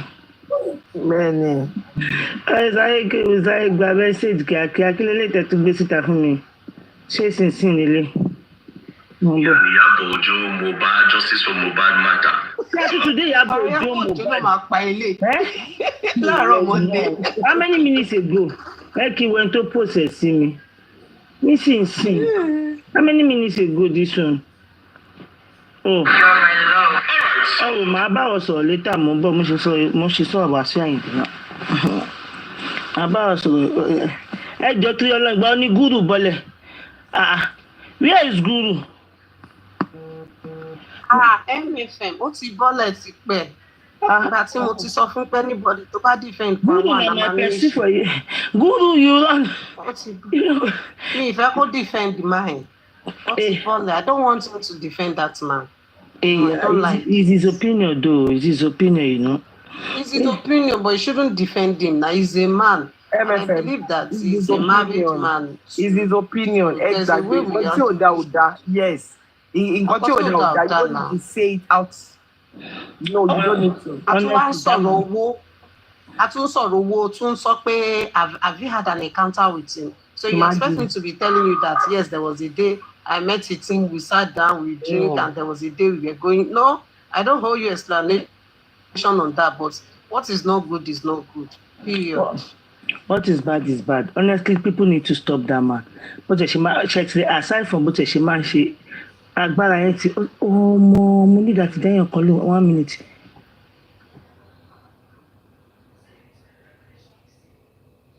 Ṣé gbogbo wọn bá débi bẹ́ẹ̀ máa rí gbogbo wọn máa tò ní coffee shop ni tó máa tò. Àní nínú bus lásán. Tó máa tò ní. Somebody told wọ́n sọ fún èèyàn kan pé kó reduce music ẹ̀ dáyé ẹ̀ báyìí bá ṣẹ̀ṣẹ̀ dé gbà wọ́n sọ pé kó reduce music ẹ̀ kò gbọ́ Hey, eré ni àwàdà ni o. Everybody máa wà on standby man ni o. Pé music yẹn ń disturb, kó loud, kó reduce ẹ̀. Everybody máa wà on standby. Before you know it, gbam, ọlọ́pàá wọlé. Bọ̀bọ́ yẹn ṣe bí pé òun fẹ́ bọ́lẹ̀. Ọlọ́pàá wọlé. Ó máa mú bọ̀bọ́ yẹn lọ. Wọ́n bá ní kó wo ibi tó jókòó sí, wọ́n ní kí ló kọ síbẹ̀ yìí. Tí kò yẹ kó disrespect inú kinní kan. Torí níbi tá a máa ń jókòó sí yẹn, kò yẹ kó disrespect, kò yẹ kó ṣe gbá, kò yẹ kó ṣàwo. Just boss man, boss. Hey, boss kò ń ṣe pilot o, boss. Mo ní okay. Mo ní okay, boss ni o, not a pilot o. When they talk of pilots, wọ́n tún wá fún mi. Ká máa ń jókòó sínú bọ́ọ̀sì MFM. Àwọn kọ̀ọ̀kan máa ń wà ń bẹ̀. But ò ká wà ká kò wọlé ká jókòó ká bọ́ta ni. Kà. Wọ́n kọ̀ọ̀kan síbẹ̀ ni o. Èmi ò mọ, mi ò jẹ́. Gbogbo àwọn kọ́tẹ́lítọ̀ kan yẹn, wọ́n bá pásẹ́njà wí ni o. Nǹkan tó ń ṣẹlẹ̀ nìyẹn, àwọn èèyàn kí ló kọ́, àwọn ni mò ń sọ fún yín pé àwọn ìbò wọ́n máa kà, wọ́n máa digest ẹ̀. Ṣẹ́rá wa dúdú. Tábà ti wọlé tá ti jókòó gbọ́n sọ̀rọ̀ ní gbẹ́mí débi tó máa. Wọ́n tún kọ fáìnì síbẹ̀, fáìnì eye tó tún máa fi fáìnì ẹ̀ ó wà ń bẹ̀ tó bá wọ́n tún wá sọ pé ó tún lè attract jail time. Pé it might also attract jail time. Mo ní my goodness ǹjẹ́ ẹni mo mọ̀. But people will not read. Ẹ̀wẹ̀ ó dàbí àwọn ọmọ ìlú ní sàǹkó tó máa ń ṣe orò. Àwọn máa mọ̀ pé ìgbà báyìí lóru, bàbá yẹn mọ̀ pé wọ́n ní kọjá ààyè wọn, but fún àwọn tí wọ́n bá mọ̀ bí àwọn tó bá dé láti Ghana Kútọ́nù ṣàpá àwọn yẹn wọ̀ ní mọ́ ẹni wọ́n kàn máa wọlé ọ̀nlọ́ tí wọ́n nìyẹn, but àwọn ọmọ ìlú ti mọ̀ pé okay nǹkan báyìí láàrin ṣe nǹkan tó ṣẹlẹ̀ nìyẹn. Èèyàn kan ní I watch a video of a man in UK who spat on the bus driver Ajokemi. He was jailed for 6 months. 100% kò kúrò 100. You don't disrespect them. Tó bá ti wọ́n ni ọ máa tilẹ̀kùn mọ́ ẹni straight up. Ọ máa tilẹ̀kùn mọ́ ẹni. Omi lásán dà sínú bọ́ọ̀sì ẹ pé ọ máa park. Ọ wá ní kẹ́ máa bọ́lẹ̀ gently. Everybody has to calm down. Another bus is coming to pick you because anybody bá ṣubú nù bẹ̀rẹ̀ ayé wọn ta. Can you imagine? So now. Yes, sir. Spade. Honestly, I swear what he did is wrong. No. You need to just stop it, honestly. Voice note yẹn ló tiẹ̀ trigger mi pé his business will go for it.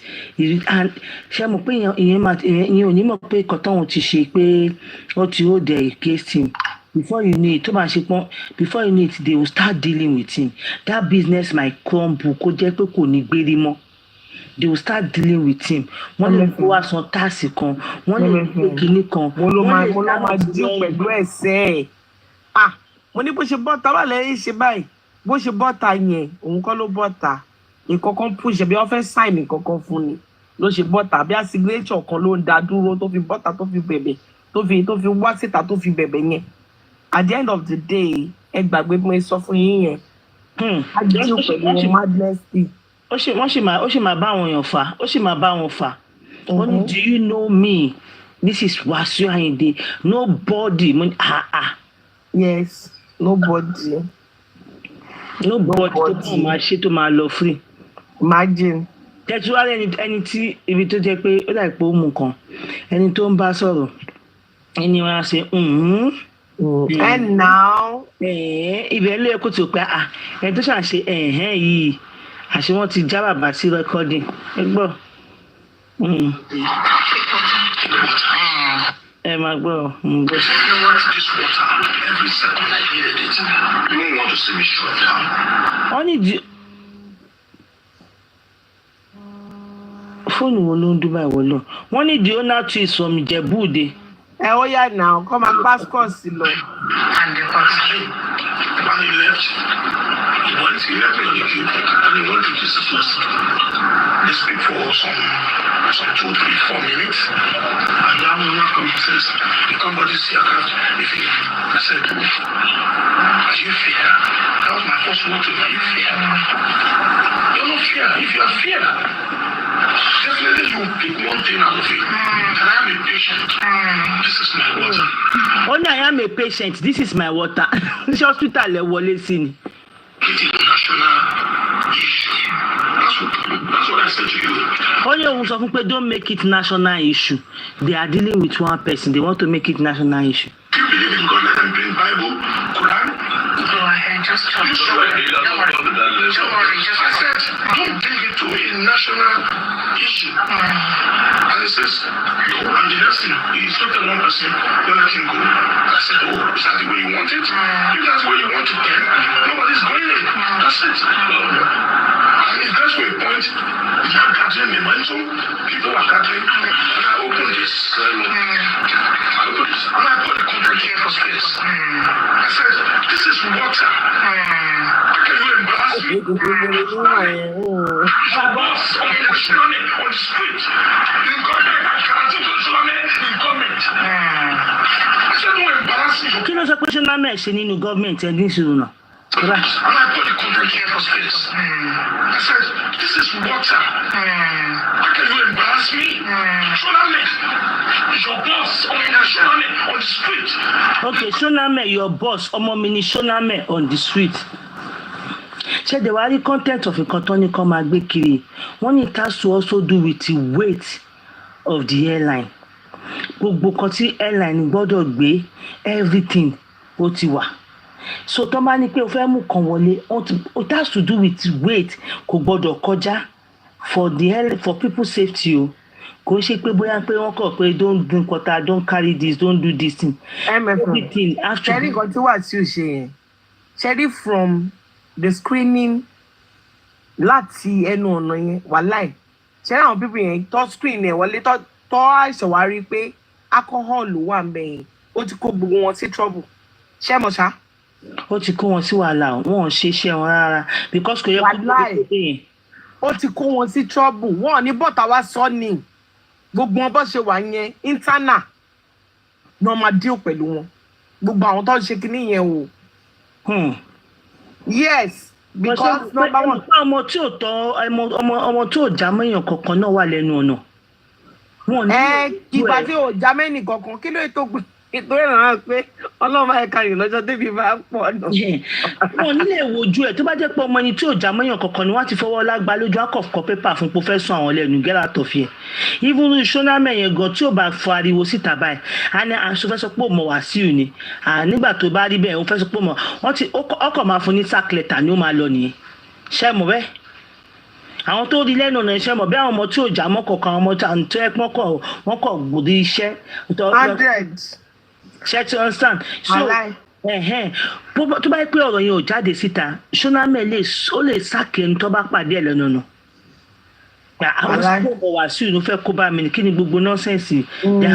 Ojú ayé náà ni gbogbo ẹ̀ gbọ́dọ̀ yé ṣe. Wọ́n dẹ̀ lè lọ.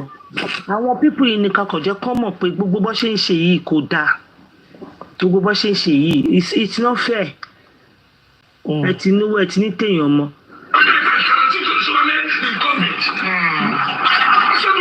Ó ní a guarantee Shoname in government bí àṣà guru ní somebody that have used his 50 years to serve us àbí kí ni guru tiẹ̀ sọ lẹ́kọ̀ọ́ yẹn náà ní ti ẹ̀ràn tí pé ó ti mo ní 50 years tá a fi bẹ̀rẹ̀ sí ń da lọ́lá tí wọ́n ń pè sórin ṣe gbogbo ẹ̀ kò yẹ kó jẹ́ pé kan tó máa fún Nàìjíríà ni. Ẹjọ́ ṣé guru yẹn ṣé alágbèéní sọ̀rọ̀ máa ń kọrin I don't know. Guru. Àbí ṣèbẹ́yìn lè sọ pé tó fi 50 tó ti serve wa ní 50 years àbí kí ló sọ. Irọ́ guru tó wà lókè guru bíbá guru tó wá sókè nínú pé ó ti fi sí 50 years of his life to be with Nigeria, serve Nigeria and all that. Man, he is the one that is even knowing Nigeria. Wọ́n pẹ̀lẹ́ àwọn serve Nigeria òun fún tóun sọ̀rọ̀ yẹn ṣóun dé wùwà yẹn. Òun gan ló lóhùn ní Nàìjíríà nìkan wọ́n ti sáàbù pẹ̀lú olórin ṣe gbogbo ẹ̀ accord respect to him and everything. I get you now. Okay, mo rò pé ẹni yẹn sọ yìí pé ẹni tó ti serve Nigeria for 50 years why tó ṣe ń disrespect ẹ̀. I get you now. Right, yeah. Lady B, good morning. Lady B is greeting you. Oh my Lord, Lady B. Don't worry, it's okay. Okay, Ọlọ́run sọ fún pé we will make it a national issue if that's what he wants. We will make this a national issue. If that's what you want. Imagine. Ẹ wo yín sọ pẹ̀lú pride. My name is Ọlọ́run tí mo gbọ́ níjọ́ tí mo bá ẹni ìpàdé ní ìlélẹ̀ tó wá bá mi níbi tí mo dúró sí. Do you know me? My name is Wasiu Ayinde. Really? I swear with my life. Really? Ọlọ́run. Do you know me? Mo ní yes. My name is Wasiu Ayinde. Mo ní yes, I know. Ayọ̀ wọ́n ló ti rí yín. Ní Just Right tó wà ní Just Right olókọ́kọ́ kọ́ngbà yẹn náà ẹ ṣáà mọ̀ Just Right.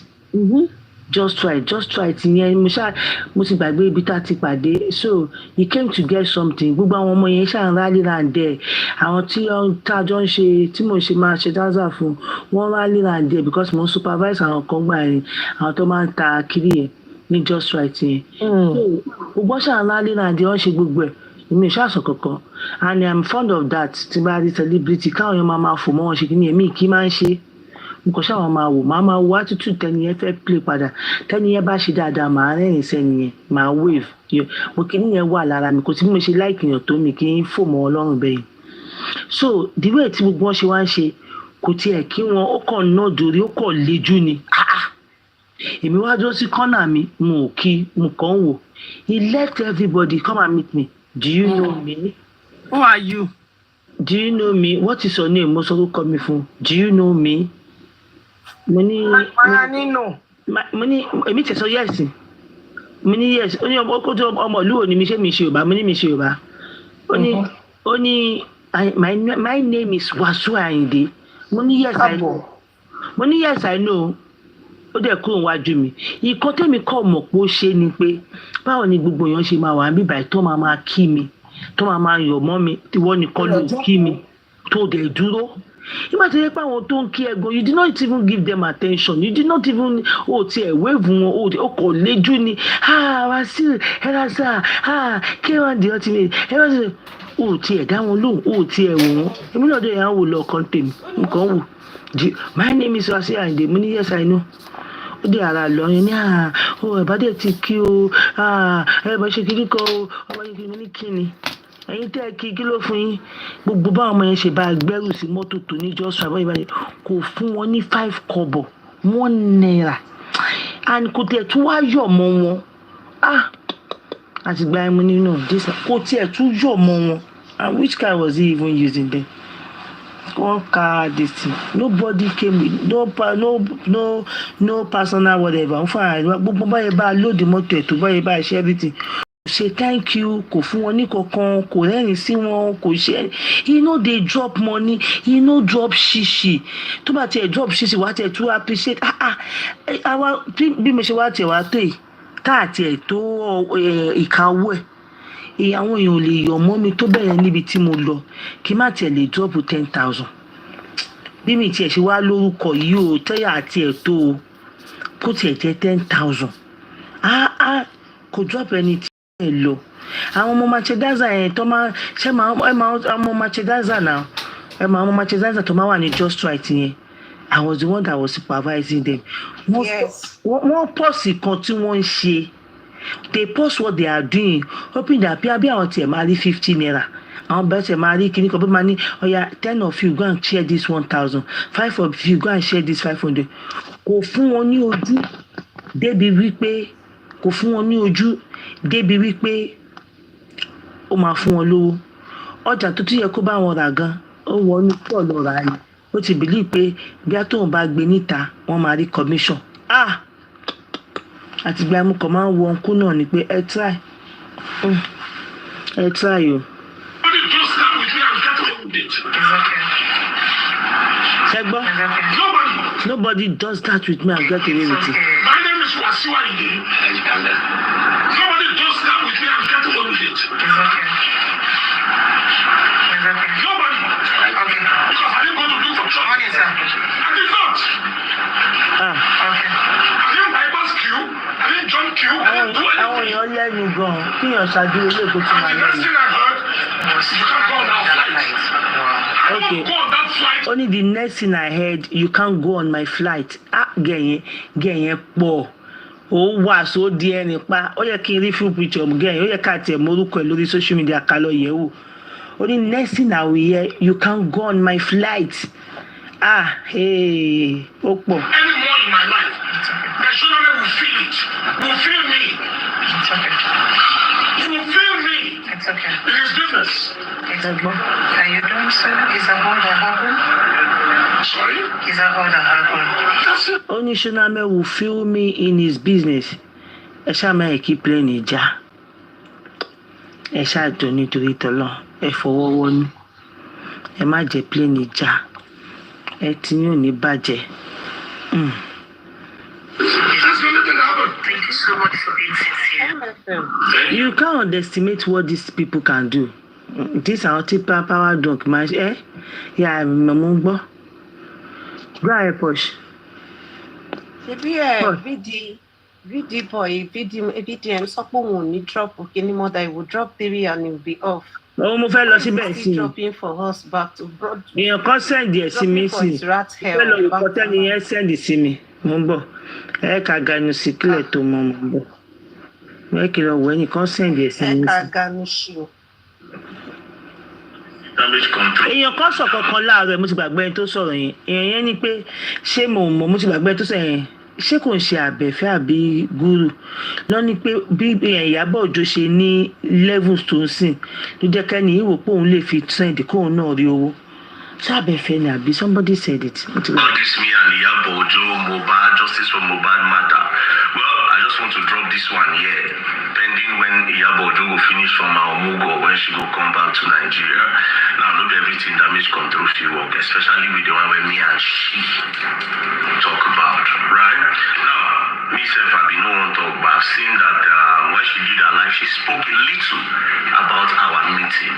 So myself, I will speak a little, then when she come, we can now face the whole justice proper, which includes Mohbad royalty and every other thing.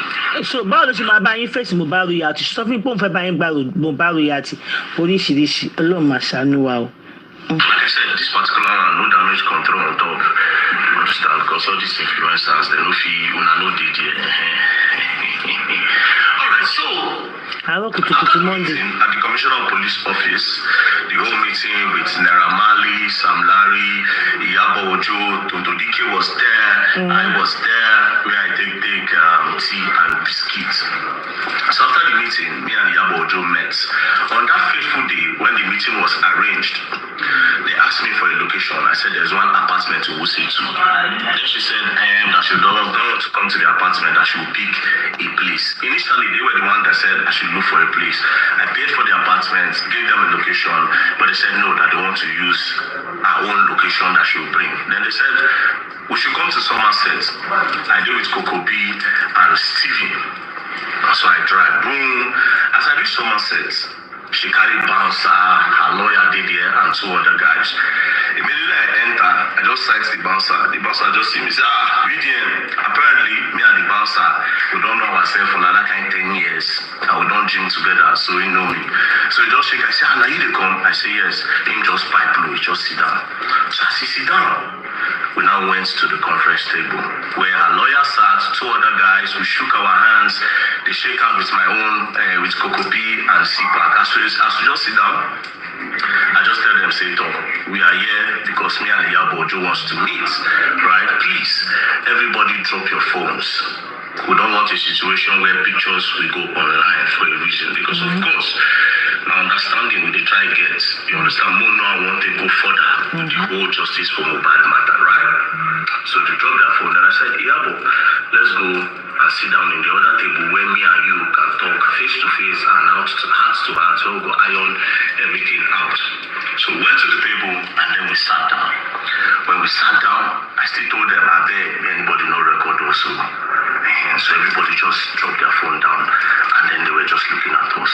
So the first thing I said, Ìyábọ̀ Òjó, if I tell you today that I did not know that there will be a day when me and you will sit down like this. But it's a better learner. You I said, I'm spiritual to know that you and I will sit down face to face to talk. She was just looking at me. I said, Ìyábọ̀, you're a very strong woman. At the same time, you're a very, very feisty woman. And then you use your emotions a lot of the time. Sentiment always. Yes, you fight a good fight, but you were being very emotional in a lot of things. So So she was just looking at me. Abi, she go dey look at you. Who are you now? What only be? What is all this now? Somebody that can give birth to you, just say, Yabo, you are being emotional. You are this, you are that. Yabo, now you see yourself finish you because Tonto did not go through all these things. I'm telling you. Go, yeah, Yabo, you are just being too emotional. Yabo, who are you now? Eh? Who are you? What is all this? Tó bá jẹ́ pé òun ní sìn, tó bá jẹ́ pé òun ní á ní. I know what disrespect to on disrespect them. Now you said you're foreseeing it that this thing will happen, but when they foreseen their own in the group chat, you said they have mastermind everything. Now definitely, if you want to translate what he said, now he has foreseen it that they will definitely tell us to have a meeting. In that meeting, that is when I will not tell her what to do and what not to do. Let's do it this way. Let's do it this way. How can you be talking to somebody that can give birth to you? Somebody that can give birth to you like this. Hey, you are just being too emotional. You are just. See what Loshadre was saying. No, but Loshadre was saying. I don't know, Jerry. What is happening? What we spoke about in the CP's office, I heard that you said you want to go and do a public apology. And she said, well, that is not a problem. But me, you are very, very stubborn. He has made us understand that they want her to come and do a public apology. So, apology in the college, okay, at the year. That's you, very dark man. You called me a failed actress. That if not, I was not supposed to go and talk about your mom. Do you understand? I sincerely didn't wish to talk about your mother, very dark man. It was not in my place to talk, but I was just upset. And I said, you said I called you a failed actress. You said yes. I said, can you show me proof? I said, Iyabo Ojo, if you can give me a proof now where I said Iyabo Ojo is a failed actress, I will need that. You tag her name now. I'll tell them to record it. Let's post it online. Where they saw very dark man kneeling down in front of Iyabo to say, I am sorry. They'll post it online.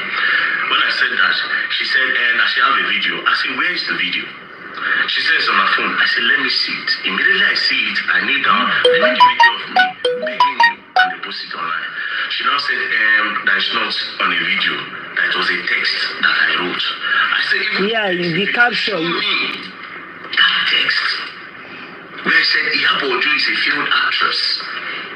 I will kneel down here, they will video me and post it online. Then she now said, you said, give me proof that I am Gist lover. And I said, you are Gist lover.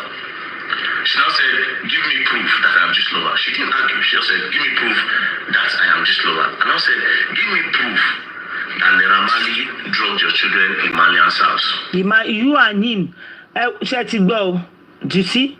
You and this guy. Pasha, you there? When I said he was there also to advocate for Malia, you and this lady was talking about yourself and her. Then you involve Malia's name. Oh yeah, give me proof that somebody said you asked that person to give you proof that you called Iyabo Ojo a fake actress. Is he a fake actor or whatever? So the person that said, okay, you two give me proof that I am a Gist lover. You now live your cycle, your own cycle. You left that cycle. You now say, oh yeah, give me proof that Malian spite your son Kiniko. Sure, the Malian lo aba mi so. Iyabo Ojo, when you left Agbogbok, now you cause all this thing, no. Now you cause all this thing. Because if you don't go meet this boy now, all this nonsense, no happen. Exactly. You cause all this thing. They talk to number one. Bó ṣe kọ́kọ́ bẹ̀rẹ̀ ọ̀rọ̀ yẹn no. Mi le Timothy le bí ẹ lọ́mọ yẹn ò lè bá mi sọ̀rọ̀ bẹ́ẹ̀ yẹn. Oh man, fún mi ní respect. You have been emotional. You have been what mo mọ̀ pé rude. Mi sọ̀rọ̀ mo dákẹ́. Now you people were not talking to each other. He said they should give you proof about ó wá mú ọ̀rọ̀ yẹn ó wá extend lọ́sọ̀dọ̀ Malia. Ṣọ́rọ̀ Malia ló wá bá mi sọ àbọ̀rọ̀ rẹ̀. Now you cause am mo. Ẹ ká sọ sister mi. Ẹ ká sọ ọlá mi. Ẹ ká sọ. Kí kò sáré sọ̀rọ̀ bẹ́ẹ̀. Ṣé ẹ rí bó ṣe ń ṣe yẹn bí bàbá yẹn ṣe ń ṣe yẹn mo bìrì pé ìgbà tó ń sọ̀rọ̀ kò ṣe bẹ́ẹ̀ I'm telling you. Bí búlì ṣe máa ń ṣe ó lè má sọ bẹ́ẹ̀ lóòótọ́ ó lè má sọ bẹ́ẹ̀ o. Bó ṣe ń ṣe yẹn bó ṣe ń ṣàyà gbàngbà yẹn tó náà bá gbójú ẹ̀ kò ní máa ṣe nǹkan tó ṣe yẹn. Mo dẹ̀ bìrì pé Iyabo Ojo ló fa gbogbo ilé tó máa ṣe bẹ́ẹ̀ yìí sí ridiculous. Yes, that is our own ibi tí mo ti fọ́ tiẹ̀ nìyẹn. Why did she even go? Because ní ìṣe maybe ní pípa tó débẹ̀ she will want to keep quiet, she will not talk. Oh no, mo ro èèyàn tó jẹ́ sister mi. Ṣé ẹ rí pé plus yóò rí pé àwọn nǹkan kan yẹn dùn ni. Èmi ò bá Ìyábọ̀ Òjó mọ̀ pé òun náà sọ̀dọ̀ ó ní she ó manipulate ẹ̀ jẹ́ bó sọ at the beginning. Ó ní she was just looking at him. Mo kẹ́ a máa wò ó ni. Mo dẹ̀ bí ní pé àwọn èèyàn yẹn àwọn èèyàn tó wà lára adìyẹ Ìyábọ̀ Òjó ní jẹ́ káwọn lọ jìyàn kọ́kọ́ jẹ́ pé àwọn méjèèjì àwọn yẹn tó bá sì bí àwọn lọ́yà gbogbo yẹn wọ́n á sì mọ̀ wọ́n á sì gbọ́ nǹkan tó sọ. I don't think they go. Now ó wá ní pé òun sọ pé she said fair actress. Abeg put down your comment one place. Who be VDM no dey lie. So you know this thing to think you never see am lie. You want me to start pointing it out? Abeg if na about like okay one side. Mama that no dey lie. But they come in now. VDM no dey lie. Ó sọ pé only failed actress. Ó sọ pé ṣé mo pé only at least 2 failed actress in that case. Gba tó ń jà tó ń sọ. Wọ́n ní ká keep playing ẹni sùúrù. Wọ́n ní kí keep playing. A máa padà analyse. Somebody said we should keep playing. Ẹ mú bọ̀. Then she said, well, he did it. I said, Naira Marley did it. She said, no, that's not Naira Marley. That is somebody in the Malian's house. And I said, who is the person in the Malian's house that drug your children? She now said, that the truth is that the whole thing happened in Malian's house. I was not like, you see? She now said, there's a witness to this thing. I said, Ìyábọ̀ Òjó, do you know what the witness is? I said, witness somebody that saw it with their koro eyes like this and can testify. They said, yes, that there's a witness that saw everything. And I said, okay, no problem. Then went further. She now said, at the end of the day, why do you add now? See, where Ìyábọ̀ Òjó also make mistake here. Ìyábọ̀ Òjó but limit. So èmi àti la jọ ń sọ̀rọ̀. I am not here for Naira Marley. Or èmi àti la jọ ń sọ̀rọ̀. You are not advocating for Naira Marley. He's manipulating everything. Nothing. Ìyábọ̀ will never tell VDM about manners and everything. They went for their own stuff. He went to apologize. It's a lie. You will see the manipulative thing in his mouth. You know he has tried everything. I don't think Ìyábọ̀ Òjó went to apologize. Ìyábọ̀ said they talk and he left. You know why he's coming now? Because Ìyábọ̀ said he made him to believe something in the music industry. So he's trying to knock edge. It's not. If you see what VDM is saying, you will not. Ìyábọ̀ will not ever bring Abu Ebe.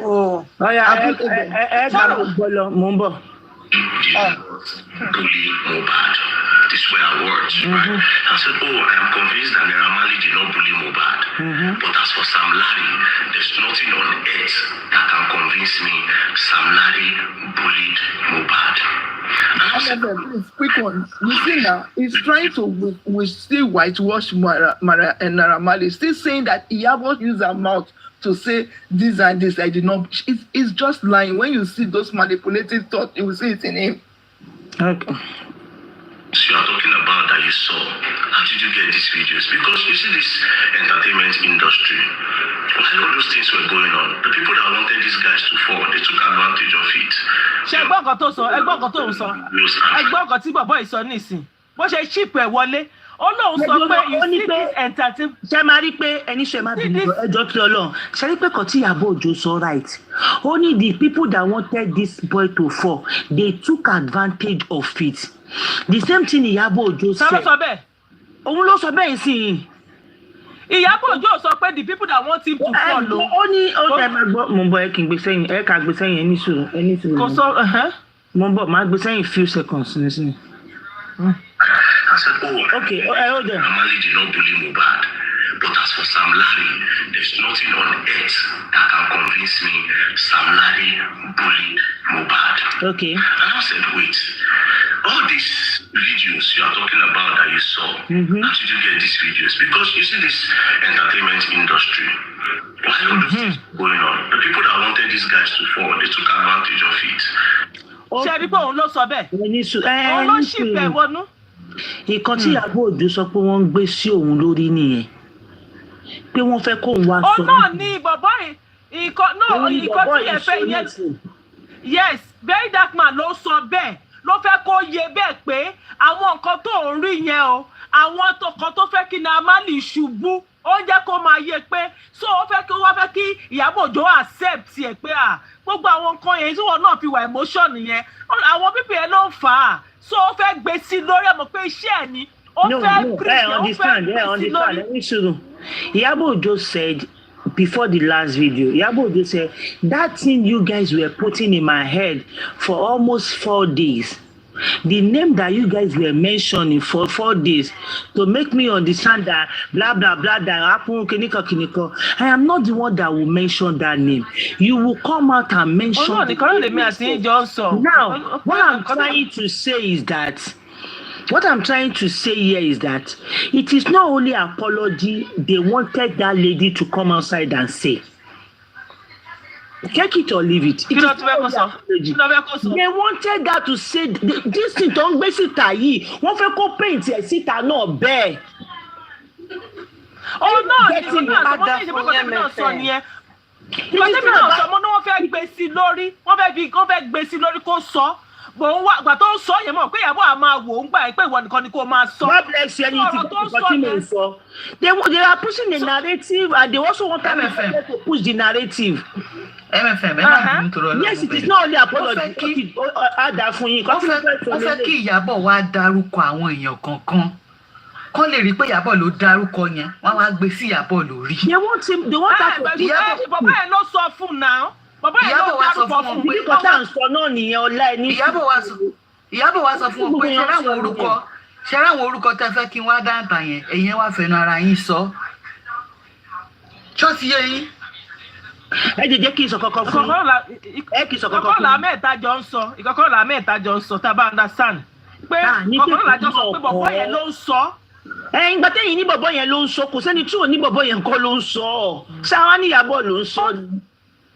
Mi sọ pé àbọ̀ mi sọ pé ẹ sọ bẹ́ẹ̀ mi náà mọ̀ we are saying the same thing sister mi the same thing àjọ ń sọ pé nǹkan tí wọ́n fẹ́ gbé sí lórí pé kó wá sọ níta tó fẹ́ kó yé pé the reason why you are emotional so go and say it outside pé so tún kó fi conjure gbogbo ọ̀rẹ́ pé àwọn nǹkan tí wọ́n fi emotion pé báyìí nǹkan tó ọmọ sọ pé kan làjọ ń sọ.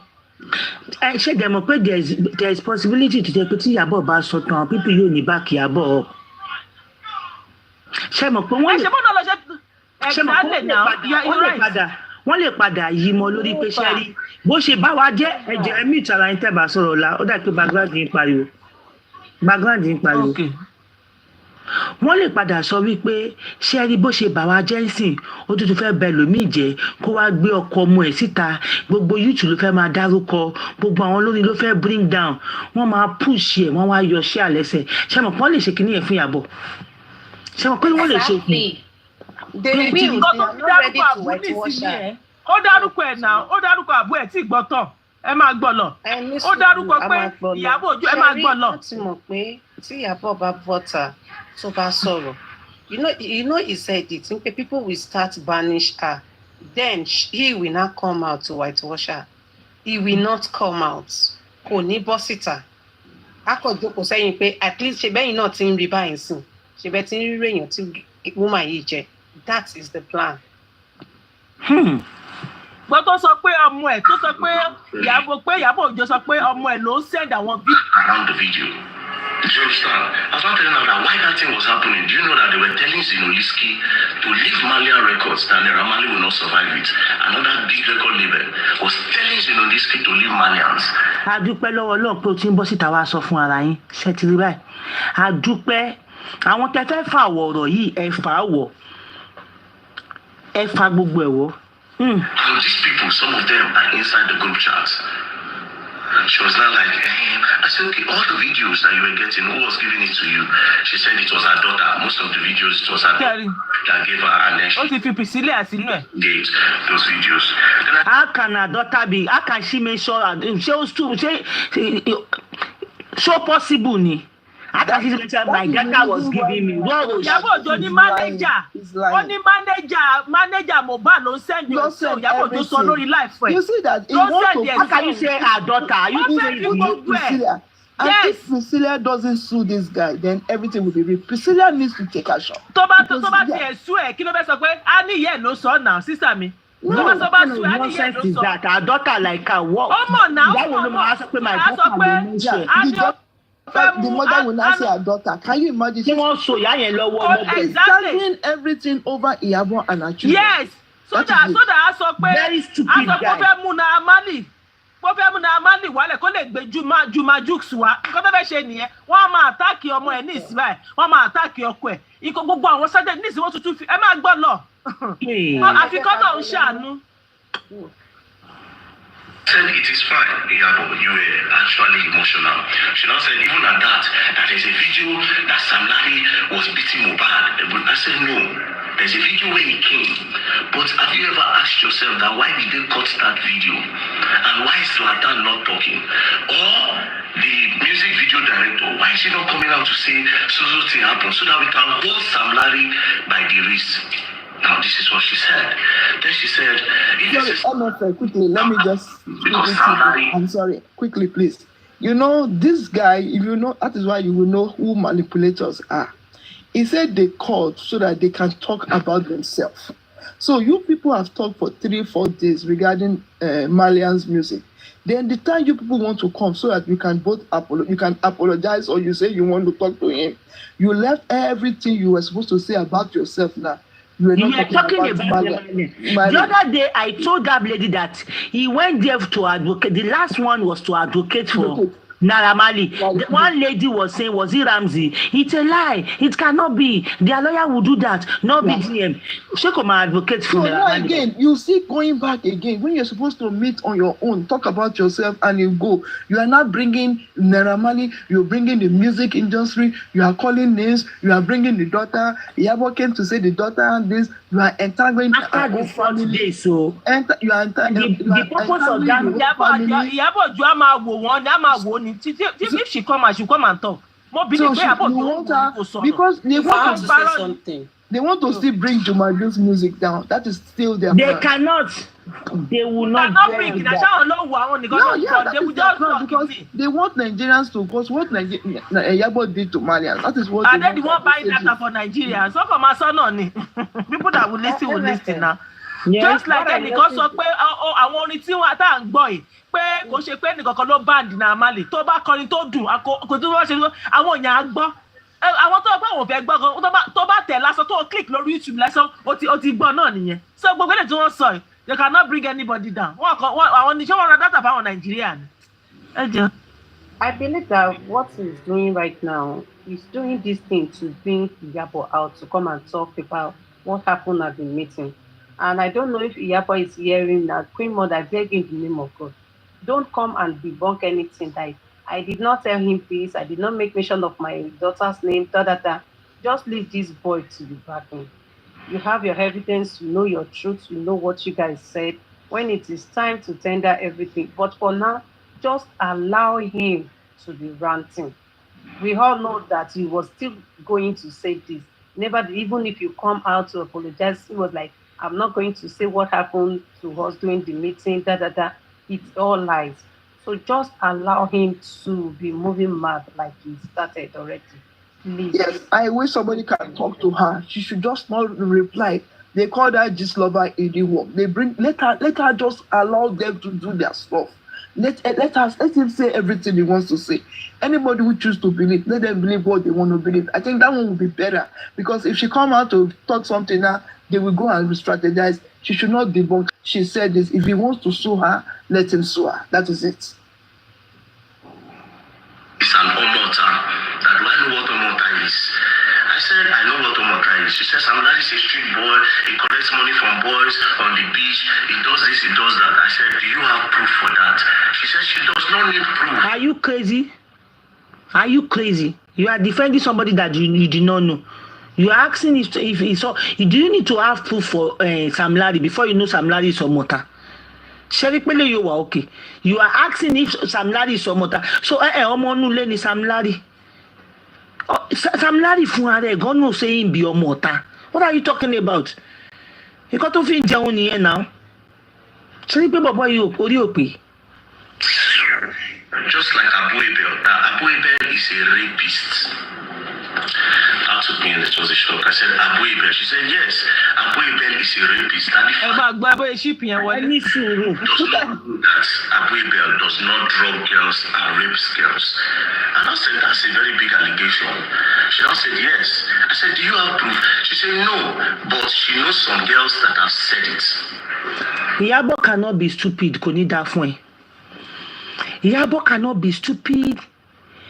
And if Abu Ebel believe this one gone, Abu Ebel gone, I don't know. Like, I don't understand. Me and you dey talk. Yeah, you see that it's not. Yeah, you dey talk. I go carry Abu Ebel. No, wá síwájú ẹ. You want to play basket mouth to me? You see you that I know that you are a basket mouth. Basket mouth. You are meeting him for the first time and you are telling him everything. It's a lie. It's a lie. No. Is it Abu Ebel that buy Mohbad? I don't know. Is it Abu Ebel that? Why will Abu Ebel come to matter? And Bebe does not work for the Malians. It doesn't have any correlation. Nothing. He will just go and think Abu Ebel is a rapist. Can you imagine that talk? If Abu Ebel is he a rapist? They want to draw Abu Ebel into this whole matter. Wọ́n fẹ́ fa Abu Ebel wọnú issue. Sister bóyá bọ̀bọ̀ ẹ̀ mọ̀ nǹkan tó ń ṣe ni. Ó ní bóyá Abu Ebel ti ṣe àbí nǹkan kan ló mọ̀. Ó kàn fẹ́ mọ̀. Wọ́n fẹ́ fa sweet guys sórí ọ̀rọ̀ yìí again. Ṣé mọ̀ pé normally ó ní nǹkan tó dà wọ́n papọ̀ díẹ̀díẹ̀ tẹ́lẹ̀. Wọ́n fẹ́ fa Abu Ebel ọ̀rọ̀ yìí papọ̀ tó dà wọ́n Naira Marley Abu Ebel gbogbo wọn. Wọ́n fẹ́ fa they need the side of their home. They listen to MFM. They need that woman. They need the side of Royal Majesty. They need the side of his own part. Wọ́n fẹ́ kí party ẹ̀ play. They want her to run. Okay, so defend the one sister. Hold on. Kò ṣe defend ló máa ń pè. Wọ́n fẹ́ kó play side titi ẹ̀ defend báwo. Wọ́n fẹ́ kó play side titi ẹ̀. Wọ́n fẹ́ kí agbára titi ẹ̀ play nínú the whole thing tó ń lọ yìí. Wọ́n ti bá iṣẹ́ débì kan. They need his own role to be played as it is now. Because Iyabo Ojo will not be stupid. As in, mo lè guarantee ẹ ni, mo lè fògbó ẹ̀ gbárí. As a queen mother, as wise as she is, à ń sọ̀rọ̀. Kò wá gbé ọ̀rọ̀ yẹn lọ síbi gidi. A wá gbé síwájú basket mouth. Say just like Abu Ebel used to rape. How does Abu Ebel, justice for Mohbad, concerns Abu Ebel? Like me, you understand? They've never caused ever brought out a complaint that there was a rape case with. They want to involve street. London. They want to involve that street on that side, on that their side. That side they need involvement. Because circulate. So much now they understand. Just like Abu Ebel is a rapist. Now they are going somewhere. Okay, now I don't know. The issue of rapist or no rapist. Only to one down low down key. Iyabo Ojo money by. They want to bring out the narrative. It will not come from them. They are aware. But now they want to use Iyabo Ojo to look as if one bring narrative. Abu Ebel will now play his own power on his part. Abu Ebel okay? Abel no small now. Abel no small. Abel no small. Now, Iyabo Ojo, what I would advise you, if you are listening, don't come outside and debunk anything. Bam! Do not come and talk. You don't say anything. And Abu Ebel that I know, he don't take for street pass your molo jelabe VDM at you lot tell Shori Buruku. He will never believe that. Tó bá wá believe ó lè máa pé I pray o ó lè máa pé lóòótọ́ nítorí pé mo ti ṣe kíní ẹni sùúrù ẹ̀yin interject ni ọlá you are interjecting me ẹ kì í play kan tí mo ń play lẹ́yìn ẹ máa kí n lọ́ọ̀sì kíní mi. Will Iyabo Ojo listen to me? Iyabo Ojo wọ́n máa gbé dọ́dọ̀ ẹ̀ náà. They go carry and pass their pets now.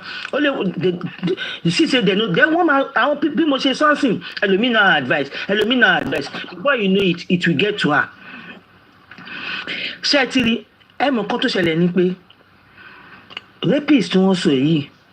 There is every tendency kó ṣẹlẹ̀. There is every tendency kó jẹ́ kó ṣẹlẹ̀, but kó ṣẹlẹ̀ sí ọ̀dọ̀ Iyabo. So they want to carry on. You know, he has been silent in all these things. What is silent? They also want his support. They also want sweet support to play. And this is a guy to jẹ́ pé gbogbo wa mọ̀ pé he knows small. Kò kéré ẹgbàgbé na bàbá ibi. So involving him now, Chetidele is cheap. Involving him now is to run another street for it to be complete. Kó lè pé ẹ má gbàgbé pé gbogbo èmi ní Lẹ́kì Àjà gbogbo ẹ̀ na boy dey run am o. Àwọn island yẹn na dem dey run am. So one need the consent here for things to be perfect. Now tó bá ti involve àjò ọwọ́ lẹ̀. Mo dẹ̀ rò pé Ọlọ́run kó ṣàánú kó má jẹ́ kó rí takoyàn.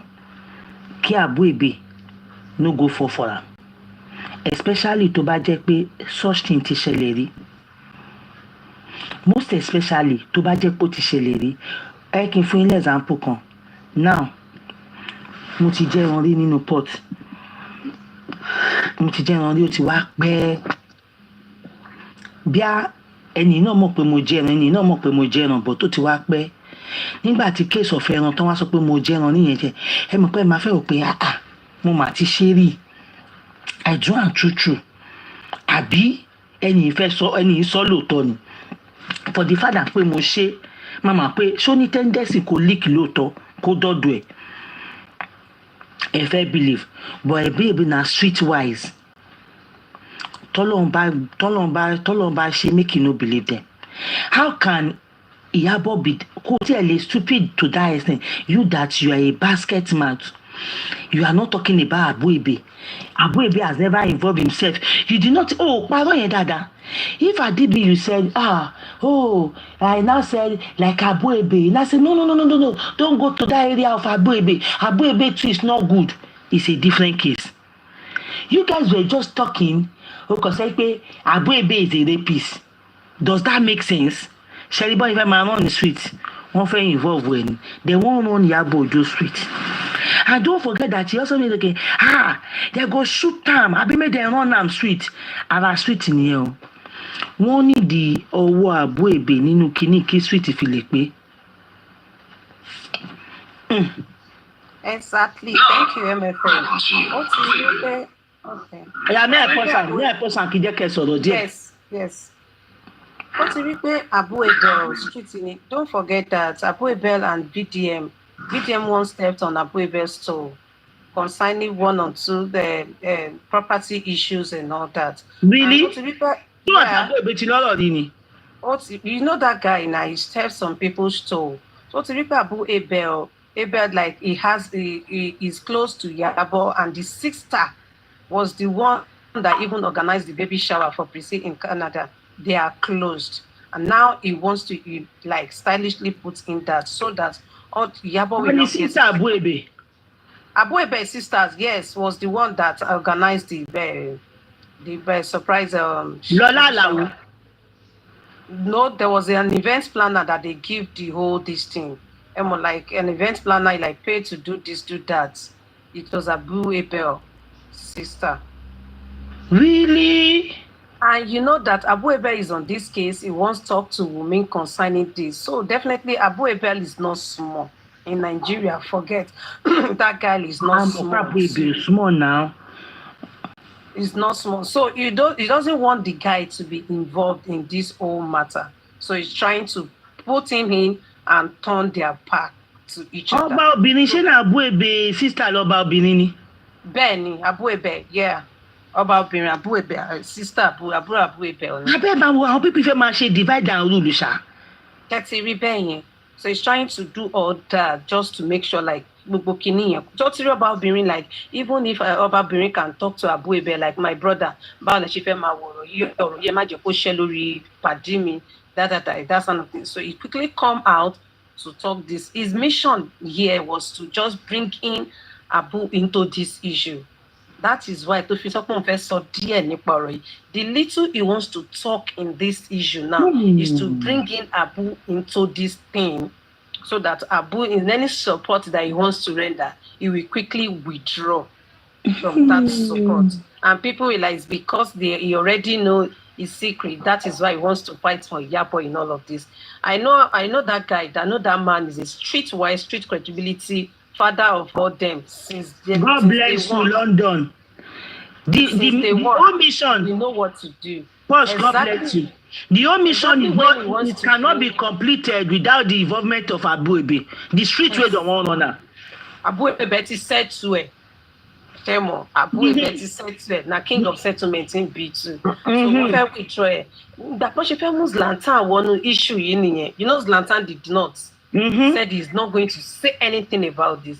Now they don't know where to like bring in this guy issue. They feel that okay, let us use one of his powers to trigger him. Definitely he will withdraw. Because God bless you for that. He's one of his past. He's one of his past. God bless you. It's inevitable. I want people to manage that thing is inevitable. You understand? So let us use one of his past to trigger him. Trigger him to withdraw from the case. Because they know that definitely that man, that guy, will definitely be into this case. Dake is not coming outside to even say anything, but definitely this guy is into it. Chebon no help Naramali when he had a first issue. Abuebe said to it, even said to it. They want the government of Abuebe. Yes. Oh my God.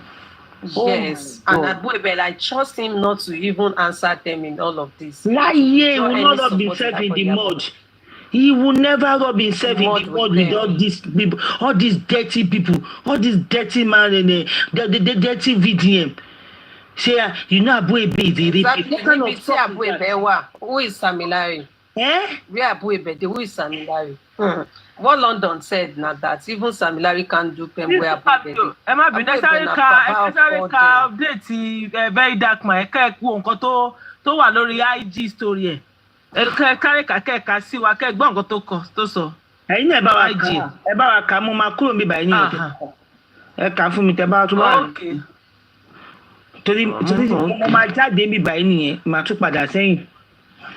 Abuebe has been trending on X. Yeah, go ahead, please. Only the damage control will be very hard now. Torí ìgbà tó kọ́kọ́ sọ níbẹ̀rẹ̀ pé gbogbo eléyìí tẹ́ ń ṣe yẹn tẹ́ ń damage yẹn ṣé mọ̀ kó mọ̀ pé wọ́n ti ká òun.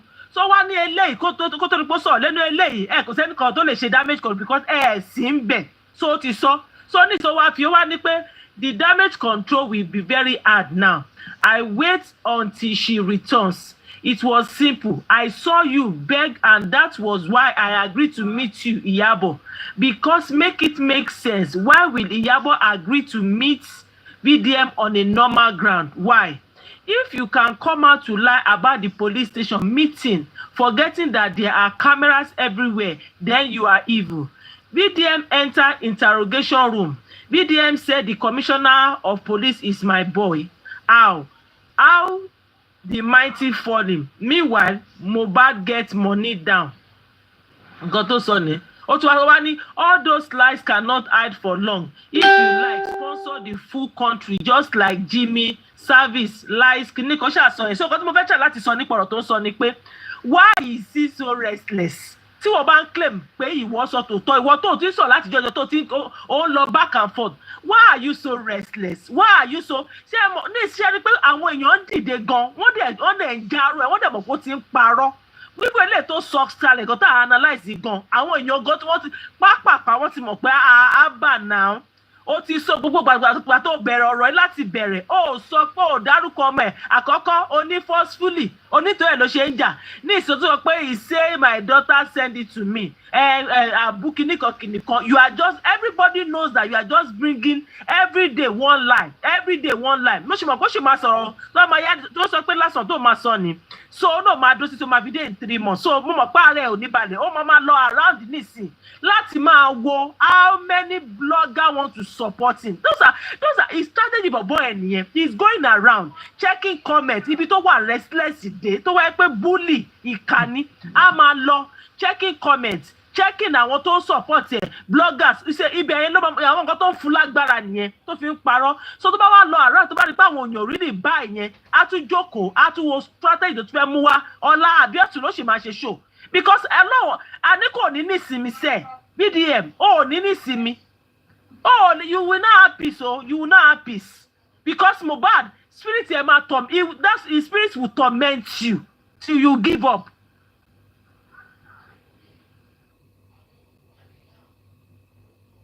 Sorry guys, can't you all say now that he's not even talking about Mohbad again?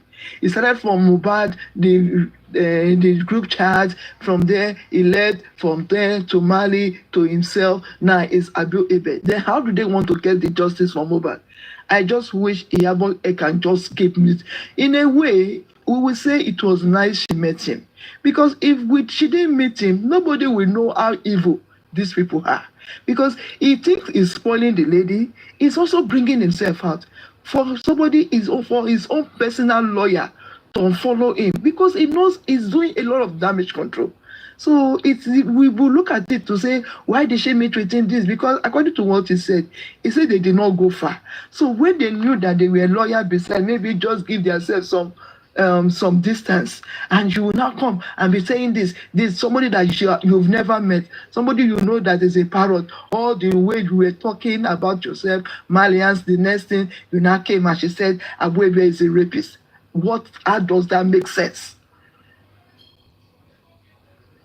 Yeah, he's just trying to run streetwise. That is what he's trying to do. Well, let's see how it will go. I just hope everything we are watching.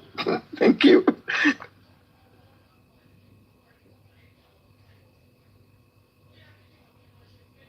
I'm going to take it back again because I have to wait for... Alright, so throughout last week, I'm going to take it like this. Okay, let's see. I said, I am convinced that Naira Marley did not bully Mohbad. But as for Sam Larry, there's nothing on earth that can convince me Sam Larry bullied Mohbad.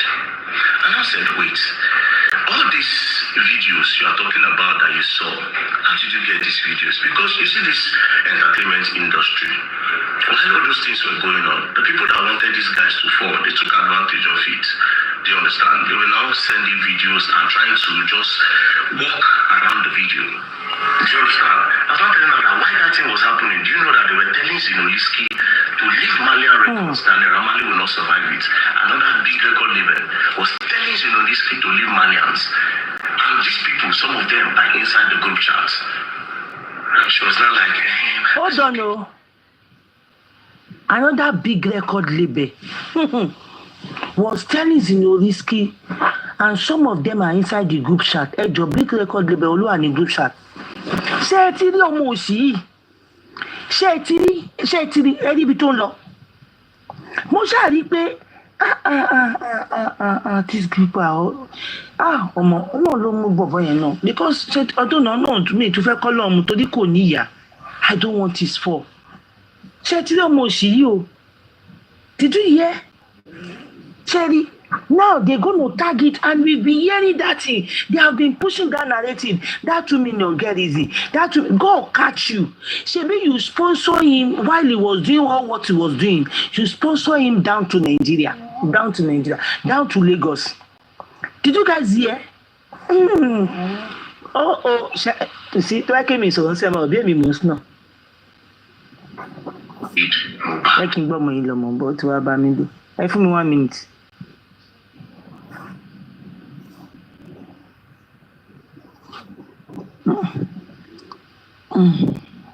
Am I go? I said, wait.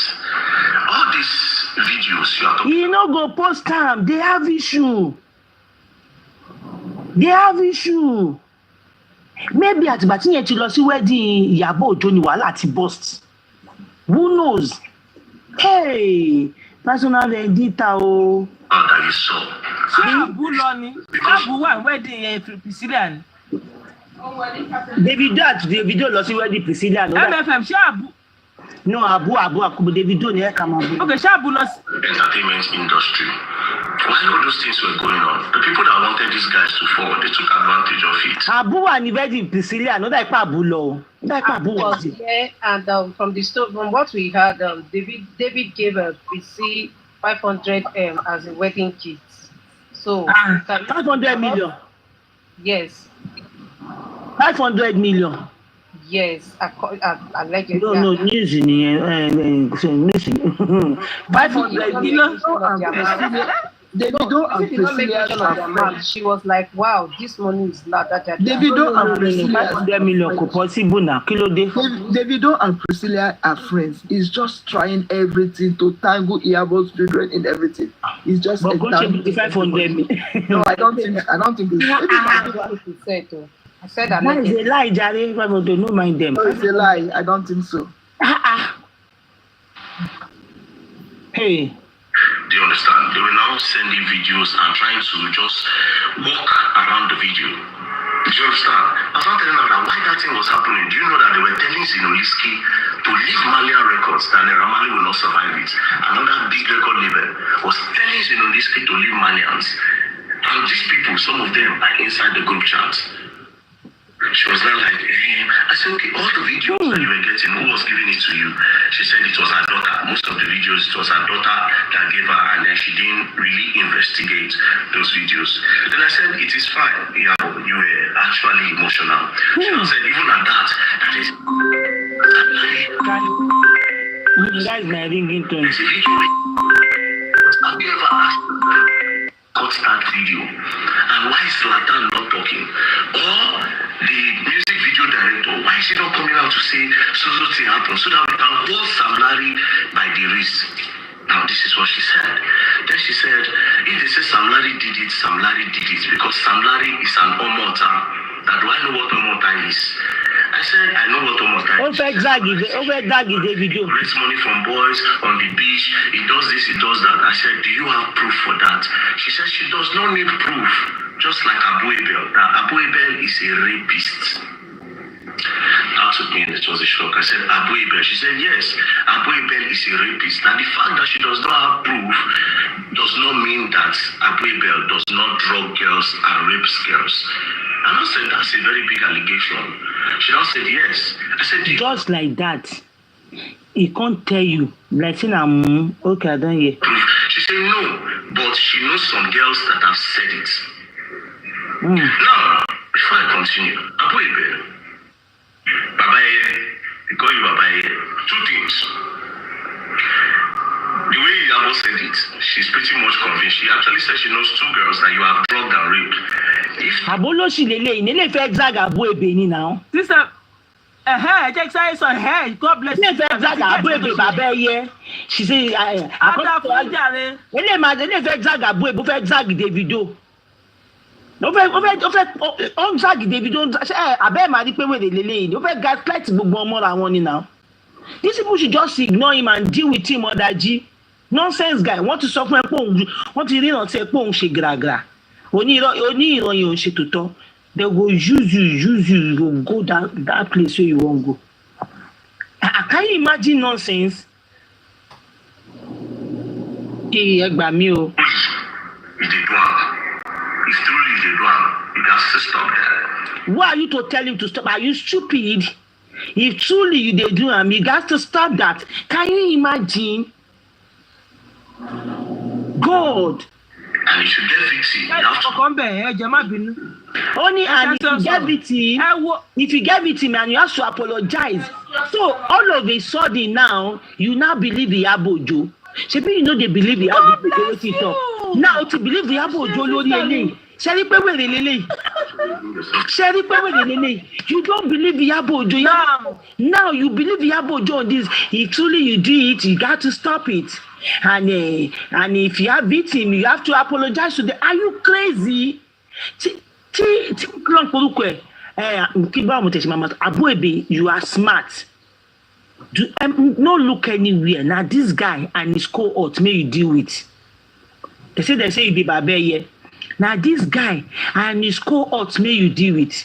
Now do not forget that what you say why you know. Only ti sọ kankan fún Iyabo Ojo nípa Abu Ebe. kí Abu Ebe tó wá asma ìtẹ̀ ìgbà tó ti ń tà láti gbé kan sórí Ìyábọ̀ Òjó ara kan tó ń gbé sórí Ìyábọ̀ Òjó bí Abu Ebe náà wà ń bẹ̀ kí Ìyábọ̀ Òjó tó wá lọ dípò máa lọ sọ fún Abu Ebe kó tó dé etí wọn náà ó lè dépò ló sáré wá sọ sí and what kind of nonsense is this for crying out loud? If you are doing it you have to stop it and if you have a victim you need to apologize. Are you the police? Really smart. You are really smart. You know, because you are smart. This guy is sorry, just má bínú sister mi ṣe bàtọ́ ìgbà tó sọ̀rọ̀ ní ìsìn tó ní if you have victim àwọn tí Naira Marley tó rí àwọn fídíò ẹ̀ you are trying to wash white lẹ́ ń pè but eléyìí tó sọ pé you have not been you say all what Yebo has been saying all this while she's lying now you believe this one that you say they say but the one you saw the video you saw you are trying to o fẹ́ máa white wash àbí o fẹ́ try láti clear Naira Marley o but this just like that so o wá ń gba ọ̀rọ̀ Ìyábọ̀ gbọ́ whitewash but o ń gbà you are believing Ìyábọ̀'s word now according to what you are saying now at the end of your so ó mì pé òun ló kúkú ẹ̀ ó mọ àwọn tó bá gbọ́n àwọn tí ò gbọ́n wọn lè ka bọ́ọ̀yì wọn lè ka rárá àwọn tó dàbí ewúrẹ́ bíi tiẹ̀ láti wọn lè ka wọ́n tẹ̀ máa ká gọbọ̀ ọmọ nǹkan tí wọ́n ṣe wọ́n kàn máa intentionally fẹ́ fojú fò dání they want to now they will be going for Priscilla now wọ́n máa attack Priscilla now wọ́n máa attack ẹ̀ tẹ̀bí búkì tí ó ti update ní sàtàwọn yẹn wọ́n máa attack ọmọ yẹn. àárọ̀ ọmọdé làwà wọ́n lè attack gbàgbé ara wọn ló máa attack. okay yeah all right okay drag mo fẹ́ sàṣẹ wọn drag tó máa sọ mi sọ pé yeah drag tó máa ṣe yẹn okay. so they dey fly it will not fly. To the front. But if you didn't do it, just know that you are the next target because they already don't build case for your head. Say they won't get witness of case where you are rebel, they drug, they rape, they do forceful entry on. So immediately she said that, I said, but you have to see proof. Sorry guys, see, quickly, MFM, quickly, sorry, because I want to enter the elevator. You see that, you know at the beginning, it said Priscilla, Naira Marley said, somebody said, Naira Marley forcefully entered Priscilla. That was why she went for Naira Marley. At the end of this video now, she's saying that Abu Ebe is doing forceful entry. You see what he's trying to do? Can you guys get it? We are watching.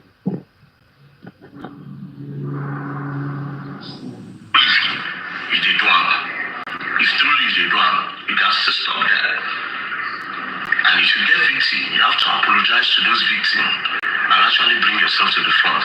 But if you didn't do it, just know that you are the next target because they already don't build case for your head.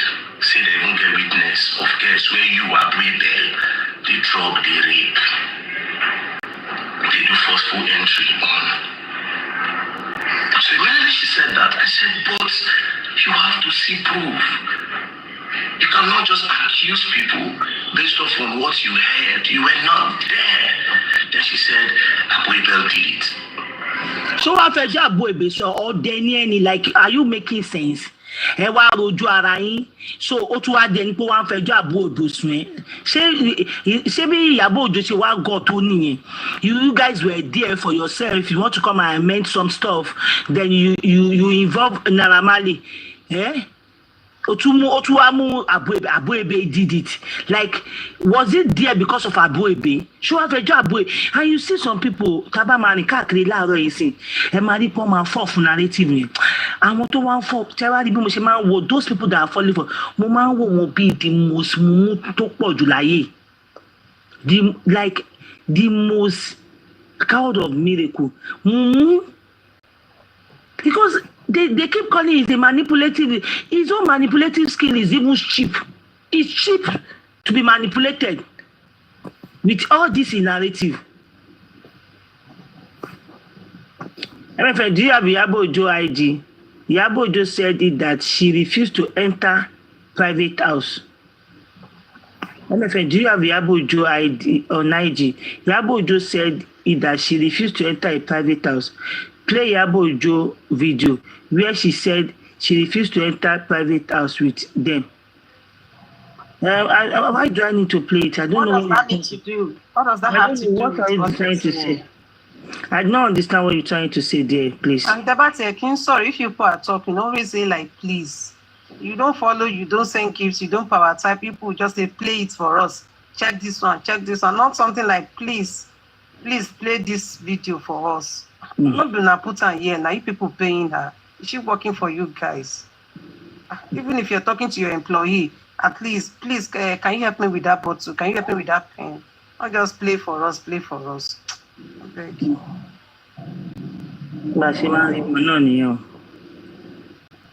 Sam Larry did it, and she does not need any proof. She's convinced by what these people said. Now, she now went further to say, you know what? I will just leave these other ones. Make she come back to the country. She went further to say, you know what? I will just leave the other ones. Hey, this guy, oh funny you. To ba tún rí pé Abuebe ò tún sọ̀rọ̀, á tún wá tẹlòmíì. Hey, God of miracle. Now only God go fight Iyabo Ojo's battle. It is only God. Ghana.